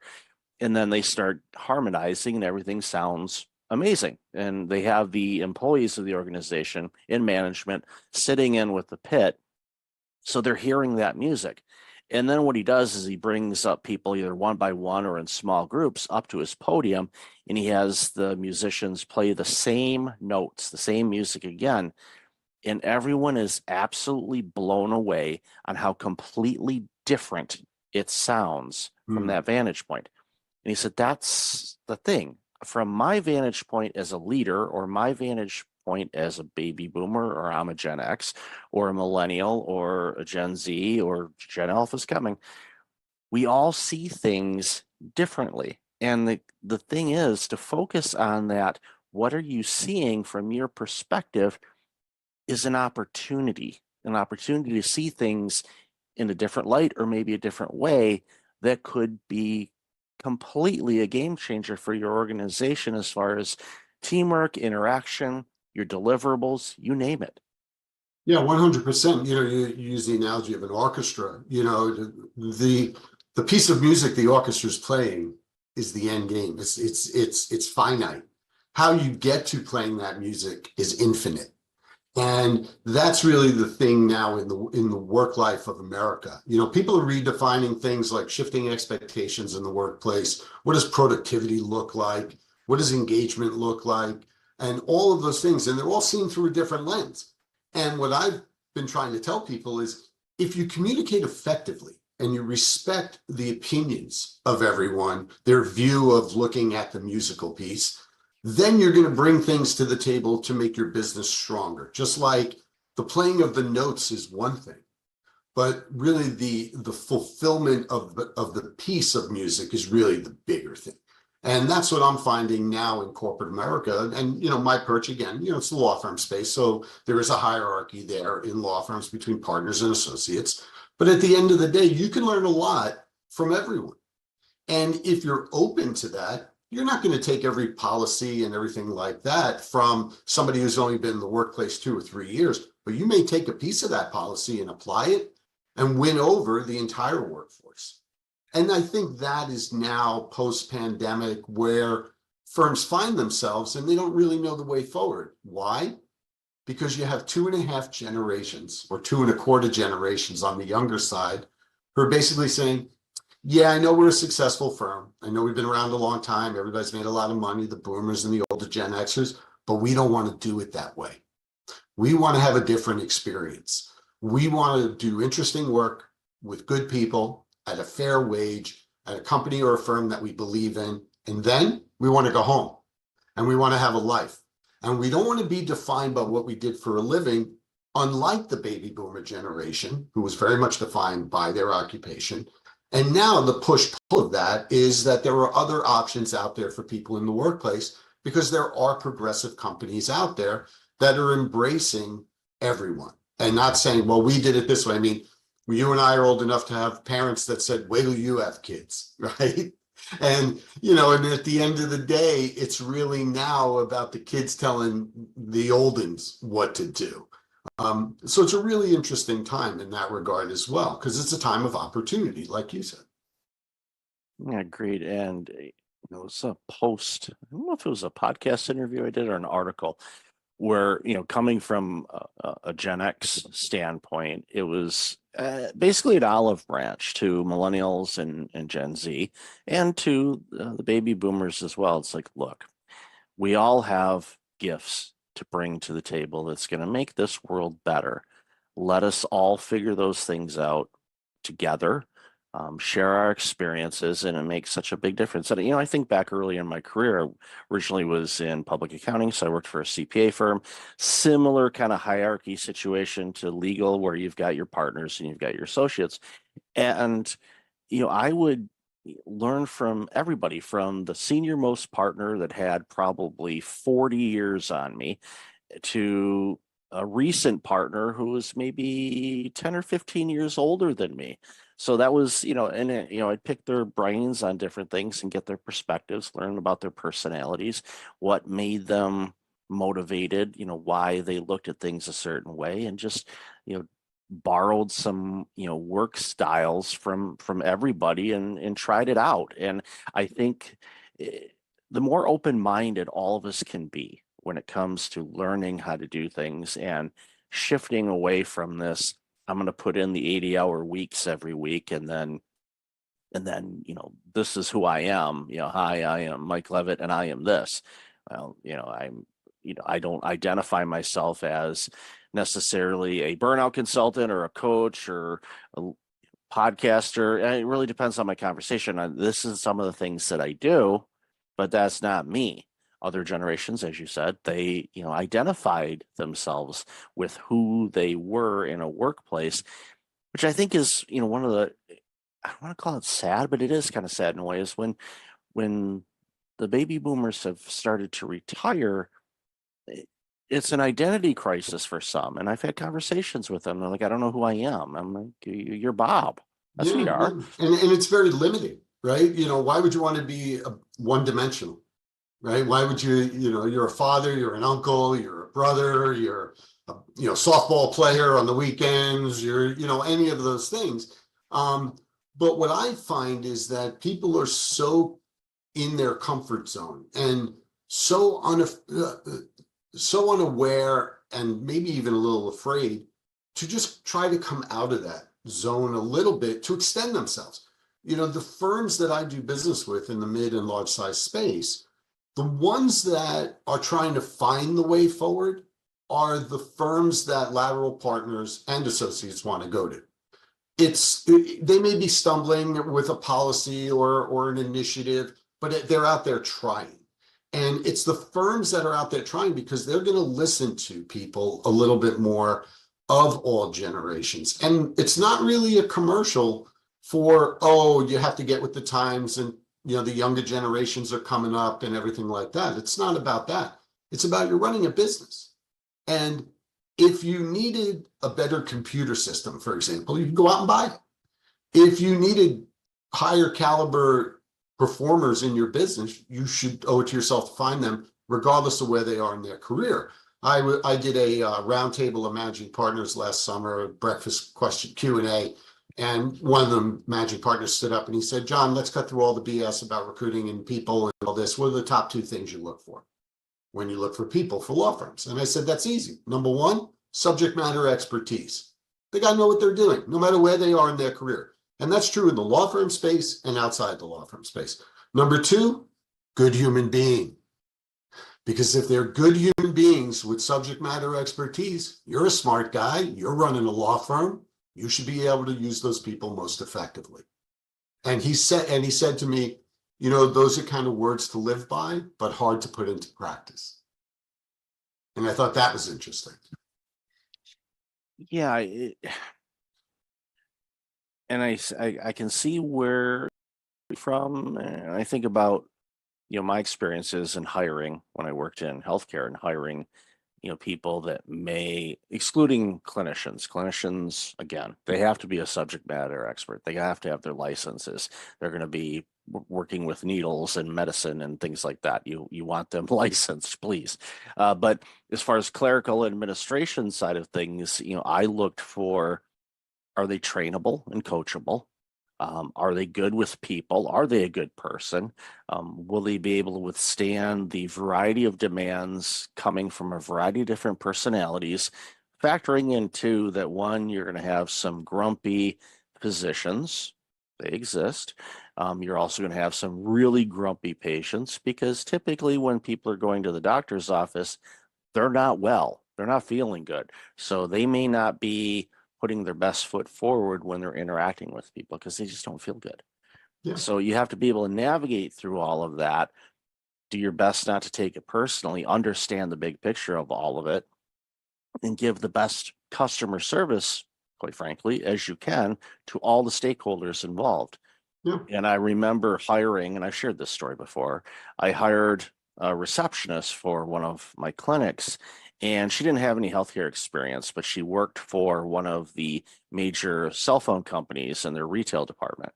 And the doctors, the board, everybody's asking me, are you out of your mind? They don't have any healthcare experience. And I said, neither did I when I started this organization, and now I'm running yours. So who's the idiot now?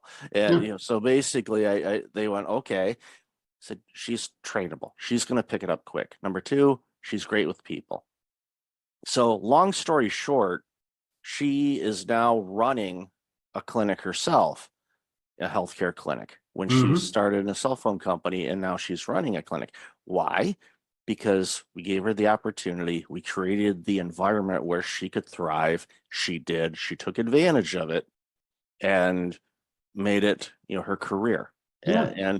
And that was an opportunity I gave because I saw the person. I'm like, you can train people on things, you know, that's not a problem. It's like, how are they with people in all these different aspects of things that get thrown at us on a daily basis? And it's a fine line to walk. You know, it is a fine line to walk. You know, and one of the biggest complaints I hear from younger workers across all industries is there's nobody there to coach and train me up. And, you know, you and I had the conversation when we spoke at first about my stepson is a mechanical engineering guy. He's 29. And he was working for his first job out of school. And he said, they just kind of threw me into a job that I'm not qualified for. and I'm like managing a $2 million budget. And I ask them like, is this correct? Like, you just need to show it to me once. And they were like, well, kind of figure it out. And I told them, I hear the same complaints from young attorneys whose law firms want them to come sit in the office 5 days a week, but the partners that they're reporting to aren't there. And more, as we've bled from the millennial generation to the Gen Z generation, younger people want to be in the office with mentors, with trainers, so they can have the opportunity that receptionist had, right? Maybe they're not all the way there in their education and experience so far, but if you can start with that and then get them to where you need them to be, then you're ahead of the game. Now, people that are clinicians or technicians, it's a different story. Just like in certain law firms, it's practice area expertise. But if some young associate comes along and has that practice area expertise, why wouldn't you want the one that wants to come in and get instruction from you, as opposed to the one that you think is sitting in their living room, in their sweatpants, thumbing their nose at you, and only working when they want, not when you want, if you're a partner in a law firm? The reality is that if you embrace that younger employee that wants to come in and get there yourself, you'll be able to have a better team over time. And that's some of the conversation that I'm having with my law firm clients now. It's like, the problem is not your associates. The problem is the partners, because they want to sit in the Hamptons or Martha's Vineyard or the Jersey Shore 3 days a week, all year long, or mostly in the summer. And they're like, well, I get everything done. Well, you need to come in and recommit to the firm that you're going to bring the next generation of attorneys along, just like you were brought along at one point in time. The way in which that occurs is now different because of the way the generations communicate. The boomers a little more in person and through email. The younger Gen Xers, millennials, and Gen Zers more via instant message or text, or something like that.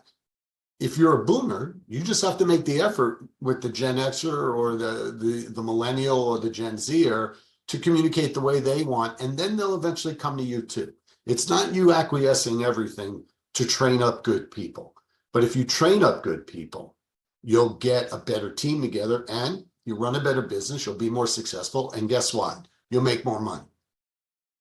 Yeah, and it's just utilizing all the tools at the time that makes sense for everybody involved. Because sometimes a quick text message works. Sometimes it's okay, let's jump on a quick Teams or Zoom call. That's great. Sometimes it's like, why don't we carve out some time and we'll spend an hour in the office and we're going to go over this. And you're not distracted by anything else because you're in a room, doors closed, you're flushing it all out and all of that, and you get to have the human interaction and read body language and all of that. There's all these things that are available, and we should utilize all of them. And that goes to all generations. Doesn't matter. And every business. It's in every business. There's no substitute for, hey kid, come sit in my office with me, listen in on this call, and then we'll talk about it. Mm-hmm. Yeah, there's no substitute for that FaceTime.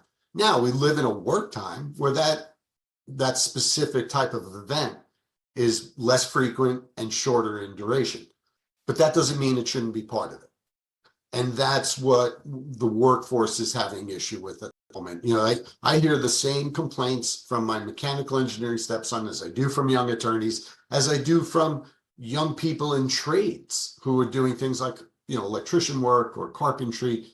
It is a universal issue cutting across 4 generations.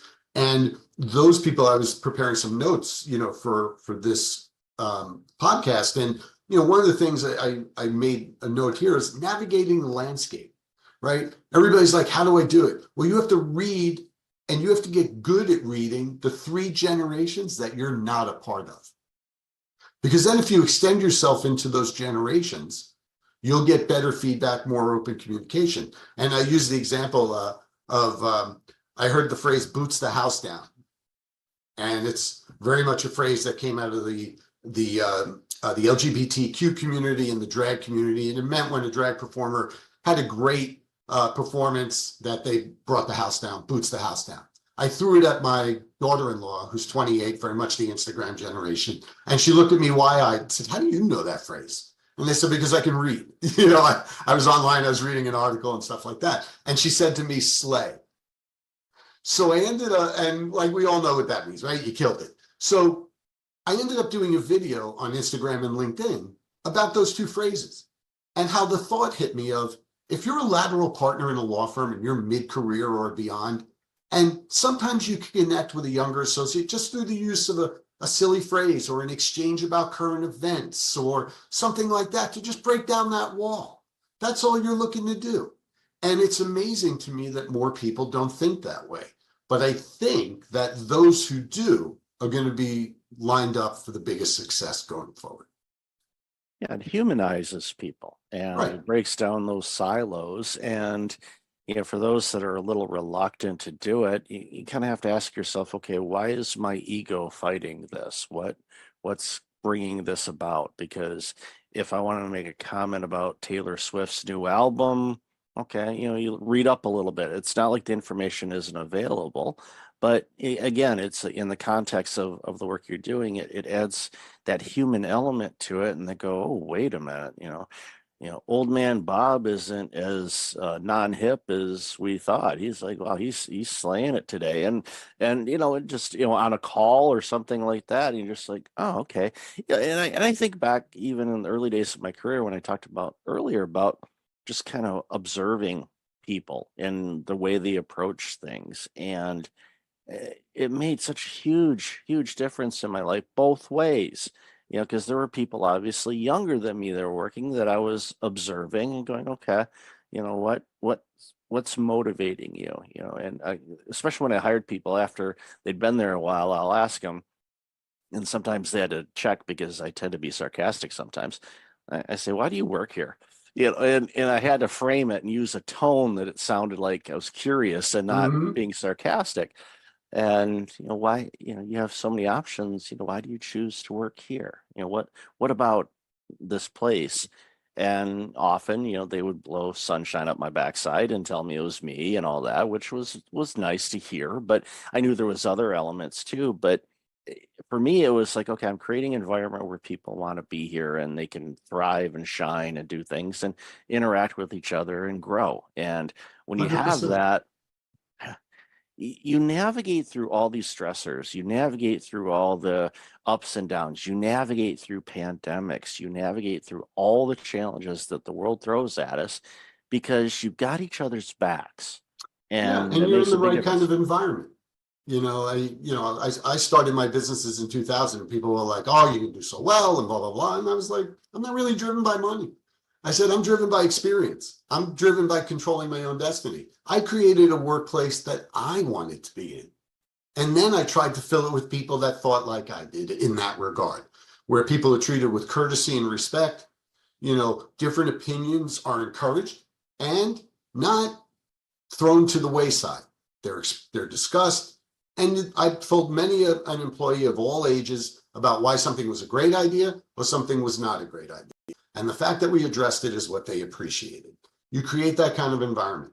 And now I tell my candidates, and it doesn't matter if it's a lateral partner with a multi-million-dollar book of business or down through the ranks, we now live in a time where you get to decide a little bit, more so than the market.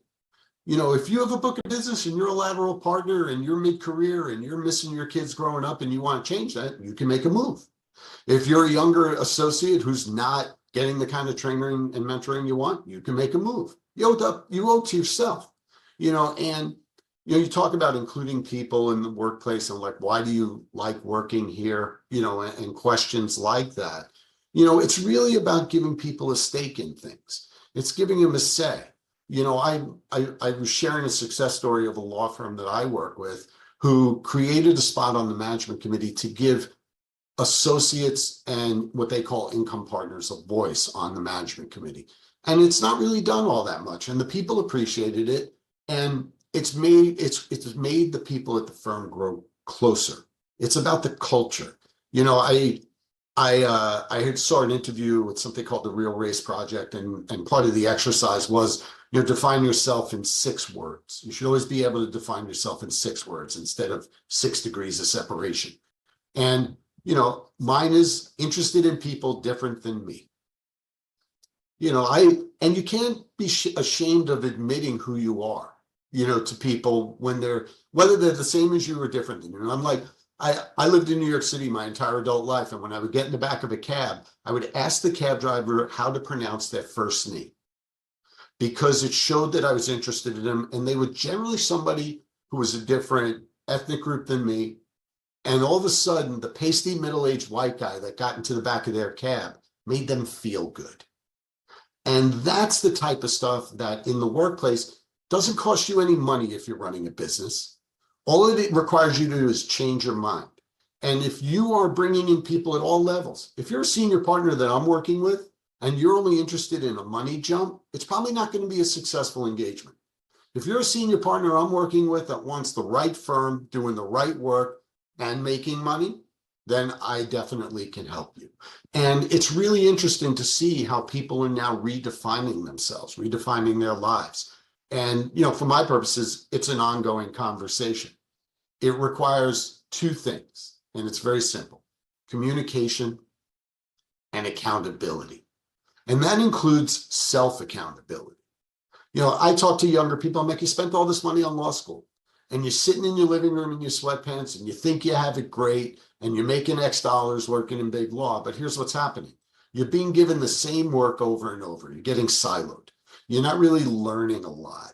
The person that's in the office that is at the elevator that the partner grabs is the person that's now ahead of you to go to clients. When those clients start talking with that individual, you become less and less valuable. On the flip side, if you're a partner with a book of business, you need to be in to lead, to service your clients, and to interact with others in the firm. And if you do those things, you'll make more money in the long run. You'll get easier engagement. And what I mean by easier engagement is your people getting to you in the time frame you want, communication and accountability, but it's got to also be self-accountability. I wanted to tell about the road ahead a little bit, and I say this is an ongoing conversation. And a little funny anecdote happened to me a couple of months ago.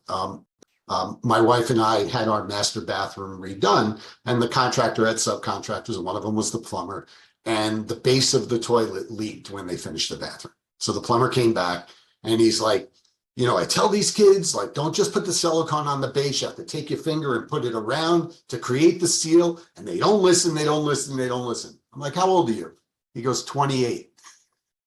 I'm like, and you're complaining about the 19-year-old? And he goes, you betcha. And that, Michael, made me realize that the generational conversation with Gen Alpha coming, it's not changing. It's not going away. And the people that can navigate the conversation the best to run businesses, because that's what everybody's trying to do, are going to be the most profitable in the long run, are going to feel better in the long run about the businesses they've created, and their people are going to end up staying with them because they feel like they're a part of something. Yeah, the more things change, the more they stay the same. And it reminds me real quick of a story. A colleague of mine does some after school robotics coaching and some coding types of stuff. And some of their students are either from first grade all the way up to 12th grade. And this little first grader, he was working with them on coding and designing a little computerized game kind of thing. And at the end of it, this little kid, was leaving, and the coach was working with another student. So this 5-year-old pats the coach on the back a couple of times, says, "Good job today." And he leaves, and he's laughing about it because here's this little 5-year-old that just gave me this attaboy type of thing. He's like, he's 5, how in the world is he doing that? It's like, yeah, he might be 5, but he's, in his late 50s in real life or something. I'm not sure which. Make that kid the CEO. You got it. I looked, I heard that story. I said, okay. I said, all right, That's great. keep an eye on that one, because they're going to do amazing things in this world. And that's what it's all about, whether it's a law firm, accounting firm, education, whatever. Create that environment where everybody can thrive in the way that they define thriving, to serve your clientele, your customers, whomever. And it's when the magic happens. You light up. You're like, it's Sunday and you're dying to get in the office because you want to see that, partner or that associate that you're mentoring because they crushed it last week, and you want to congratulate them in person for really stepping up, because people want to learn. Most people are coachable, and the self accountability. I'm glad you mentioned that. I think that's something that I see as absent, but there's reasons why it's absent. The more accountable you are to yourself and what's your role in this game, the better you're going to be short term and long term. Yeah, I agree with you 100%. That's a whole nother podcast, that the accountability and self accountability thing. And, we talk about it through the lens, of the generations. We talk about it running better businesses and everything like that. But these are human skills.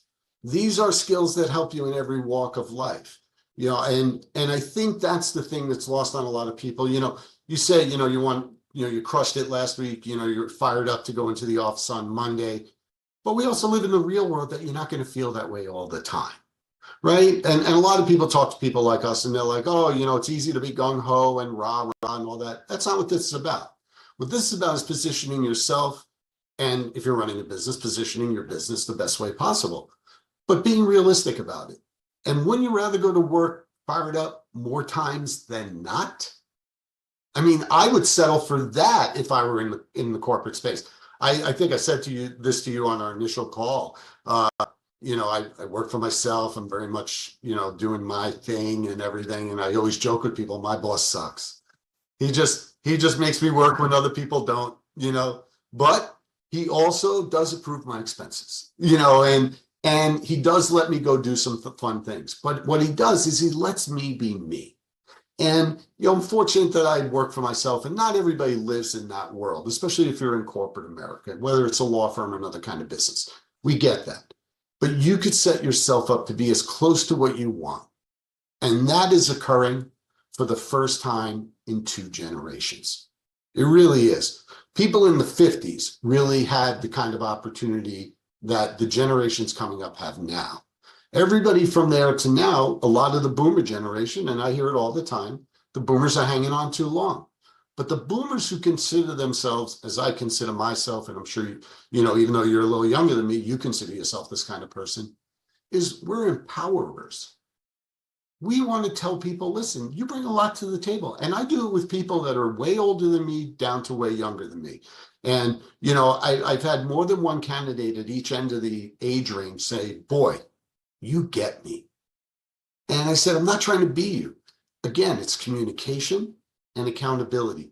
If you keep that in mind, and then courtesy and respect yourself, but respect others, be humble, extend yourself a little bit. Be surprised, how people react to you, like the guy driving that cab in New York City. Yeah, it's important. And I tell you, if everybody followed that, boy, the world would look a lot different and workplaces would be a lot better. So, John, I've loved this conversation. I could talk to you for hours on this show already. So where can people find out more about you and all this amazing work? Well, you could certainly reach out to me individually at Jay Shepard, spelled JSHEPPARD at JShepardAssociates.com. You can go to our website. You can find us on Instagram and on LinkedIn at Jay Shepard Associates. And I really want to thank you for the opportunity to talk with you today, Mike. I could talk to you for hours as well, and I'm sure we'll be talking offline again. Of course. And I'll definitely have that information in the show notes. So, John, thank you for being you and making this world a much better place. Really appreciate your time today. Thanks so much, Michael. Have a great day.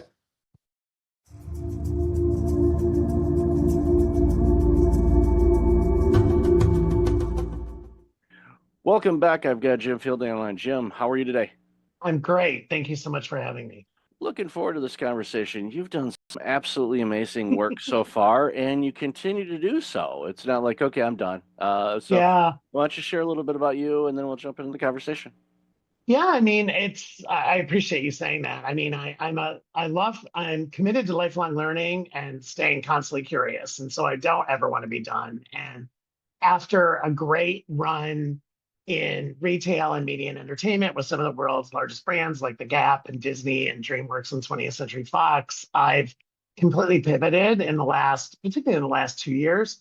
I wrote a book that came out in August of 2023, All Pride, No Ego, and that really gave me the platform to pursue this new life I'm in now. And so officially, as of really January 1st this year, but really last fall, I'm full-time writer, speaker, and now executive coach. I went back to school at Emory, the Goizueta Business School, and took two coaching fundamentals and advanced coaching. And now I have coaching clients and consulting clients, and I'm writing another book and doing speaking opportunities at conferences and corporations and nonprofit groups. So it's the first time in my life. I mean, I remember talking to my sister and my mom about this. Like, I basically have had a paycheck from someone else since I was 13. My parents believed that we needed to go to work and that my allowance was never going to keep up with my lifestyle. And literally last August 31st was the last time I got a quote paycheck from a corporation and benefits and all that. And so it's really the first time in my life, now that I'm 59, getting ready to turn 60, where I'm completely on my own and I'm really enjoying it and meeting fascinating people and doing interesting things. So you're bold to do it, and I commend you for doing it because there's something energetic and refreshing about it. It's like you're going out there and you don't necessarily have a safety net. You do, but you don't. It's like, okay, for me to generate revenue, so I have some currency units in my bank account, it's up to me. It was before too, but it's a little different now where you're basically working multiple departments instead of just the sales and consulting side of things or whatever else. And I'm guessing, and you mentioned about going back to school and and the coaching and whatnot. My hunch, and correct me if I'm wrong, is when you're in the class and they're going over some things, did you have that aha moment going, wait, I've been doing this all along anyway, but now I'm getting the education component afterwards. So usually it's like usually you learn how to do it, then you do it. Well, in your career, you did it, and now you're I kind of learned on the job. You're learning how to do it. Yeah. I give my professors and mentors in that program credit because, like, literally the first module when I started was part of it was the difference between coaching, consulting, therapy, and mentoring. And I realized that I'd been doing all of that. Like, I had gone to therapy. I wasn't a therapist, but I had mentored, I had consulted, and I had coached. But they were really good about putting the boundary walls in between what a good coach was versus a good consultant. And so for me, that honestly was the hardest learning, because as a consultant, you're paid to solve a problem. I mean, you're literally hired for a project or to solve an issue a company has, and 90 days, 6 months, whatever it is, and you have a deliverable. In coaching, it's much more client driven, and it's much more iterative, and it kind of takes a lot of different paths. And I had to learn not to be a problem solver, because in my first couple of practice coaching, and we practiced all the time in the class, I would be like offering solutions immediately because that's how I was programmed. And my coach would be like, no, right? Like my professor would be like, help your client get to the solutions, help your client transform, help your client unblock.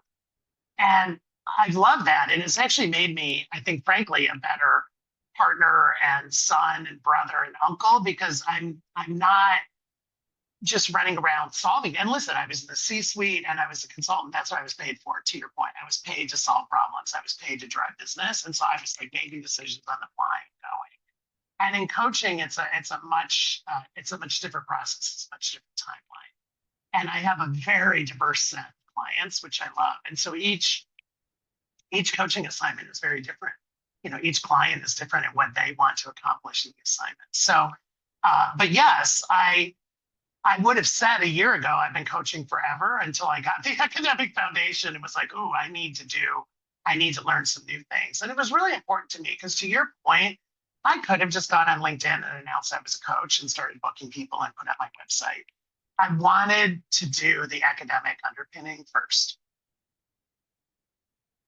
Well, it speaks volumes to your character too, because most people say, "Yeah, I got this. I've been doing this.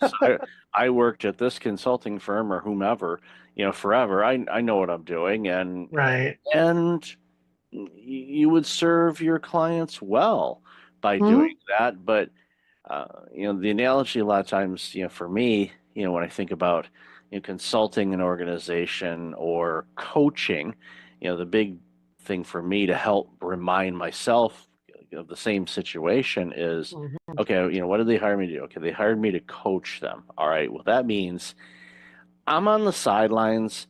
I'm going over some plays. I'm like, okay, what do you think about this? Very collaborative. Get them, like you said, to come up with their solutions instead of, what do you think about this? And, being, a reformed people pleaser and a problem solver. The great book by the late Dr. Harriet Breaker, Disease to Please. I highly recommend it. That is brilliant. I love the title. Yeah. I'm writing that down. I'm looking at you, but I'm writing that down. Yeah, it is. That book came out, I think, in the year 2000, so it's a quarter century old, but it's timeless and quite convicting if you are a people pleaser, because it calls you out really good. And there's different types of people pleasers, and I thought, well, I'm this, and then after reading that book and picking myself up off the floor after it knocked me down, oh wow, I'm actually different. And I reread it every few years just as a not so much as a reminder, but more of a where am I at now? Because, almost like a self-assessment. I love that. Yeah. So it's definitely a good book that I recommend to anybody and everybody. Well, it takes a people pleaser to know a people pleaser, right? Like I definitely listen. I'm a firstborn.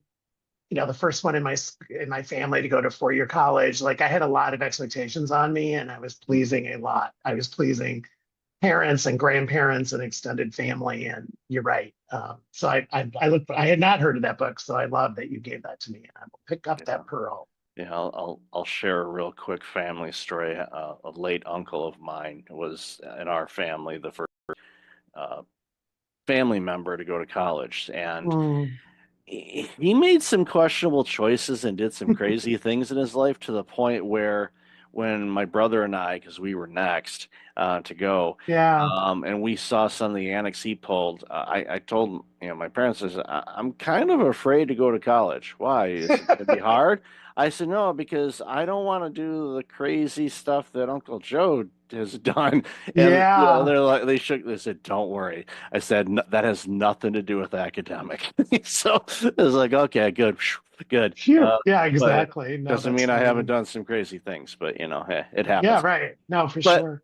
So, jumping back into, the work that you're doing now, and I know we talked about this before too, is, the tool bag of knowledge and experience that you have is interchangeable. So it's literally like going and I'll use the analogy, if you like to cook, okay, you got the spice rack, so you got all the spices, and you're like, okay, what am I going to make for dinner tonight? You've got some lean meat, you've got some veggies, salad, whatever. You're like, okay, what am I going to make? And as humans, we get in ruts and we say, okay, we're going to make this again. But no, sometimes we're like, no, actually, I want to do something different. And we may use a cookbook, or in this case, we may go, I'm going to rely on my improvise. Improv, and let's make dinner, knowing that DoorDash is just an app away. That's younger generations that didn't have, or older generations that didn't grow up with that. We remember. It's like, if dinner was screwed up, then guess what? Well, we either ate it cereal. Anyway, you might be having some cereal, or right? some Or cereal, or maybe there's that 2-year-old jam package in the bottom drawer. Is there a piece of bread? Some buttered toast. Some buttered toast. Yeah, exactly. We're like, literally. We're gonna get something, but we're literally thinking about going down the street. It's a great analogy. No, it's a great story. I mean, that is, I mean, there's a certain amount of, and that's part of what I like, what you and I are talking about. It's part of what I like about coaching is of course I prepare for my client meetings, and I review previous notes, and I write myself some notes that I, might want to ask, some certain questions I want to ask. I still have my list of go-to questions, but you are kind of improvising during the coaching because you really, to be a good coach, you have to be a very active listener and a very good question asker. And you're really riffing off of what your client comes to, right? And as you know, because you do this, like my first questions are always, what's top of mind for you today? Or, what issue really is something you want to talk about today? Because as you know, each session, 45 or 50 minutes, you can't boil the ocean. And I think getting the client to focus on what really is the core issue that's affecting them at that moment, right? And that they really want to talk about. And you can't prepare for that. It doesn't matter if you review all your notes and you think you know your client super well, they can surprise you each time. And to your point, I fall back on my 35 plus years of corporate experience and my own coaching. Like I was coached. I had a coach at Disney for 4 years when I was president of Disney Store. I had a coach. He was amazing. And I was the one, when my boss at Disney told me I was getting a coach, I thought I had done something wrong, honestly, Michael. Like I was like, oh my gosh, like, did I offend somebody or my number's not good? Like I saw it as a negative. And my boss was like, no, we're investing in you because we want you to be a better leader. We want you to grow with us. Once I flipped that switch and realized it was an investment, like it was an unbelievable time. And it was a gift that I had that coach in my life for 4 years. And it's somebody that I'm still in touch with because he helped me transform so much and absolutely made me a better leader at Disney, a better leader at every future job I had after that. And as I've said before, like a better person, like I think just a better human being. Spent many an hour inside Disney stores with my little ones. And so many did. We appreciate you. Yeah, lots of positive. One not so positive. My oldest daughter had, the quintessential meltdown, laying on the floor, screaming, crying, kicking her legs to the point where I had to literally carry her out of the store over my shoulder because she was upset. Did we not have something she wanted? We already bought her something. Oh, and she wanted something else, and I told her no, and that no is not a great word in Disney store now. No, it's like upon reflection, it was like next time. It was funny because her mom was the reason why we were there, and we were there with a friend of ours because my partner at the time, she was holding kind of like a house thing for selling something. I forget what it was, but so it's like, all right, well, I'll take Sarah out, and the other two kids were little enough where they weren't, they were still very young, so it wasn't an issue. But it's like, I'll take her. So it's like, all right, let's go to Disney store, and she never acted that way before ever, and so here I am walking with my buddy, and there's a screaming kid walking through the mall, screaming and yelling. I'm surprised people didn't call the cops, thinking I was trying I'd say turn you into child services. Yeah, it's like, you're trying to kidnap that child. No, I'm just not buying her yet. Okay, well, here's the hint. She has enough aerials, okay? Yes, but here's the hint. It's too late now, but for any of your listeners, because I still love Disney Store so much, the area around the cash register are the souvenirs. We call them souvies, but internally, we literally called them, without being rude, shut up gifts. And they were all like less than $12. And it was, I saw numerous desperate parents and grandparents picking up a, like a small plush animal, or, just something that, like a keychain, something that was under $10 or $12. Because we saw many a tantrum in Disney Store because you're teaching the kids boundaries, right? And of course, we're overstimulating. Like our job was to give them the best 30 minutes of their day. And so we were like overstimulating them, and there's something everywhere that they look. So we weren't always a parent's best friend. No, I get that, but no, I was thinking as you're mentioning that, I remember, in the back of the stores, they always had a Disney movie playing on. It used to be on the smaller televisions, Always, and yes. then the bigger screens and stuff like that. And I often thought, it's it'd be nice if they had the funding and the staffing to say, this is kind of like a kid drop off at IKEA where basically, and I'll use this pen, it's like this is the thing that pages you to let you know it's time to pick up your Yes. kid.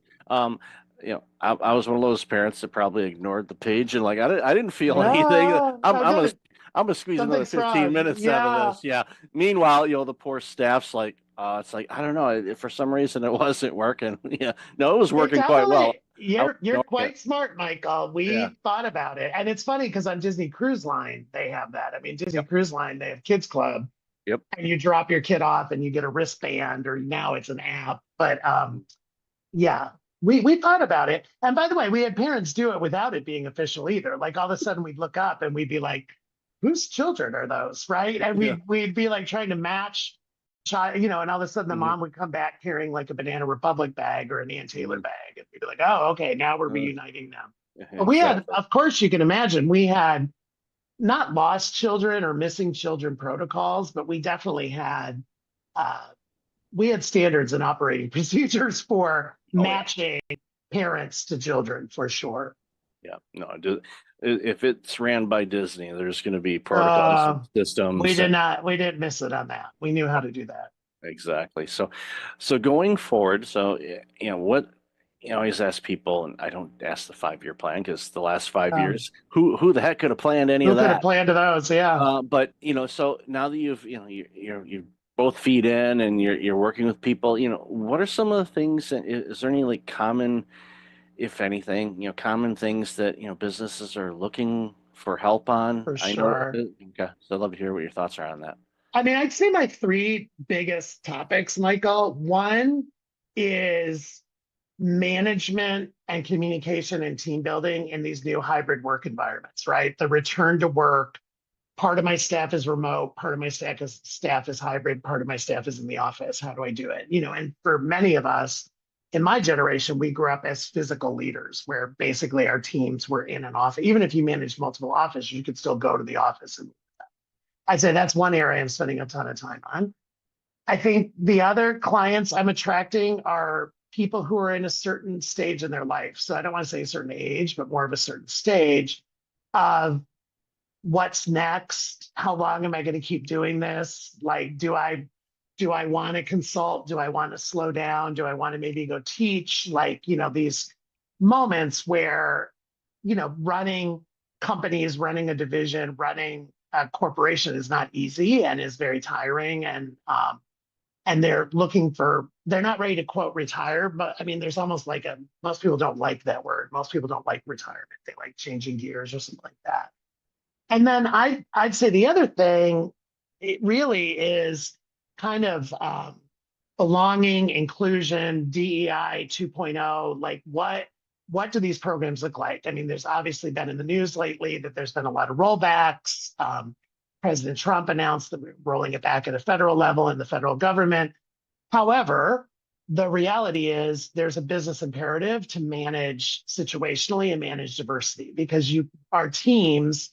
I mean, you look at the demographics of the United States in particular in 5 years, to your point, or 10 years, we're becoming a more diverse population. We're not becoming less diverse. And so regardless of what is legally required or mandated or directed, most executives I'm working with see the business imperative to manage diversity and manage situationally. And also, I'm spending a lot of time on the generational differences. I hear a lot about, oh, Gen Z is so hard to manage, or Gen L, whatever's after Gen Z, or Gen Y, or, these millennials. And I'm like, okay, but that's, again, managing diversity because each generation is different.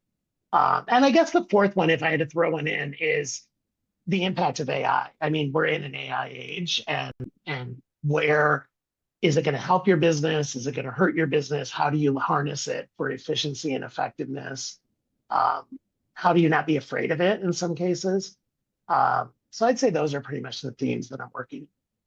Yeah, and definitely plenty of work in all of those arenas. Yeah. And, I saw the headline this morning. I forgot where it was, what article it was, or what resource it was from, but it touched on DEI and diversity. And to your point, yeah, 5 to 10 years, our country will be more diverse, and even to the point where they said it, because of the diversity, everybody thinks, okay, well, you've got people from this background or this faith or LGBTQ, whatever. Right. Yeah, so any of those things, but the thing that it hammered home, and I hadn't seen this at least across to me as before, is in many of these situations, the new immigrants and new citizens to our country and all of that stuff are not coming from Western civilization.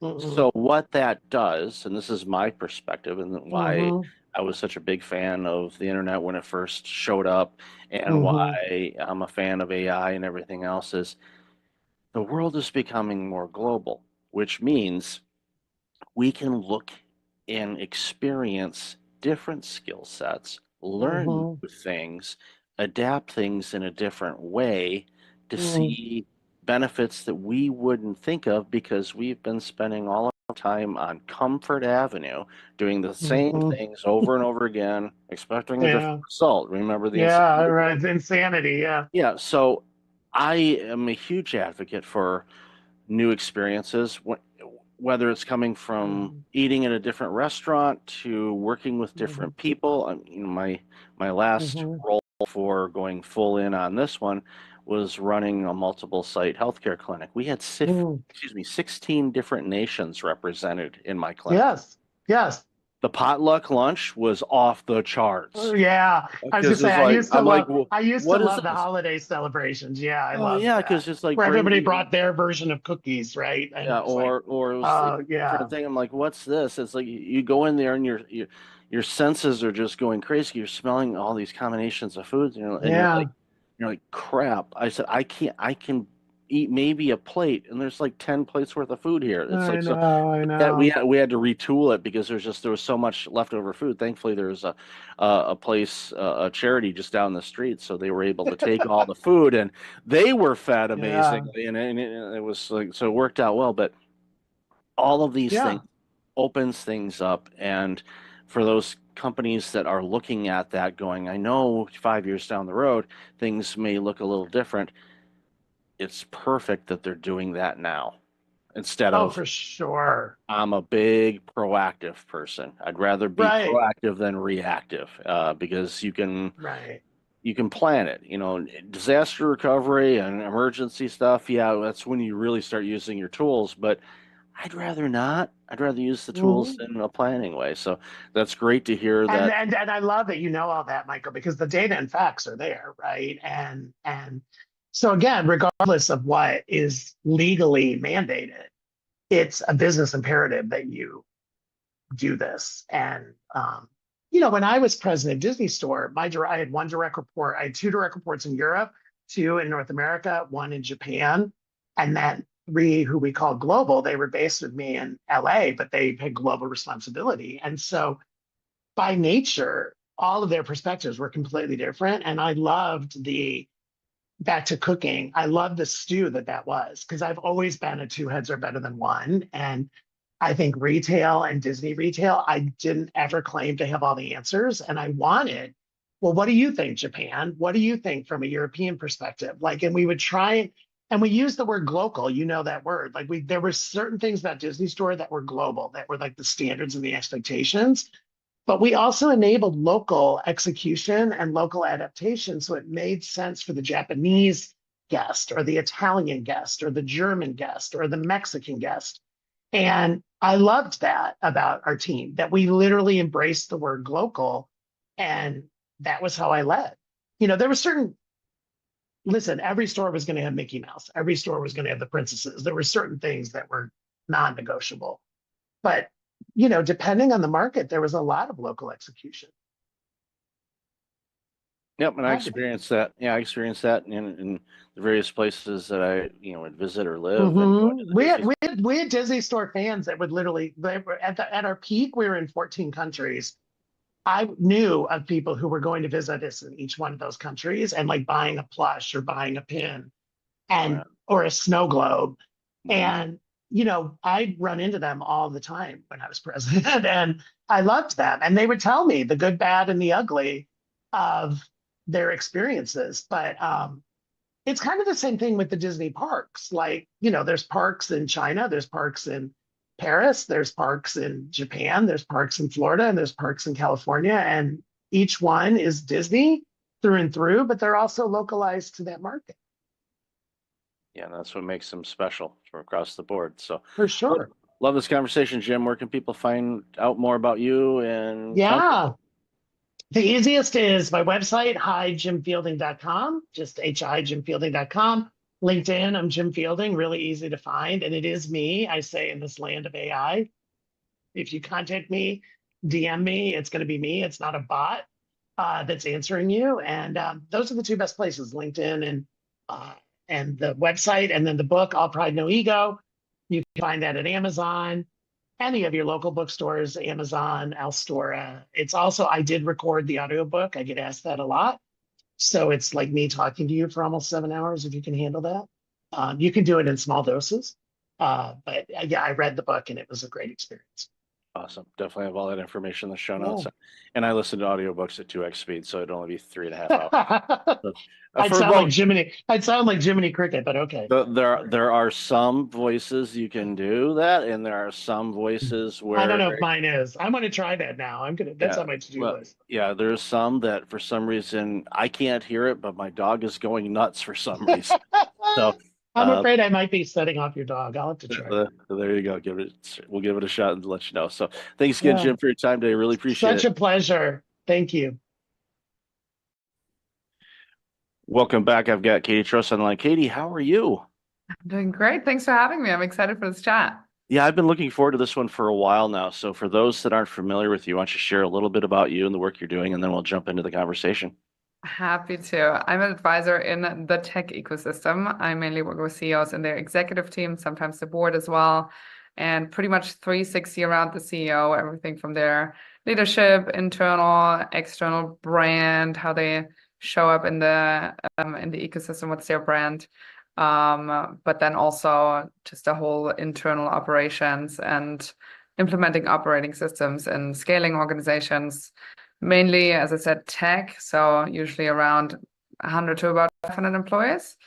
And as they scale their engineering teams and their sales teams, usually they have quite similar challenges, and I work with them on that and do the whole strategic planning and internal structure. Because I'm German after all, so I like structure. But then also scaling culture and working on the executive team dynamics and the team building. So really everything the CEO touches. And yeah, I advise about 10 to 12 at a time and having a good time doing it. I enjoy it a lot. Well, it's amazing. And, the work that you do, and especially the deep understanding that you have about every angle of an organization is so critically important, because nothing against our fellow advisors that are out there, but sometimes they can be a bit narrow focused when it comes to the work they do, their own understanding. But going back to your comment about systems and being German, I have a little bit of German heritage on my dad's side, and I blame/thank that, because I am very structured. I have to have order, otherwise chaos drives me absolutely bonkers. And when I go into an organization to look around, I'm just trained to see, oh, that's a mess. Oh, that's a mess. And I just want to go clean it up. And sometimes they're not ready for that. And when it comes to IT, and it's getting, and I'm going to change,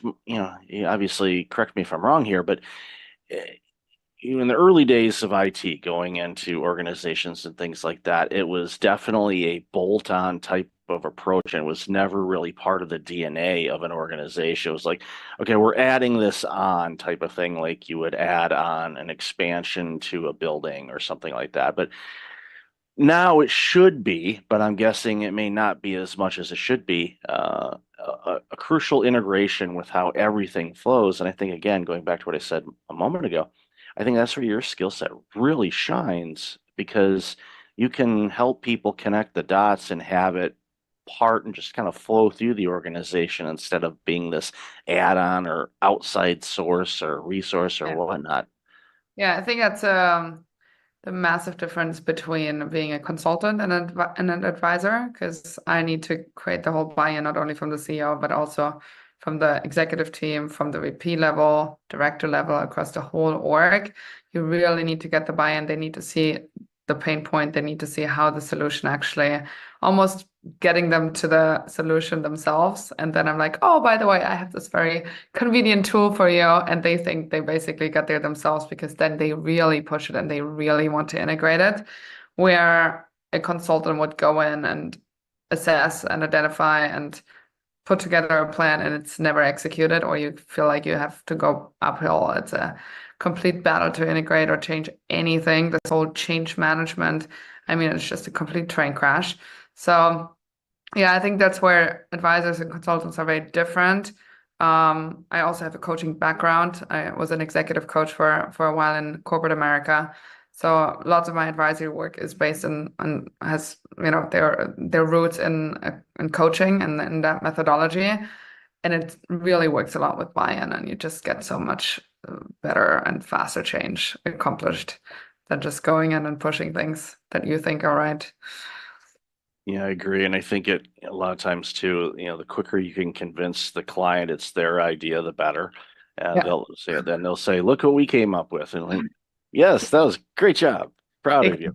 Yeah. You know, and it makes such a big difference. But I'd love to hear your thoughts on, and I don't ask too much about this anymore, about what we saw, during the pandemic, because I know there were changes, and we've talked about that on the show quite a bit.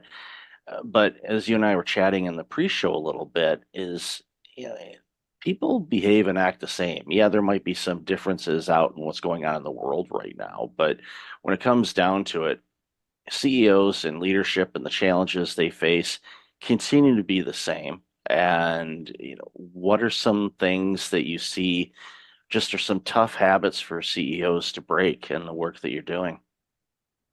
Interesting question.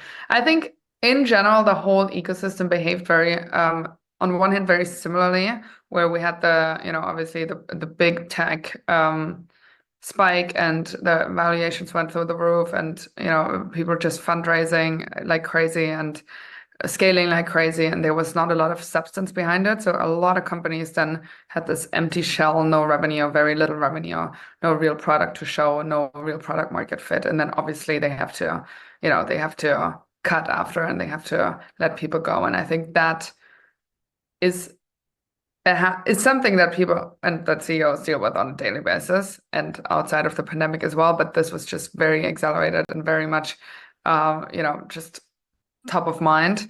So I think seeing the behavior of, hey, we have some money and we put it into marketing and into hiring, and there's what happened in the pandemic. People overhiring, people staffing companies with products that don't necessarily have product market fit yet. I think is a big lesson that CEOs can take away. And also post-pandemic, and when the ecosystem has now slowed down and there's not that much funding, to just really, really bootstrap as much as you possibly can, and only use money that you really need, and only use marketing channels that really work. Don't scale before you haven't validated marketing channels, before you haven't validated your product market fit, etc. So that's obviously one of the learnings from COVID.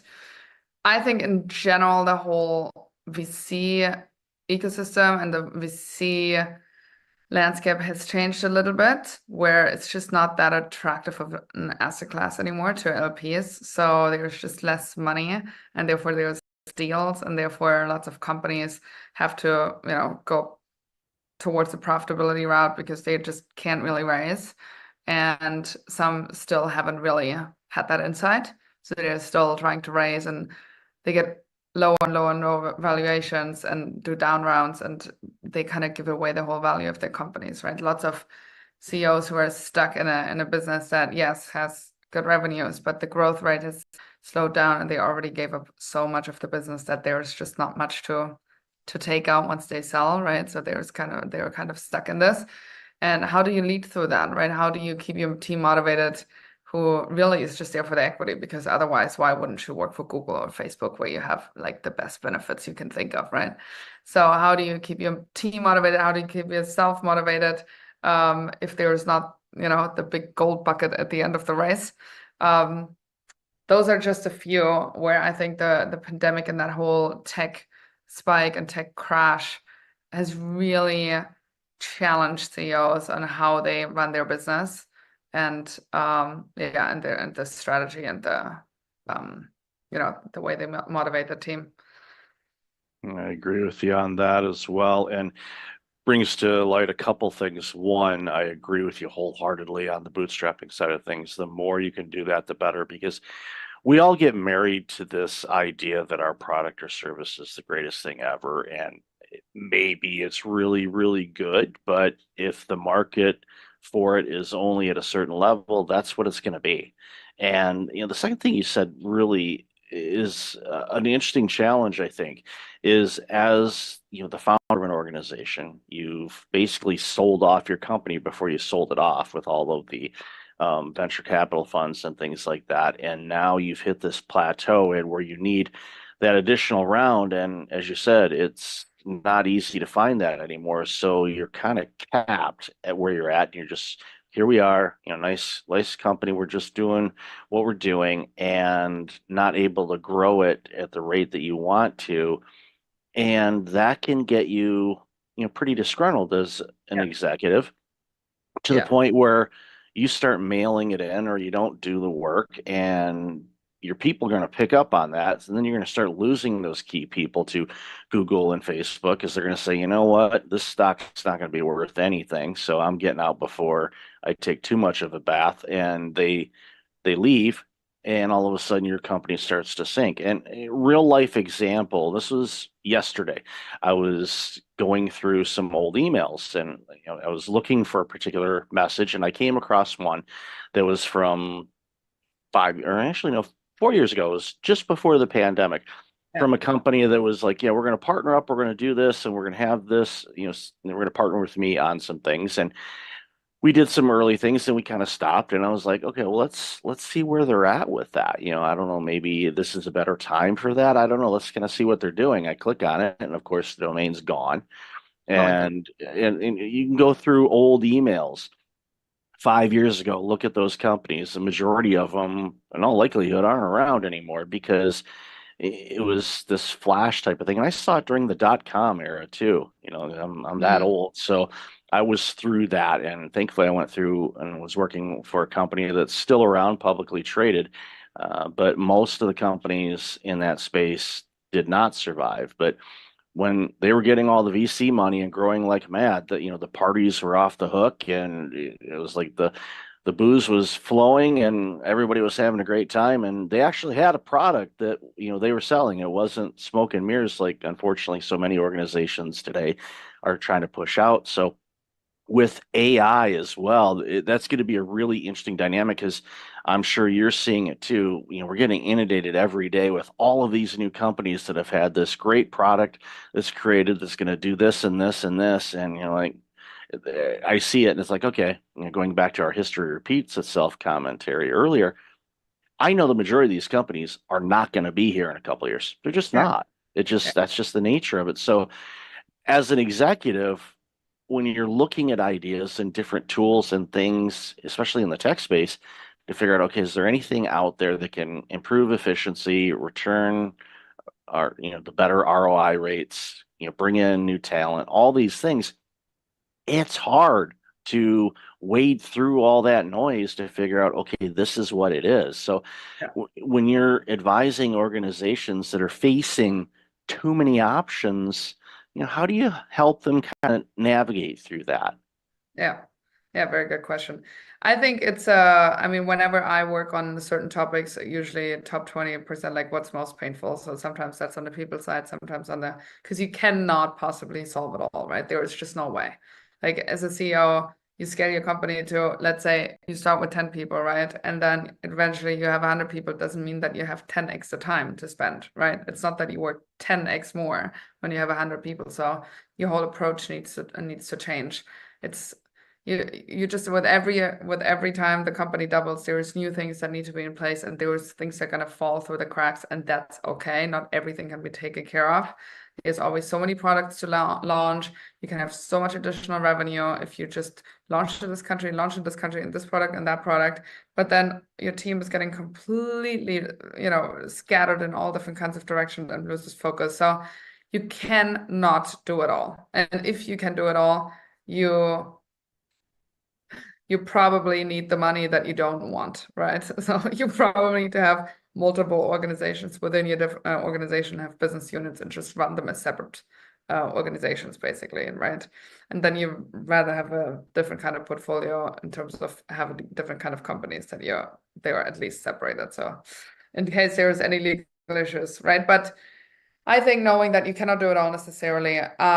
Also, the whole sprint towards the exit, like if you are in a venture-backed company, there is no point to just like drag it on just because your growth rate is good, or just because the revenues are good. It's not going to go forever. You have 1 or 2 bumpy years, and your valuation is already going to go down, right? And with every year, you put more money into the business. So just the moment you're crossing Series B, you go Series C, D, E, and then you just want out. This whole dragging it and, oh, maybe later on I can get a better valuation, take money off the table, and just make sure that you cover yourself and that you sell when you don't have to sell, but when others buy you. That's the VC game. And I think some founders don't really understand that. They just like keep going and going. And even the best companies that have bad quarters, and that's okay if it was all your company, right? But not if you have to sell it, or if you have investors and they're going to be in your neck. So yeah, interesting lessons from just like very well performing companies, from companies who didn't do so well in the COVID and post pandemic tech crash. And you just have to navigate every single situation a little bit differently. How much have you raised? Is there any potential for exit? I've seen term sheets with people basically having an exit next week, and then it all crashed, and then complete bankruptcy. I mean, I've seen it all in the pandemic, post-pandemic, etc. So you're basically on a gambling table, right? And there was some control you have, and there was obviously some levers you can pull, and having a great team is one of them. But you're in the middle of this, have to juggle all of the balls, and I think being in that position is very you're just kind of on the edge all the time. Like whenever you have a quiet 24 hours, it's probably something is going wrong already. It's just hasn't reached you yet. So it's really a sprint, right? It's like having this 7 to 10 year sprint where you get through it, and when you come out on the other side, you pat yourself on the back if you had a good exit.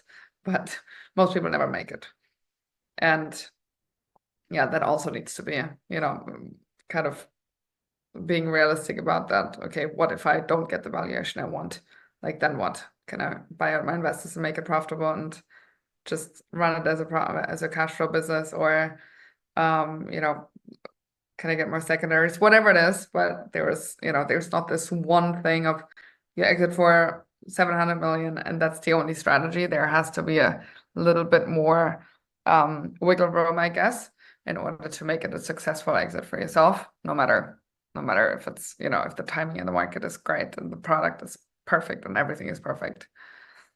One of the things that I've found with executives that are able to navigate those crazy waters is, while they focus obviously on the end goal and the results and the direction that they're going, they tend to focus a lot of their effort on the actual journey and the process itself. Yeah. And I have found, even in my own organization, that is where I've had the most growth, is just being present in, okay, here's a challenge. All right, how do we navigate through this? What can we do? Do we need to ride it out? Do we need to adjust? How should we go about this?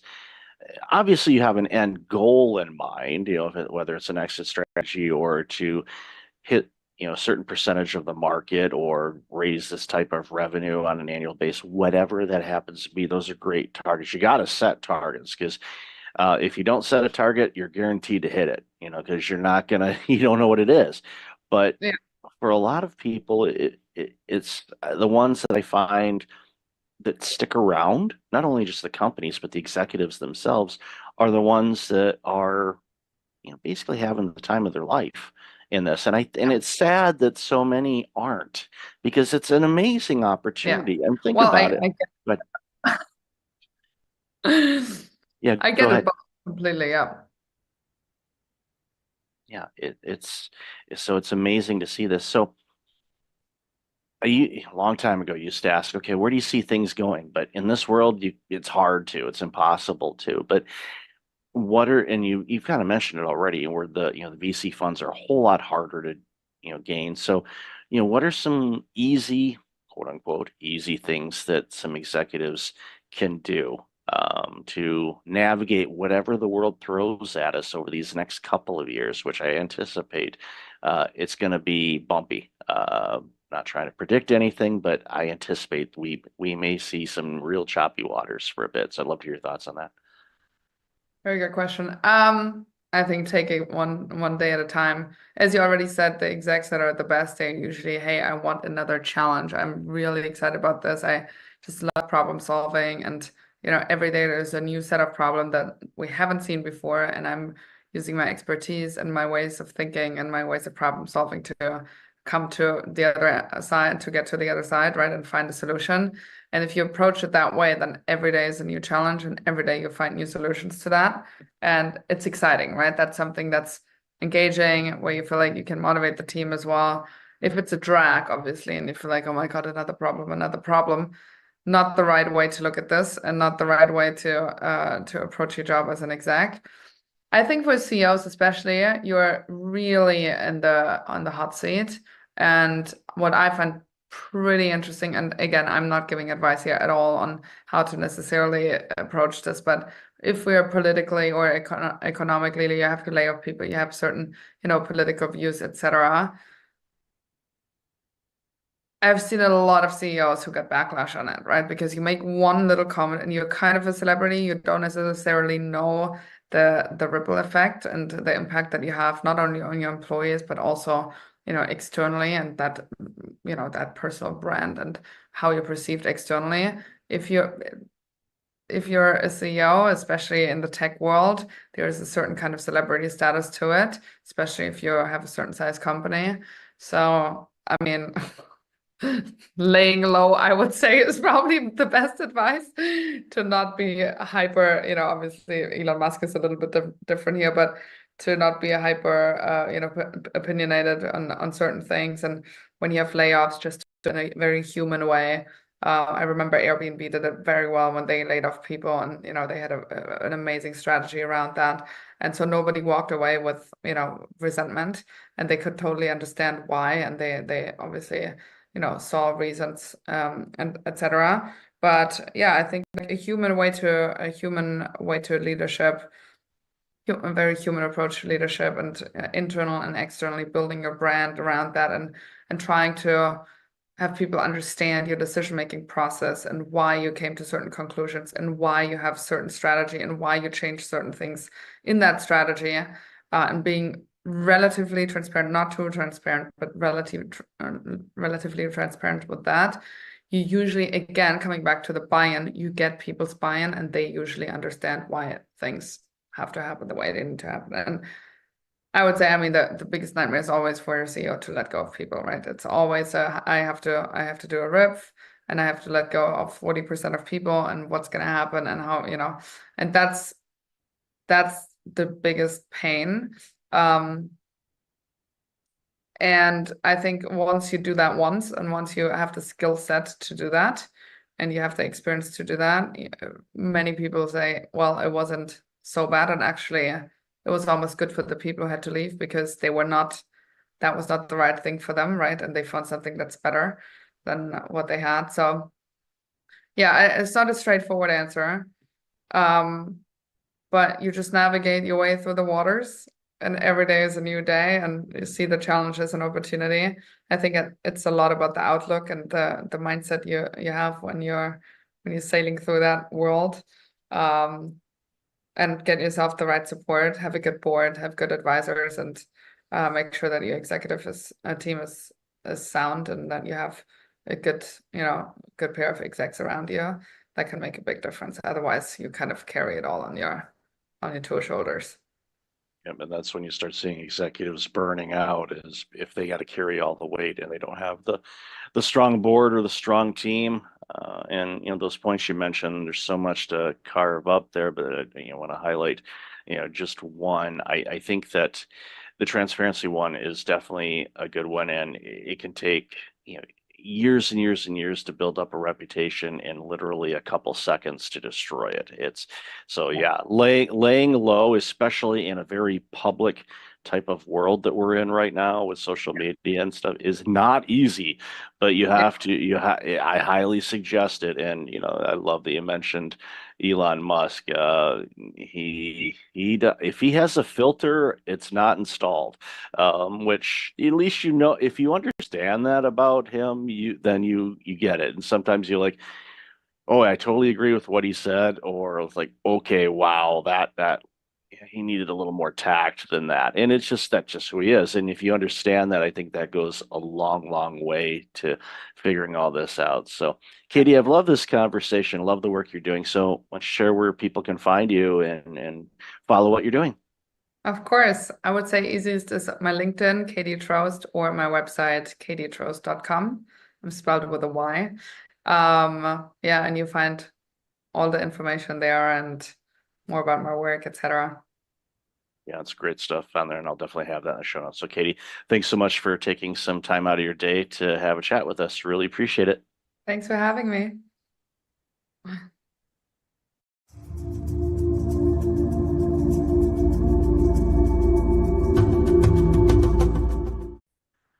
Welcome back. I've got Matt Seefeld on the line. Matt, how are you?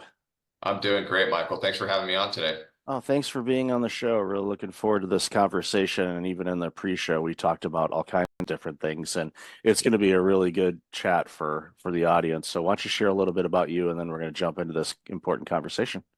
Absolutely. Yeah. So Matt Seefeld, live in Del Mar, California, which is just about 20 minutes north of San Diego on the coast.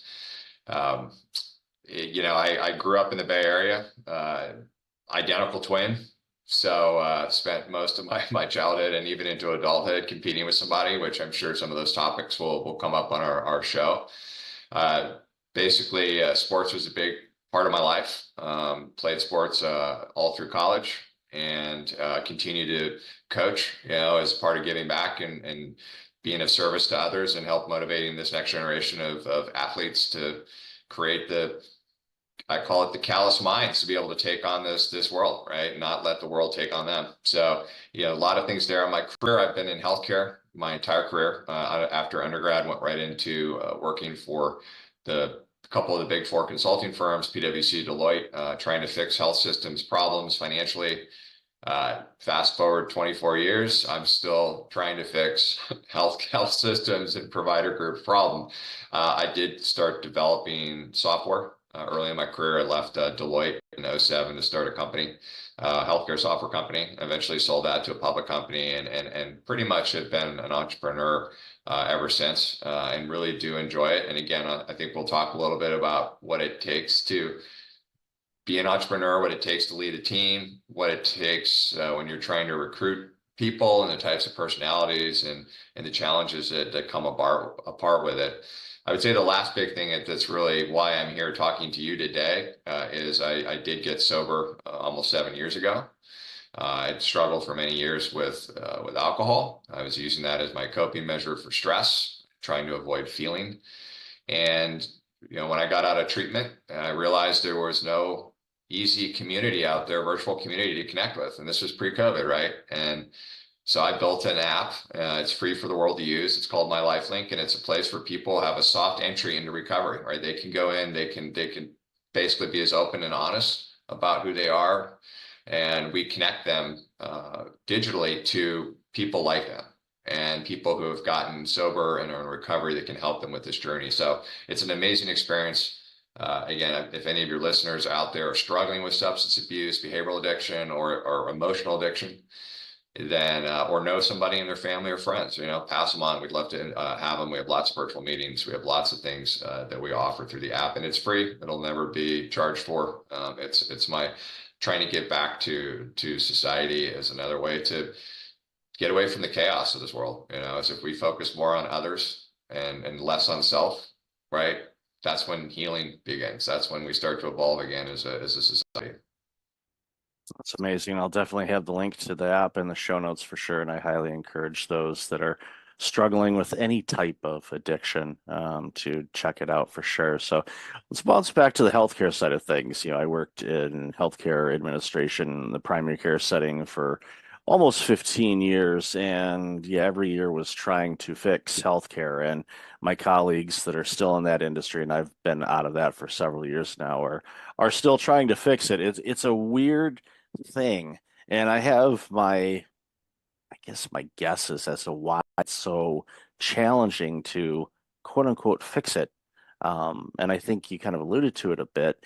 And it just seems like that there is a combination of a reluctance to make adjustments because we've always done it this way, or people are afraid to take risks to say, well, let's try this, because from physicians closing down practices, which is downright scary because we know the population is getting older and we're going to need more healthcare providers, not less.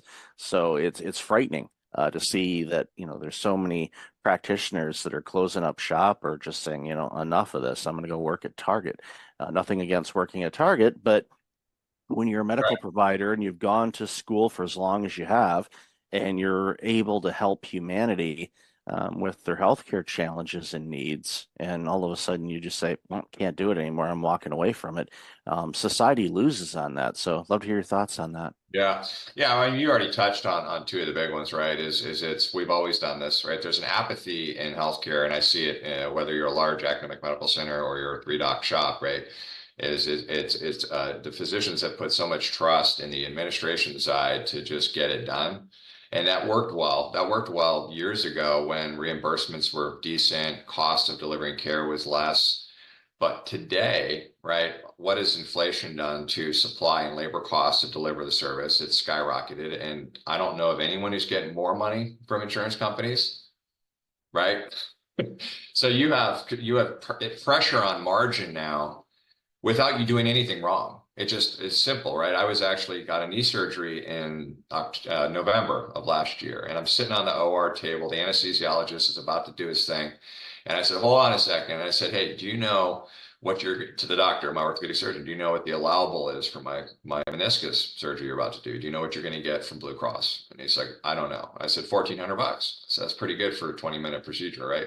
And I said, who's after me? What type of patient? He goes, Medicare. I said, what are you going to get from that? It's like, I don't know. I said, probably $800. And then I went one step further and I said, do you know how many people and touches on the administration side it's going to take for you to get paid for my claim? And he's like, no. I said, do you think you should know that as a business owner? It's like, yes. So there's your problem. So the problem that I see now, and I've been pitching this for 20 years, right? And it's always been a kind of a nice to have concept, but now it's a required to have, is the fact that unlike Henry Ford figured this out in the early 1900s, and healthcare still hasn't gotten there, right? It's this principle of people, right? And it's how do you get a workforce in place that will move heaven and earth to do the right things for the jobs that they're in, right? Revenue cycle is a nasty business, right? High turnover, low wages, not a lot of motivation going on there. So when you start to think about touches to get outcomes, I mean, we looked at like our company, we have a services business as one part of our company. And I looked at all of the outstanding account receivable. Those are claims that are just sitting out there waiting to get paid. We had already touched those 27,000 times at $5.27 a touch. Is that a problem? Of course it's a problem. So I really think the only way for healthcare to get back on track, and this is still probably not good enough. I think healthcare is going to have a massive change over the next 5 to 10 years, probably some more government intervention there. We've got to reduce touches and humans to get payment for services that are already much more expensive to deliver, right? It's as simple as that, right? It's getting people in the right organization, and it's measuring them and holding them accountable. So if you think of like, I call it recognize, reward, and retain, right? How do you recognize people for the great work they do? How do you reward them? And there's lots of ways to create reward systems. And then how do you retain them, right? Ritz-Carlton, Walt Disney figured this out decades ago. They call it the internal service quality, right? I love my job. I know where I fit in the organization. I want to be here. I want to brag to everybody, including my family, about what work I do. Right. So I'm not going to leave you and I'm going to perform. Right. Healthcare, what the heck? Like, go into a business office and hey, everybody's motivated or nobody's raising their hands. Right. So you have to get back to it. And the only way you can do that, though, is to be able to give them non-emotional, objective data on how they're doing. Because you're going to see two things. You're going to see the people that rise up and are like, finally, Michael sees what I do. And then you're going to see the people that select out. They're like, I don't want to be held accountable. I'm going to go work at another organization. I'm going to go work down at the Target or Starbucks or whatever. Right? It's that piece. To me, revenue cycle management is you touched on this. Like, I live in a community where if you have Medi-Cal, you will not be getting seen by any surgical specialist in our area. If you have Medicare, good luck. If you have good commercial managed care and you have a net worth that allows you to pay cash for lots of it, I'll see you. So not only these communities are, you're not losing physician groups, but the communities, they're only now taking select patients. So so all of this is hurting our society. We're all being impacted because we can't get our arms around the fact that there's too many people and too many touches to get paid. And we can't hold these payers more accountable. Those payers make billions in profit, right? The supply companies make billions in profit. The drug companies make billions in profit, yet the providers are going out of business. Wait a minute. Where's that economic principle?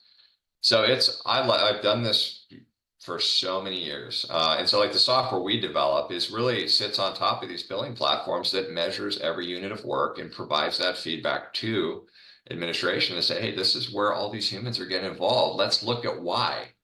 Let's look at the people and the process, and let's look and say, can we change things? AI is great. AI is going to help transform this industry in a lot of ways, but you've got to know where people are involved first before you can start making big investments and hope that some sort of an AI technology or machine learning technology is going to fix a problem. So that was a long answer, Michael, but it's important, right? How do you motivate people? One last thing I'll say on this, and this goes to really anyone listening that's either running a company or in a company, is make sure people understand why they do. When people ask me, like, what does Medivault do? I say, I'm not going to tell you what I do, but I'm going to tell you why I do what I do. Why is because this society needs access to great healthcare services. And if we can't drive margin for these practices, and they go out of business, or they're forced to sell to a hospital, or they're forced to sell to private equity, it hurts the community. So why I do what I do with my software is to give some of that dollar wallet share back to our provider groups. Same thing in organization. We have about 170 people, and I did a company meeting last Tuesday. And as I'm talking to these folks, I said, ask yourself, do you really know what your role is and why you're in the role and what your role is doing for our overall mission? And do you want to be in that? See, a lot of times people are upset in the workplace, not because they're an unmotivated individual, because they were never asked those questions. Like, they just got hired. Like, oh, I'm going to hire you, and you're a biller, or you're a charge entry, you're a coder, you're going to be in call center. But do you want to do that? Right? Do you understand every time you answer a call, you have an opportunity to create a great experience for a patient? Right. So we need to be better at leaders to make sure that everyone that works in an organization understands where they fit, why they fit there. And then we got to ask them, is this something that you want to do? Or are there other things that you'd like to do in the organization where you would be more empowered to do these? Yeah, it's important to figure out, and for individuals as well, because And there's this theme of blaming the companies for everything, but as employees, we have to take ownership in our own experiences and what we want and get clear as to what we want. And if it's okay if you don't know, but one of the things that I'm thankful that I did at an early age, wherever I worked, was to get as much of an understanding of how the entire operation worked. One, for opportunities, in case I want to get promoted or work in a different division or department or whatnot, but also to what you said, figure out myself, okay, what's my piece of this puzzle? If I don't do my job, what happens? And it was a work ethic that I had, thank my parents and grandparents and great grandparents for that, type of belief in, when you go to work, it doesn't have to be torture. You can have fun with it, but just have an understanding of what your role does for the greater good. And if you see opportunities to make things better, offer them up, or if you have the autonomy to do so, implement it. And all of a sudden, you're making the jobs easier for your colleagues, making a better experience for your customers, and it goes a long way. So don't just depend on the employer to do it, but go to the employer too. This is a two-way street, and you want to make sure that you bring out your best as an individual, because I've said this for years. It's harder to not work than it is to work. And a lot of people are like, what do you mean by that? It's like, if you're not motivated, you're not driven, you're just, punching in and just taking up 8 hours and going out. Those are the longest 8 hours of your life. If you're going in and you can gamify what you do, you can have a song bouncing in your head, whatever you need to kind of get you bouncing a little bit and a little bit more motivated and disciplined. You got to be disciplined too. You'll be shocked how quickly that clock goes, because you're in the zone, and you can do that every day. And when you have that mentality about it, I see it time and time again, because I work with people that are burned out, and I'll go into a company and I'll see two people doing the same job, same generation, age, gender, pretty much the same across the board.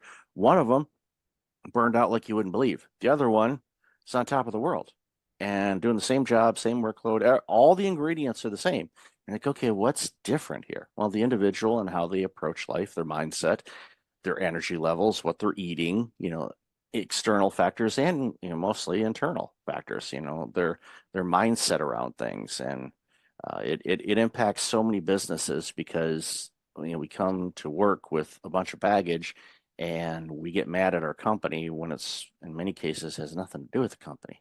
But so love your thoughts. Yeah, it's interesting. Yeah, you picked on a couple of themes that I love. And it kind of ties back to Maslow's hierarchy of needs, which I talk a lot about when I speak at healthcare conferences. Is that this, and I don't want to make it about a generational thing, but the newer generations, right? They operate different than the older generations, right? I was born in the 70s, and so kind of my mentality is different than, say, where my sons are, right? I got a 13-year-old and a 9-year-old. But you think about what's being lost, I think, in society is the top of that pyramid, which is self-actualization. I think that we've lost, not everybody, but I think the majority of folks, if you were to ask them, like, do you have a goal that you're willing to become so obsessed with that you'll do everything possible, every action possible to achieve it, knowing that you may not achieve it, but that's a heck of a journey along the way. It's just self-discovery. I think that applies to the workplace, and I think it applies outside of the workplace. Is that if I'm going to invest 8 hours a day going to a job, what do I want to just click a button? I mean, do you really just want to sit there, or do you want to be proud of the work that you do? Again, this goes back to, do I know where I fit in the organization? Is this where I should be? Is this the best use of me? Right? Is that if we can get some more folks back to this principle of self-actualization, and then you hit on discipline, right? Motivation is great, but motivation without discipline doesn't get you anywhere, right? And I love that you brought that up and made that connection, because I think people miss that. Like, I'm so motivated to lose weight. I'm so motivated to be a pro ball player. I'm so motivated to, really? But are you disciplined, meaning that you're going to do everything? You're going to be hyper obsessed with it. Obsession is often a term that people don't like, right? It's like, well, he's obsessed. But obsession is actually what it takes to be an achiever, right? I see that in sports, right? I have coached baseball, right? All these kids, I want to play in the pros. I want to be Manny Machado. I want to, do these. That's great. That's a great outcome. You don't control outcomes in life. Well, what do you mean? I said, well, you control actions. You never control outcomes. That doesn't make sense. No, it does make sense. You can say you want to be something or you want to achieve something. But again, this goes back to how obsessed are you willing to be? What actions are you willing to take every day? So you want to play pro ball, you come to practice twice a week and that's it. You're probably not playing pro ball. You go to practice twice a week, then you come home and you hit the tee 5-10 minutes a day, right? Then you throw pitch 5-10 minutes a day and you compound that every year. You're starting to do the work that gives you the better opportunity to play in high school, play in college, and then potentially pros, right? So it's really important, I think, for society, your listeners, you and me, to just recalibrate that if you want to be something that you're proud of, then you have to take ownership of that goal and you have to do everything you can. And this is workplace and this is outside workplace. I'll tell you, in recovery, it's all I talk about because it's like I hear this story every day. Oh, I can't stop drinking. I can't stop taking drugs. I can't stop watching porn. I can't stop having sex. I can't stop, this anxiety that I feel every day. All right. I can't stop this feeling of lack of self-worth, right? I'm not good enough. I don't feel good. Michael doesn't like me, right? All of those things come to me all the time. And I stop for a second and say, well, hold on a minute. Why are you trying to escape from that feeling? What's wrong with it? If Michael doesn't like me, that's on me. That's not on Michael. Michael says something to me, right? Sticks and stones break your bone. I say this to my kids all the time. Somebody says something to you and you let them, if you take that as truth, then you've lost, right? The only truth comes from within. That's your only truth. It doesn't come from what people say about you or act about you or how things happen. But we as humans, we take that and we create truth out of it. Right. And when we create truth, then we want to disassociate from that feeling, that where the maladaptive behavior comes in, right? It's like, well, Michael doesn't like me. It's making me feel bad about myself. So instead of addressing it, I just want to pick up a drink and numb myself to it. So again, this goes back to the principles of, are you willing to set goals that you really, truly want to achieve? You can't be everything, right? And I talk about when I do career coaching all the time, especially with my high school kids I coach, like, I don't know what college I'm going to go to, what job I'm going to have. I'm like, calm down. It's easier to figure out what you don't want to do first. Start there, right? I went into corporate America, full transparency. I love my dad to death, but I did it because that's what dad was. Dad was a successful businessman. He flew every week. We fly first class. We stay in nice hotels. And so I get out of college, all American athlete. And I'm like, I don't know what I'm going to do. I go into consulting because, now I can fly. And honestly, what I probably should have done is followed my instincts. Firefighter, something out the military, something out there that's more in tune with my personality of hyperactive, aggressive personality, but I didn't, and so I spent all of those years and I built a life around it. I built a career around it, so I'm not disassociating the outcomes that I've achieved because of it, but it makes you wonder, what if I had gone down the path of where my instincts would have taken me, right? If we can get these younger generations to think like that more, and not try to be something else or something that they think somebody wants them to be, no matter what it is, I think it's healing for them, and I think people in this world, they build their lives to a point where they have to have certain income levels and things like that, and they're not happy, right? Whereas I think if folks could actually say, this is really what I want to be, this is the lifestyle that I want to have, and then you work from there. Instead, it's like you build a lifestyle that's so high value that it's like, well, if I don't make this, then you can't do that. And therefore, I'm going to stress myself out. I don't like my job. I'll stay in my job. Maybe my younger brother, maybe he'll be listening. He'll laugh about this. But that's where he is. I was talking to my mom the other day. I'm like 7 years younger than me, and he's never happy with his job. But he's built such a life for him up in the Bay Area that he can't. The fear of leaving, it's too much. It's too much. I left Deloitte & Touche when I was not married, no kids, and I was just kind of dumb. I was like, I'm going to start my own healthcare software company in 2007. Now, I didn't realize at 30 years old that a recession was about to happen. So, but it's different, and I made it successful only because I was relentless and not failing. I actually hate losing more than I like winning. That's just my personality type. And so it does go back to what you want to be. And this all ties back to what we were talking about earlier, which is, am I in the right role? Am I doing something that I'm passionate about? Do I want to brag to my friends and family about the work that I do? Why I do what I do?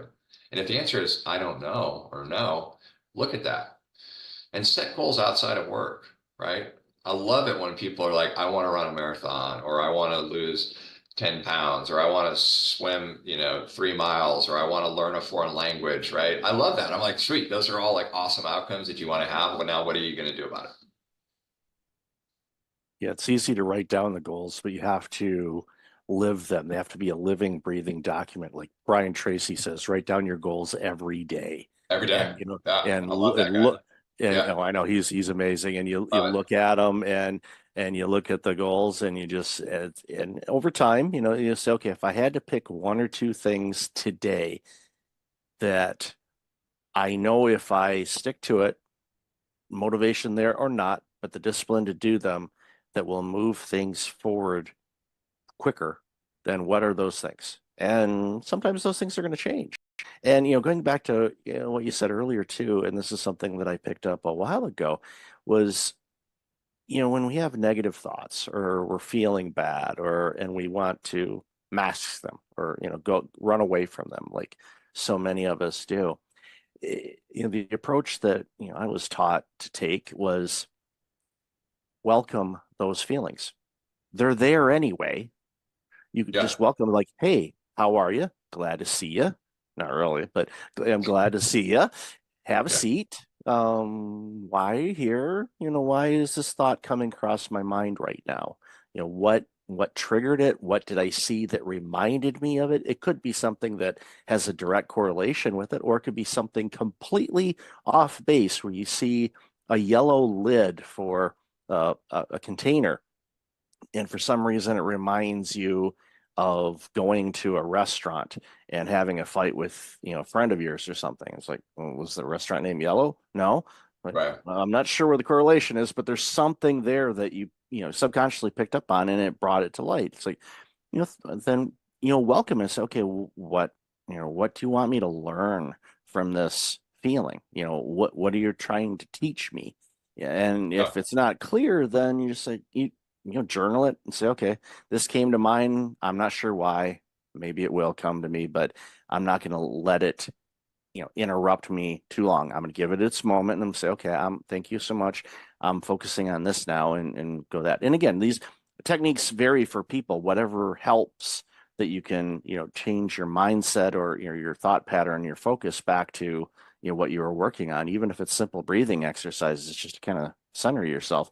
Sometimes that's all it takes. But to run away with it, like my wife says, it's like, yeah, try running away from your skeletons. You can move states, you can move countries. Guess what? You open up the closet, ta-da, hi. Yeah. So they're always going to do that.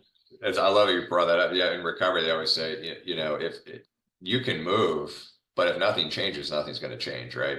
It's still there. I think that one point on is that we as humans take our thoughts as reality, and there is no reality. There's no truth to thought. Thought is a thought, right? Yellow, restaurant, right?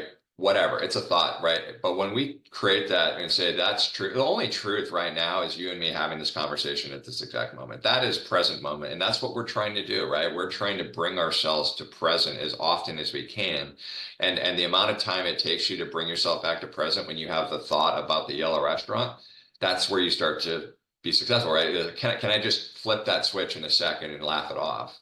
Right? We talk about this too shall pass, right? How does somebody stay sober 30 days, 45 days, 60 days? It's like, oh my God, I'm having triggers. I got to drink.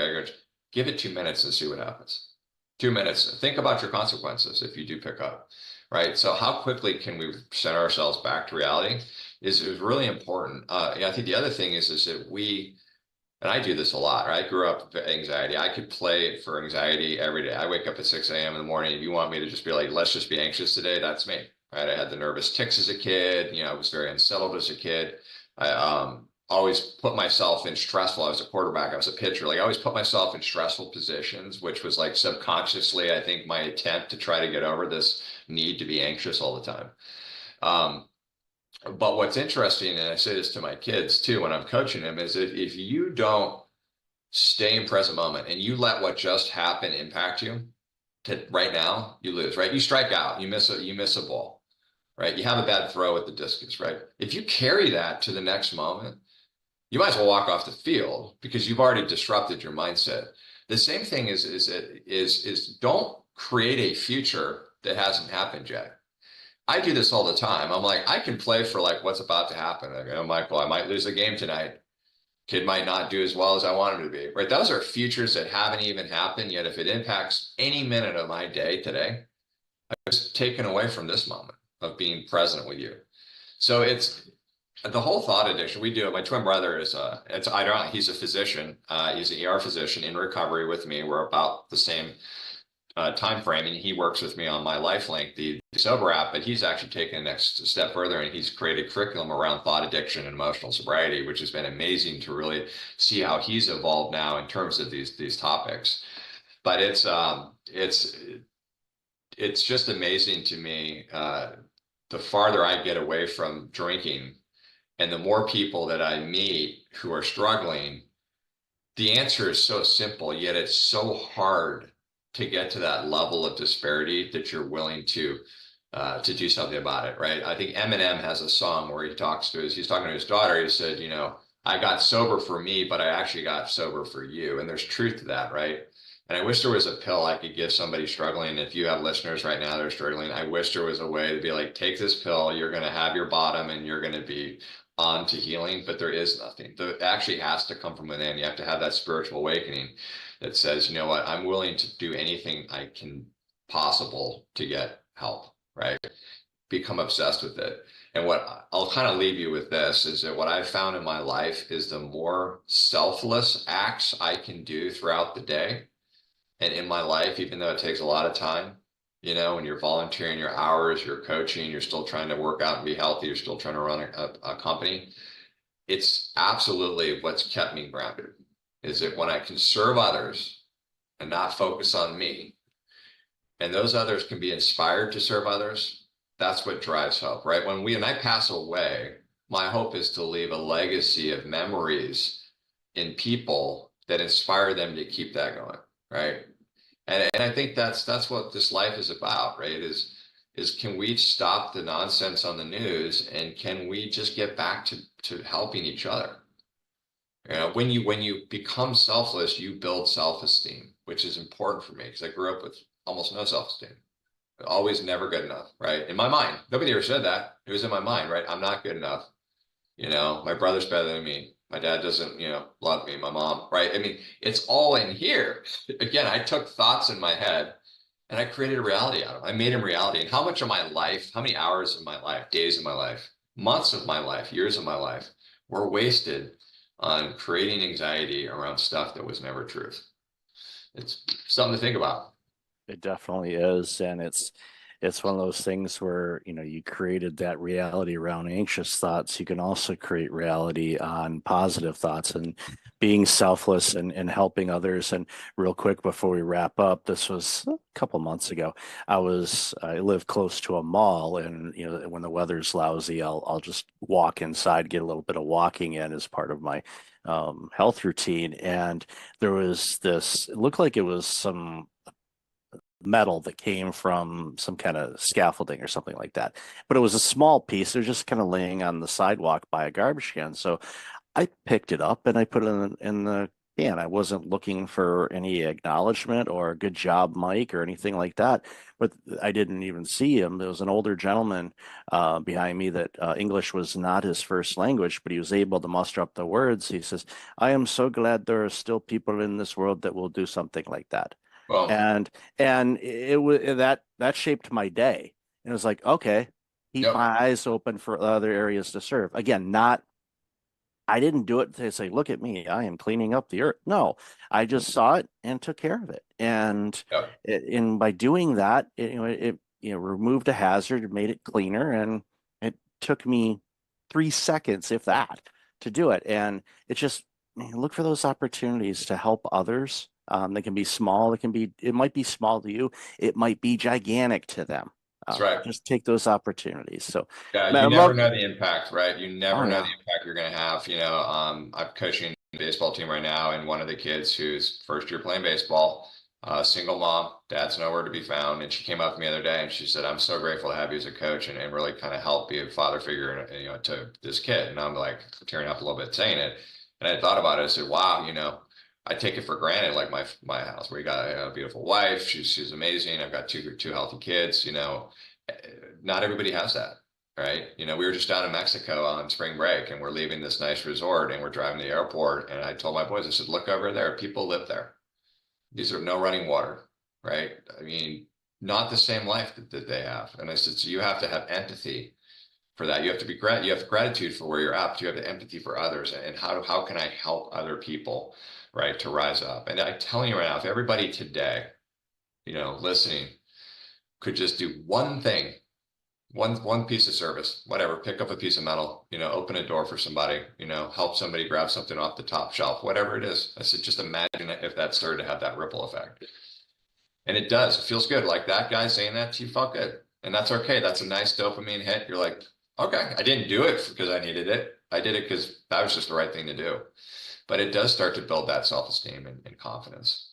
So, and it attracts more of that to you as well when you do it. Yep. So, Matt, love this conversation. Yeah. Where can people find out more about you and this amazing work you're doing?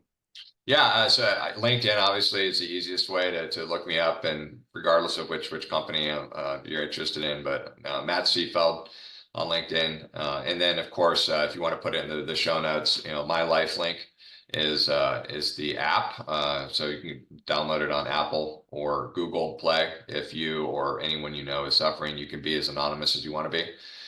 So it's a soft entry into this amazing and extraordinary world of recovery once we distance ourselves from the things that we historically did to disconnect from feeling. So would love to connect again and keep in touch with you, Mike. I really appreciate this time. These are fun podcasts to do where you can kind of just be open, and talk about a lot of different things. Yeah, no, I appreciate you and really enjoyed the conversation as well. And I'll definitely have all that information in the show notes. So Matt, again, be well, and hopefully you don't have nightmares about linebackers tackling you or. I still have a little bit of, yeah, it's funny. It's always like, I'm not prepared. I was a quarterback, so I wasn't prepared for the playbook. Like that's usually, it's not like a lot of people worry about school or they're not prepared for a test. I worry about, I show up to a game and I don't remember the playbook. Isn't that funny? So I still have that.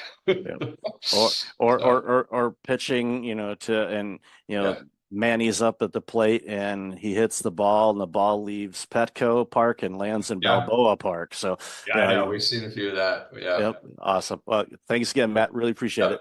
You too. Take care. Welcome back. I've got Bruce Piasecki on the line. Bruce, how are you? Very fine, Michael. Glad that you're here. I'm glad that I'm here, and I'm glad you're here too. We've talked quite a bit in the pre-show, which we'll sprinkle into the episode as well. But you do some amazing work, and you're concerned about a lot of different things that impacts humanity. But one of the things that we discussed in the pre-show was the connection of fear of war and fear of climate change and how they intersect a lot more than people may think. So would love to hear your thoughts about that. Yeah, like yesterday I did a podcast with Colonel Robin Phillips, who ran for the national security at the Pentagon, both the Afghanistan desk, the South Asian desk of those 41 nations like India and Pakistan, and also ran for 10 years the desk. They always gave her the hotspots of the former nations of the Soviet Union when it was breaking up. And what Colonel Robbins says, because she's honored me with a great review of my book, Wealth and Climate Competitiveness on Amazon, she's noticed as well that there's this coincidence between the new concerns about war and military resource conflict and climate change. And she reminds all of us in this podcast I did with her that today, for the first time in human history, we have the technology and the information, but we have to choose the right leaders and adapt the right patterns to realize that these are one and the same, that unless you keep national security interests and nation state interests in Somalia or the other nearly failed states, you're going to create serious unrest for the US government and for Canada and for the industrialized nations.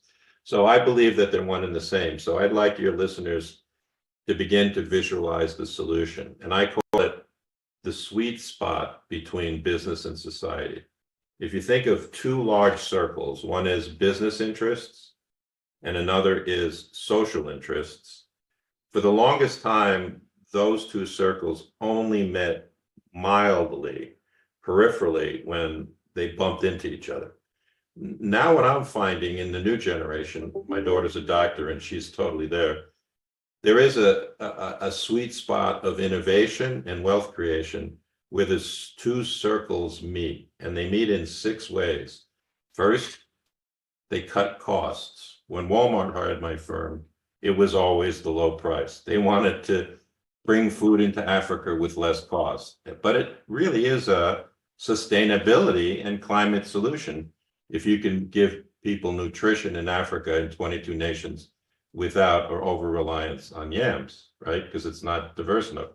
Second, the great firms grow revenue. So in my new book, I talk about Trane Technologies, the building science and the food transportation giant, 50,000 engineers who quadrupled the value of their stock during the pandemic because they found a more efficient way to help Pfizer shift its pandemic vaccines, helped Walmart ship its refrigerated food. And so Trane Technologies is featured in my new book as an example of a business result. They're growing revenue because they're interacting with social needs.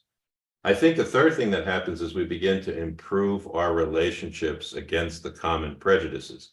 So many corporate leaders that I worked for, say 20 years ago, in their high rises where we take the private elevator up to the top of the firm, they had prejudices about social movements. They had prejudices against government, right? And I think that when you begin to think of the sweet spot that's shared between business interests and social interests, you get firms like Toyota, Patagonia, Unilever that operate. Unilever operates in 120 to 140 of the 190 nations in the world.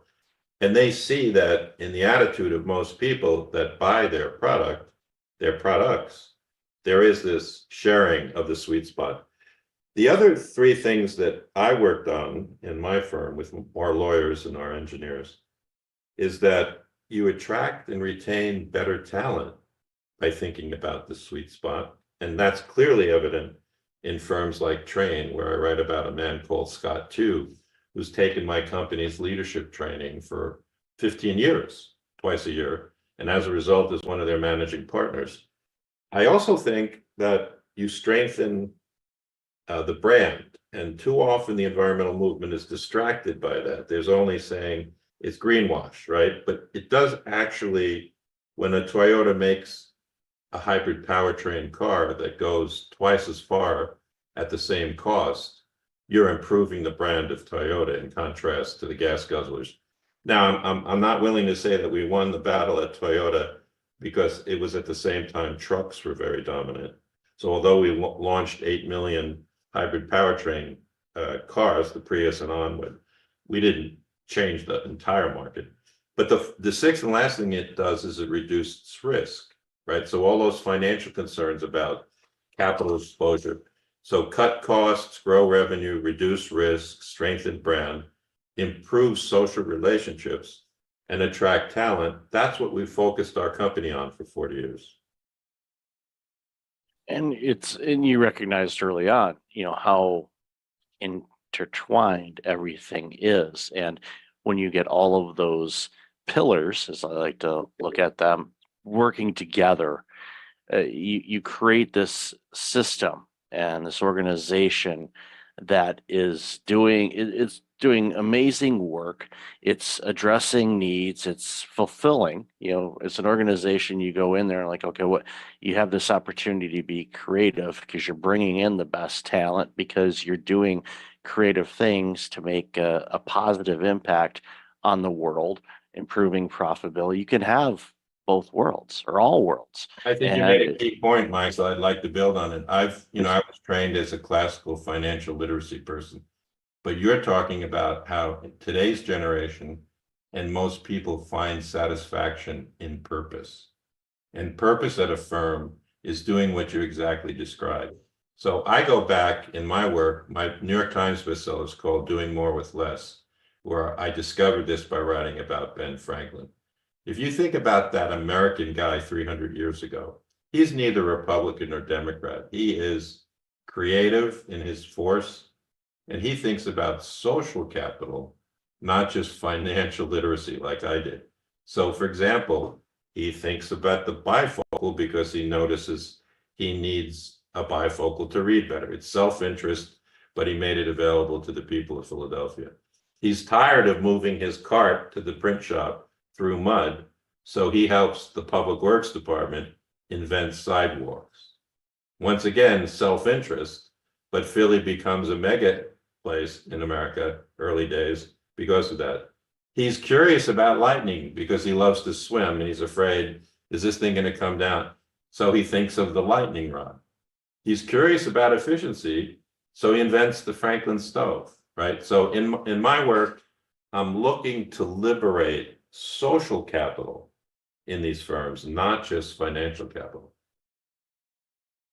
And it benefits both. And we know when we analyze, and I've talked with people that do this for a living, the different generations and their motivators and what they want to bring to the table. And Gen Z, and we'll see what Gen Alpha comes up with, and the millennials, there's variances, but they want to do amazing work, but they want it to have a meaning to it because they get fulfilled from it.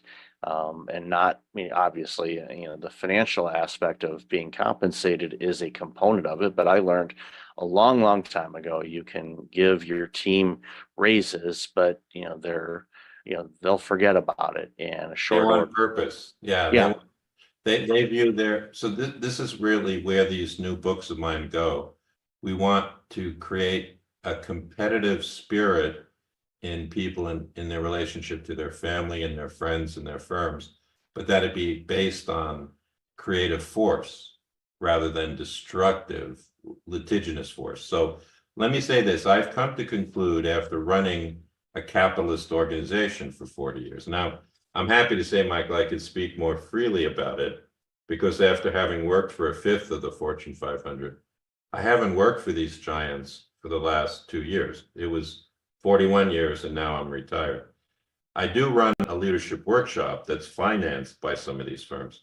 But the fundamental of my newest book is that capitalism can become social response capitalism if it's about the smart realignment of money, people, and rules. Without a doubt, you made reference just now to how the people in a firm you learned want to be purposeful. So you have to realign for that, right? I use in a new piece I wrote for the American Association of Colleges, my daughter as an example. So my daughter's 28 years old.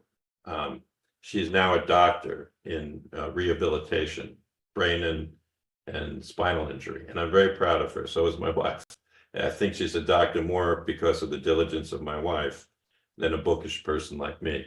But to make a long story short, when I observed Colette and all of her doctor friends at Upstate Medical and all of the places in the hospitals she's now working at, it's almost they learned about the relationship to business and society osmotically.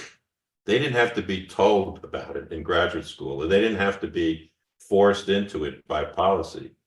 They live in a world in where there's so many people in the population, and they already are discerning that they have to play a role in reducing climate and pollution and making machines more efficient. To them, so I wrote about this in a piece about the beauty of global education. because she learned it osmotically. She didn't learn it by becoming a master's of environmental management. She learned it through medical school by bouncing across other intelligent, service-oriented people from around the world. So I've come to conclude that we are in a race to save the environment and save the planet, but I'm of the school that we're getting there. After 41 years of practice, I feel, Michael, we're getting there. Yeah, and I think, the competitive spirit of, we'll use racing, for example, but yes, we're all competing, but we're all competing together because we have a same goal. And being open, and you mentioned, your daughter, and observing and in conversations with people all over the globe, you get different perspectives. And that shows to me, not knowing her at all, that she is, open-minded, curious, exploratory, wanting to see different things instead of getting into a rut, for example, and just saying this is the only way that we can do it, when we know there's countless ways that we can approach things. But I think that it speaks volumes to her and the role that Your colleagues, there were hundreds like her in medical school. That's what blew me away. When I was pre-med 45 years ago at Cornell, it was all about becoming a doctor and focusing in your office and not about all these social issues. I think you hit the nail on the head again, that I've been curious. The word curiosity is also related to the word creative force. Now that I sold my corporation 3 years ago, my wife and I created a foundation where we give awards to under 40-year-olds that are writing about business and society. We've given many out now, and they're awarded at the New York State Writers Institute in front of 500 other authors. And we decided to call it Creative Force Foundation, because there is a difference between selfish, self-aggrandizing, competitive force, where you always feel like you have to win, and creative force, where you're watching the currents move in the direction of social needs. And so I don't believe that there will always be, Michael, speculative capitalists who are trying to get the 40% yield in two years, right? But my work is about the giants and the mid-sized firms and the leaders that are advancing history. They're almost like surfing at the top of the wave, as opposed to falling into the wave. So I do think that my new book, Wealth and Climate Competitiveness, constructs a new narrative. So I want to talk about one of the concepts in the book as well. I've already mentioned to you, Michael, that money, people, and rules is the way we capitalists organize our staffs and the way we compete, often in a cooperative way, right, through partnerships, right? But I think the thing that I found myself surprising myself, Michael, in writing this new book, is I tried to think, what kind of 700-year-old tale exists out there that's going to prepare people of all different generations to think this way that we're talking about more easily. And I decided there's a whole chapter, a whole passage in the end of the book about Robin Hood and redistribution of wealth. Now, if you begin to think about Robin Hood, he's really celebrated in the British tales across the last 700 years as a social hero, as opposed to a criminal. It's taken society a while to accept the notion that a Nelson Mandela was heroic rather than a person in prison in South Africa. And so in the book, I write about why redistribution of wealth is a social good. I'm not talking about overtaxing the rich or draconian rules.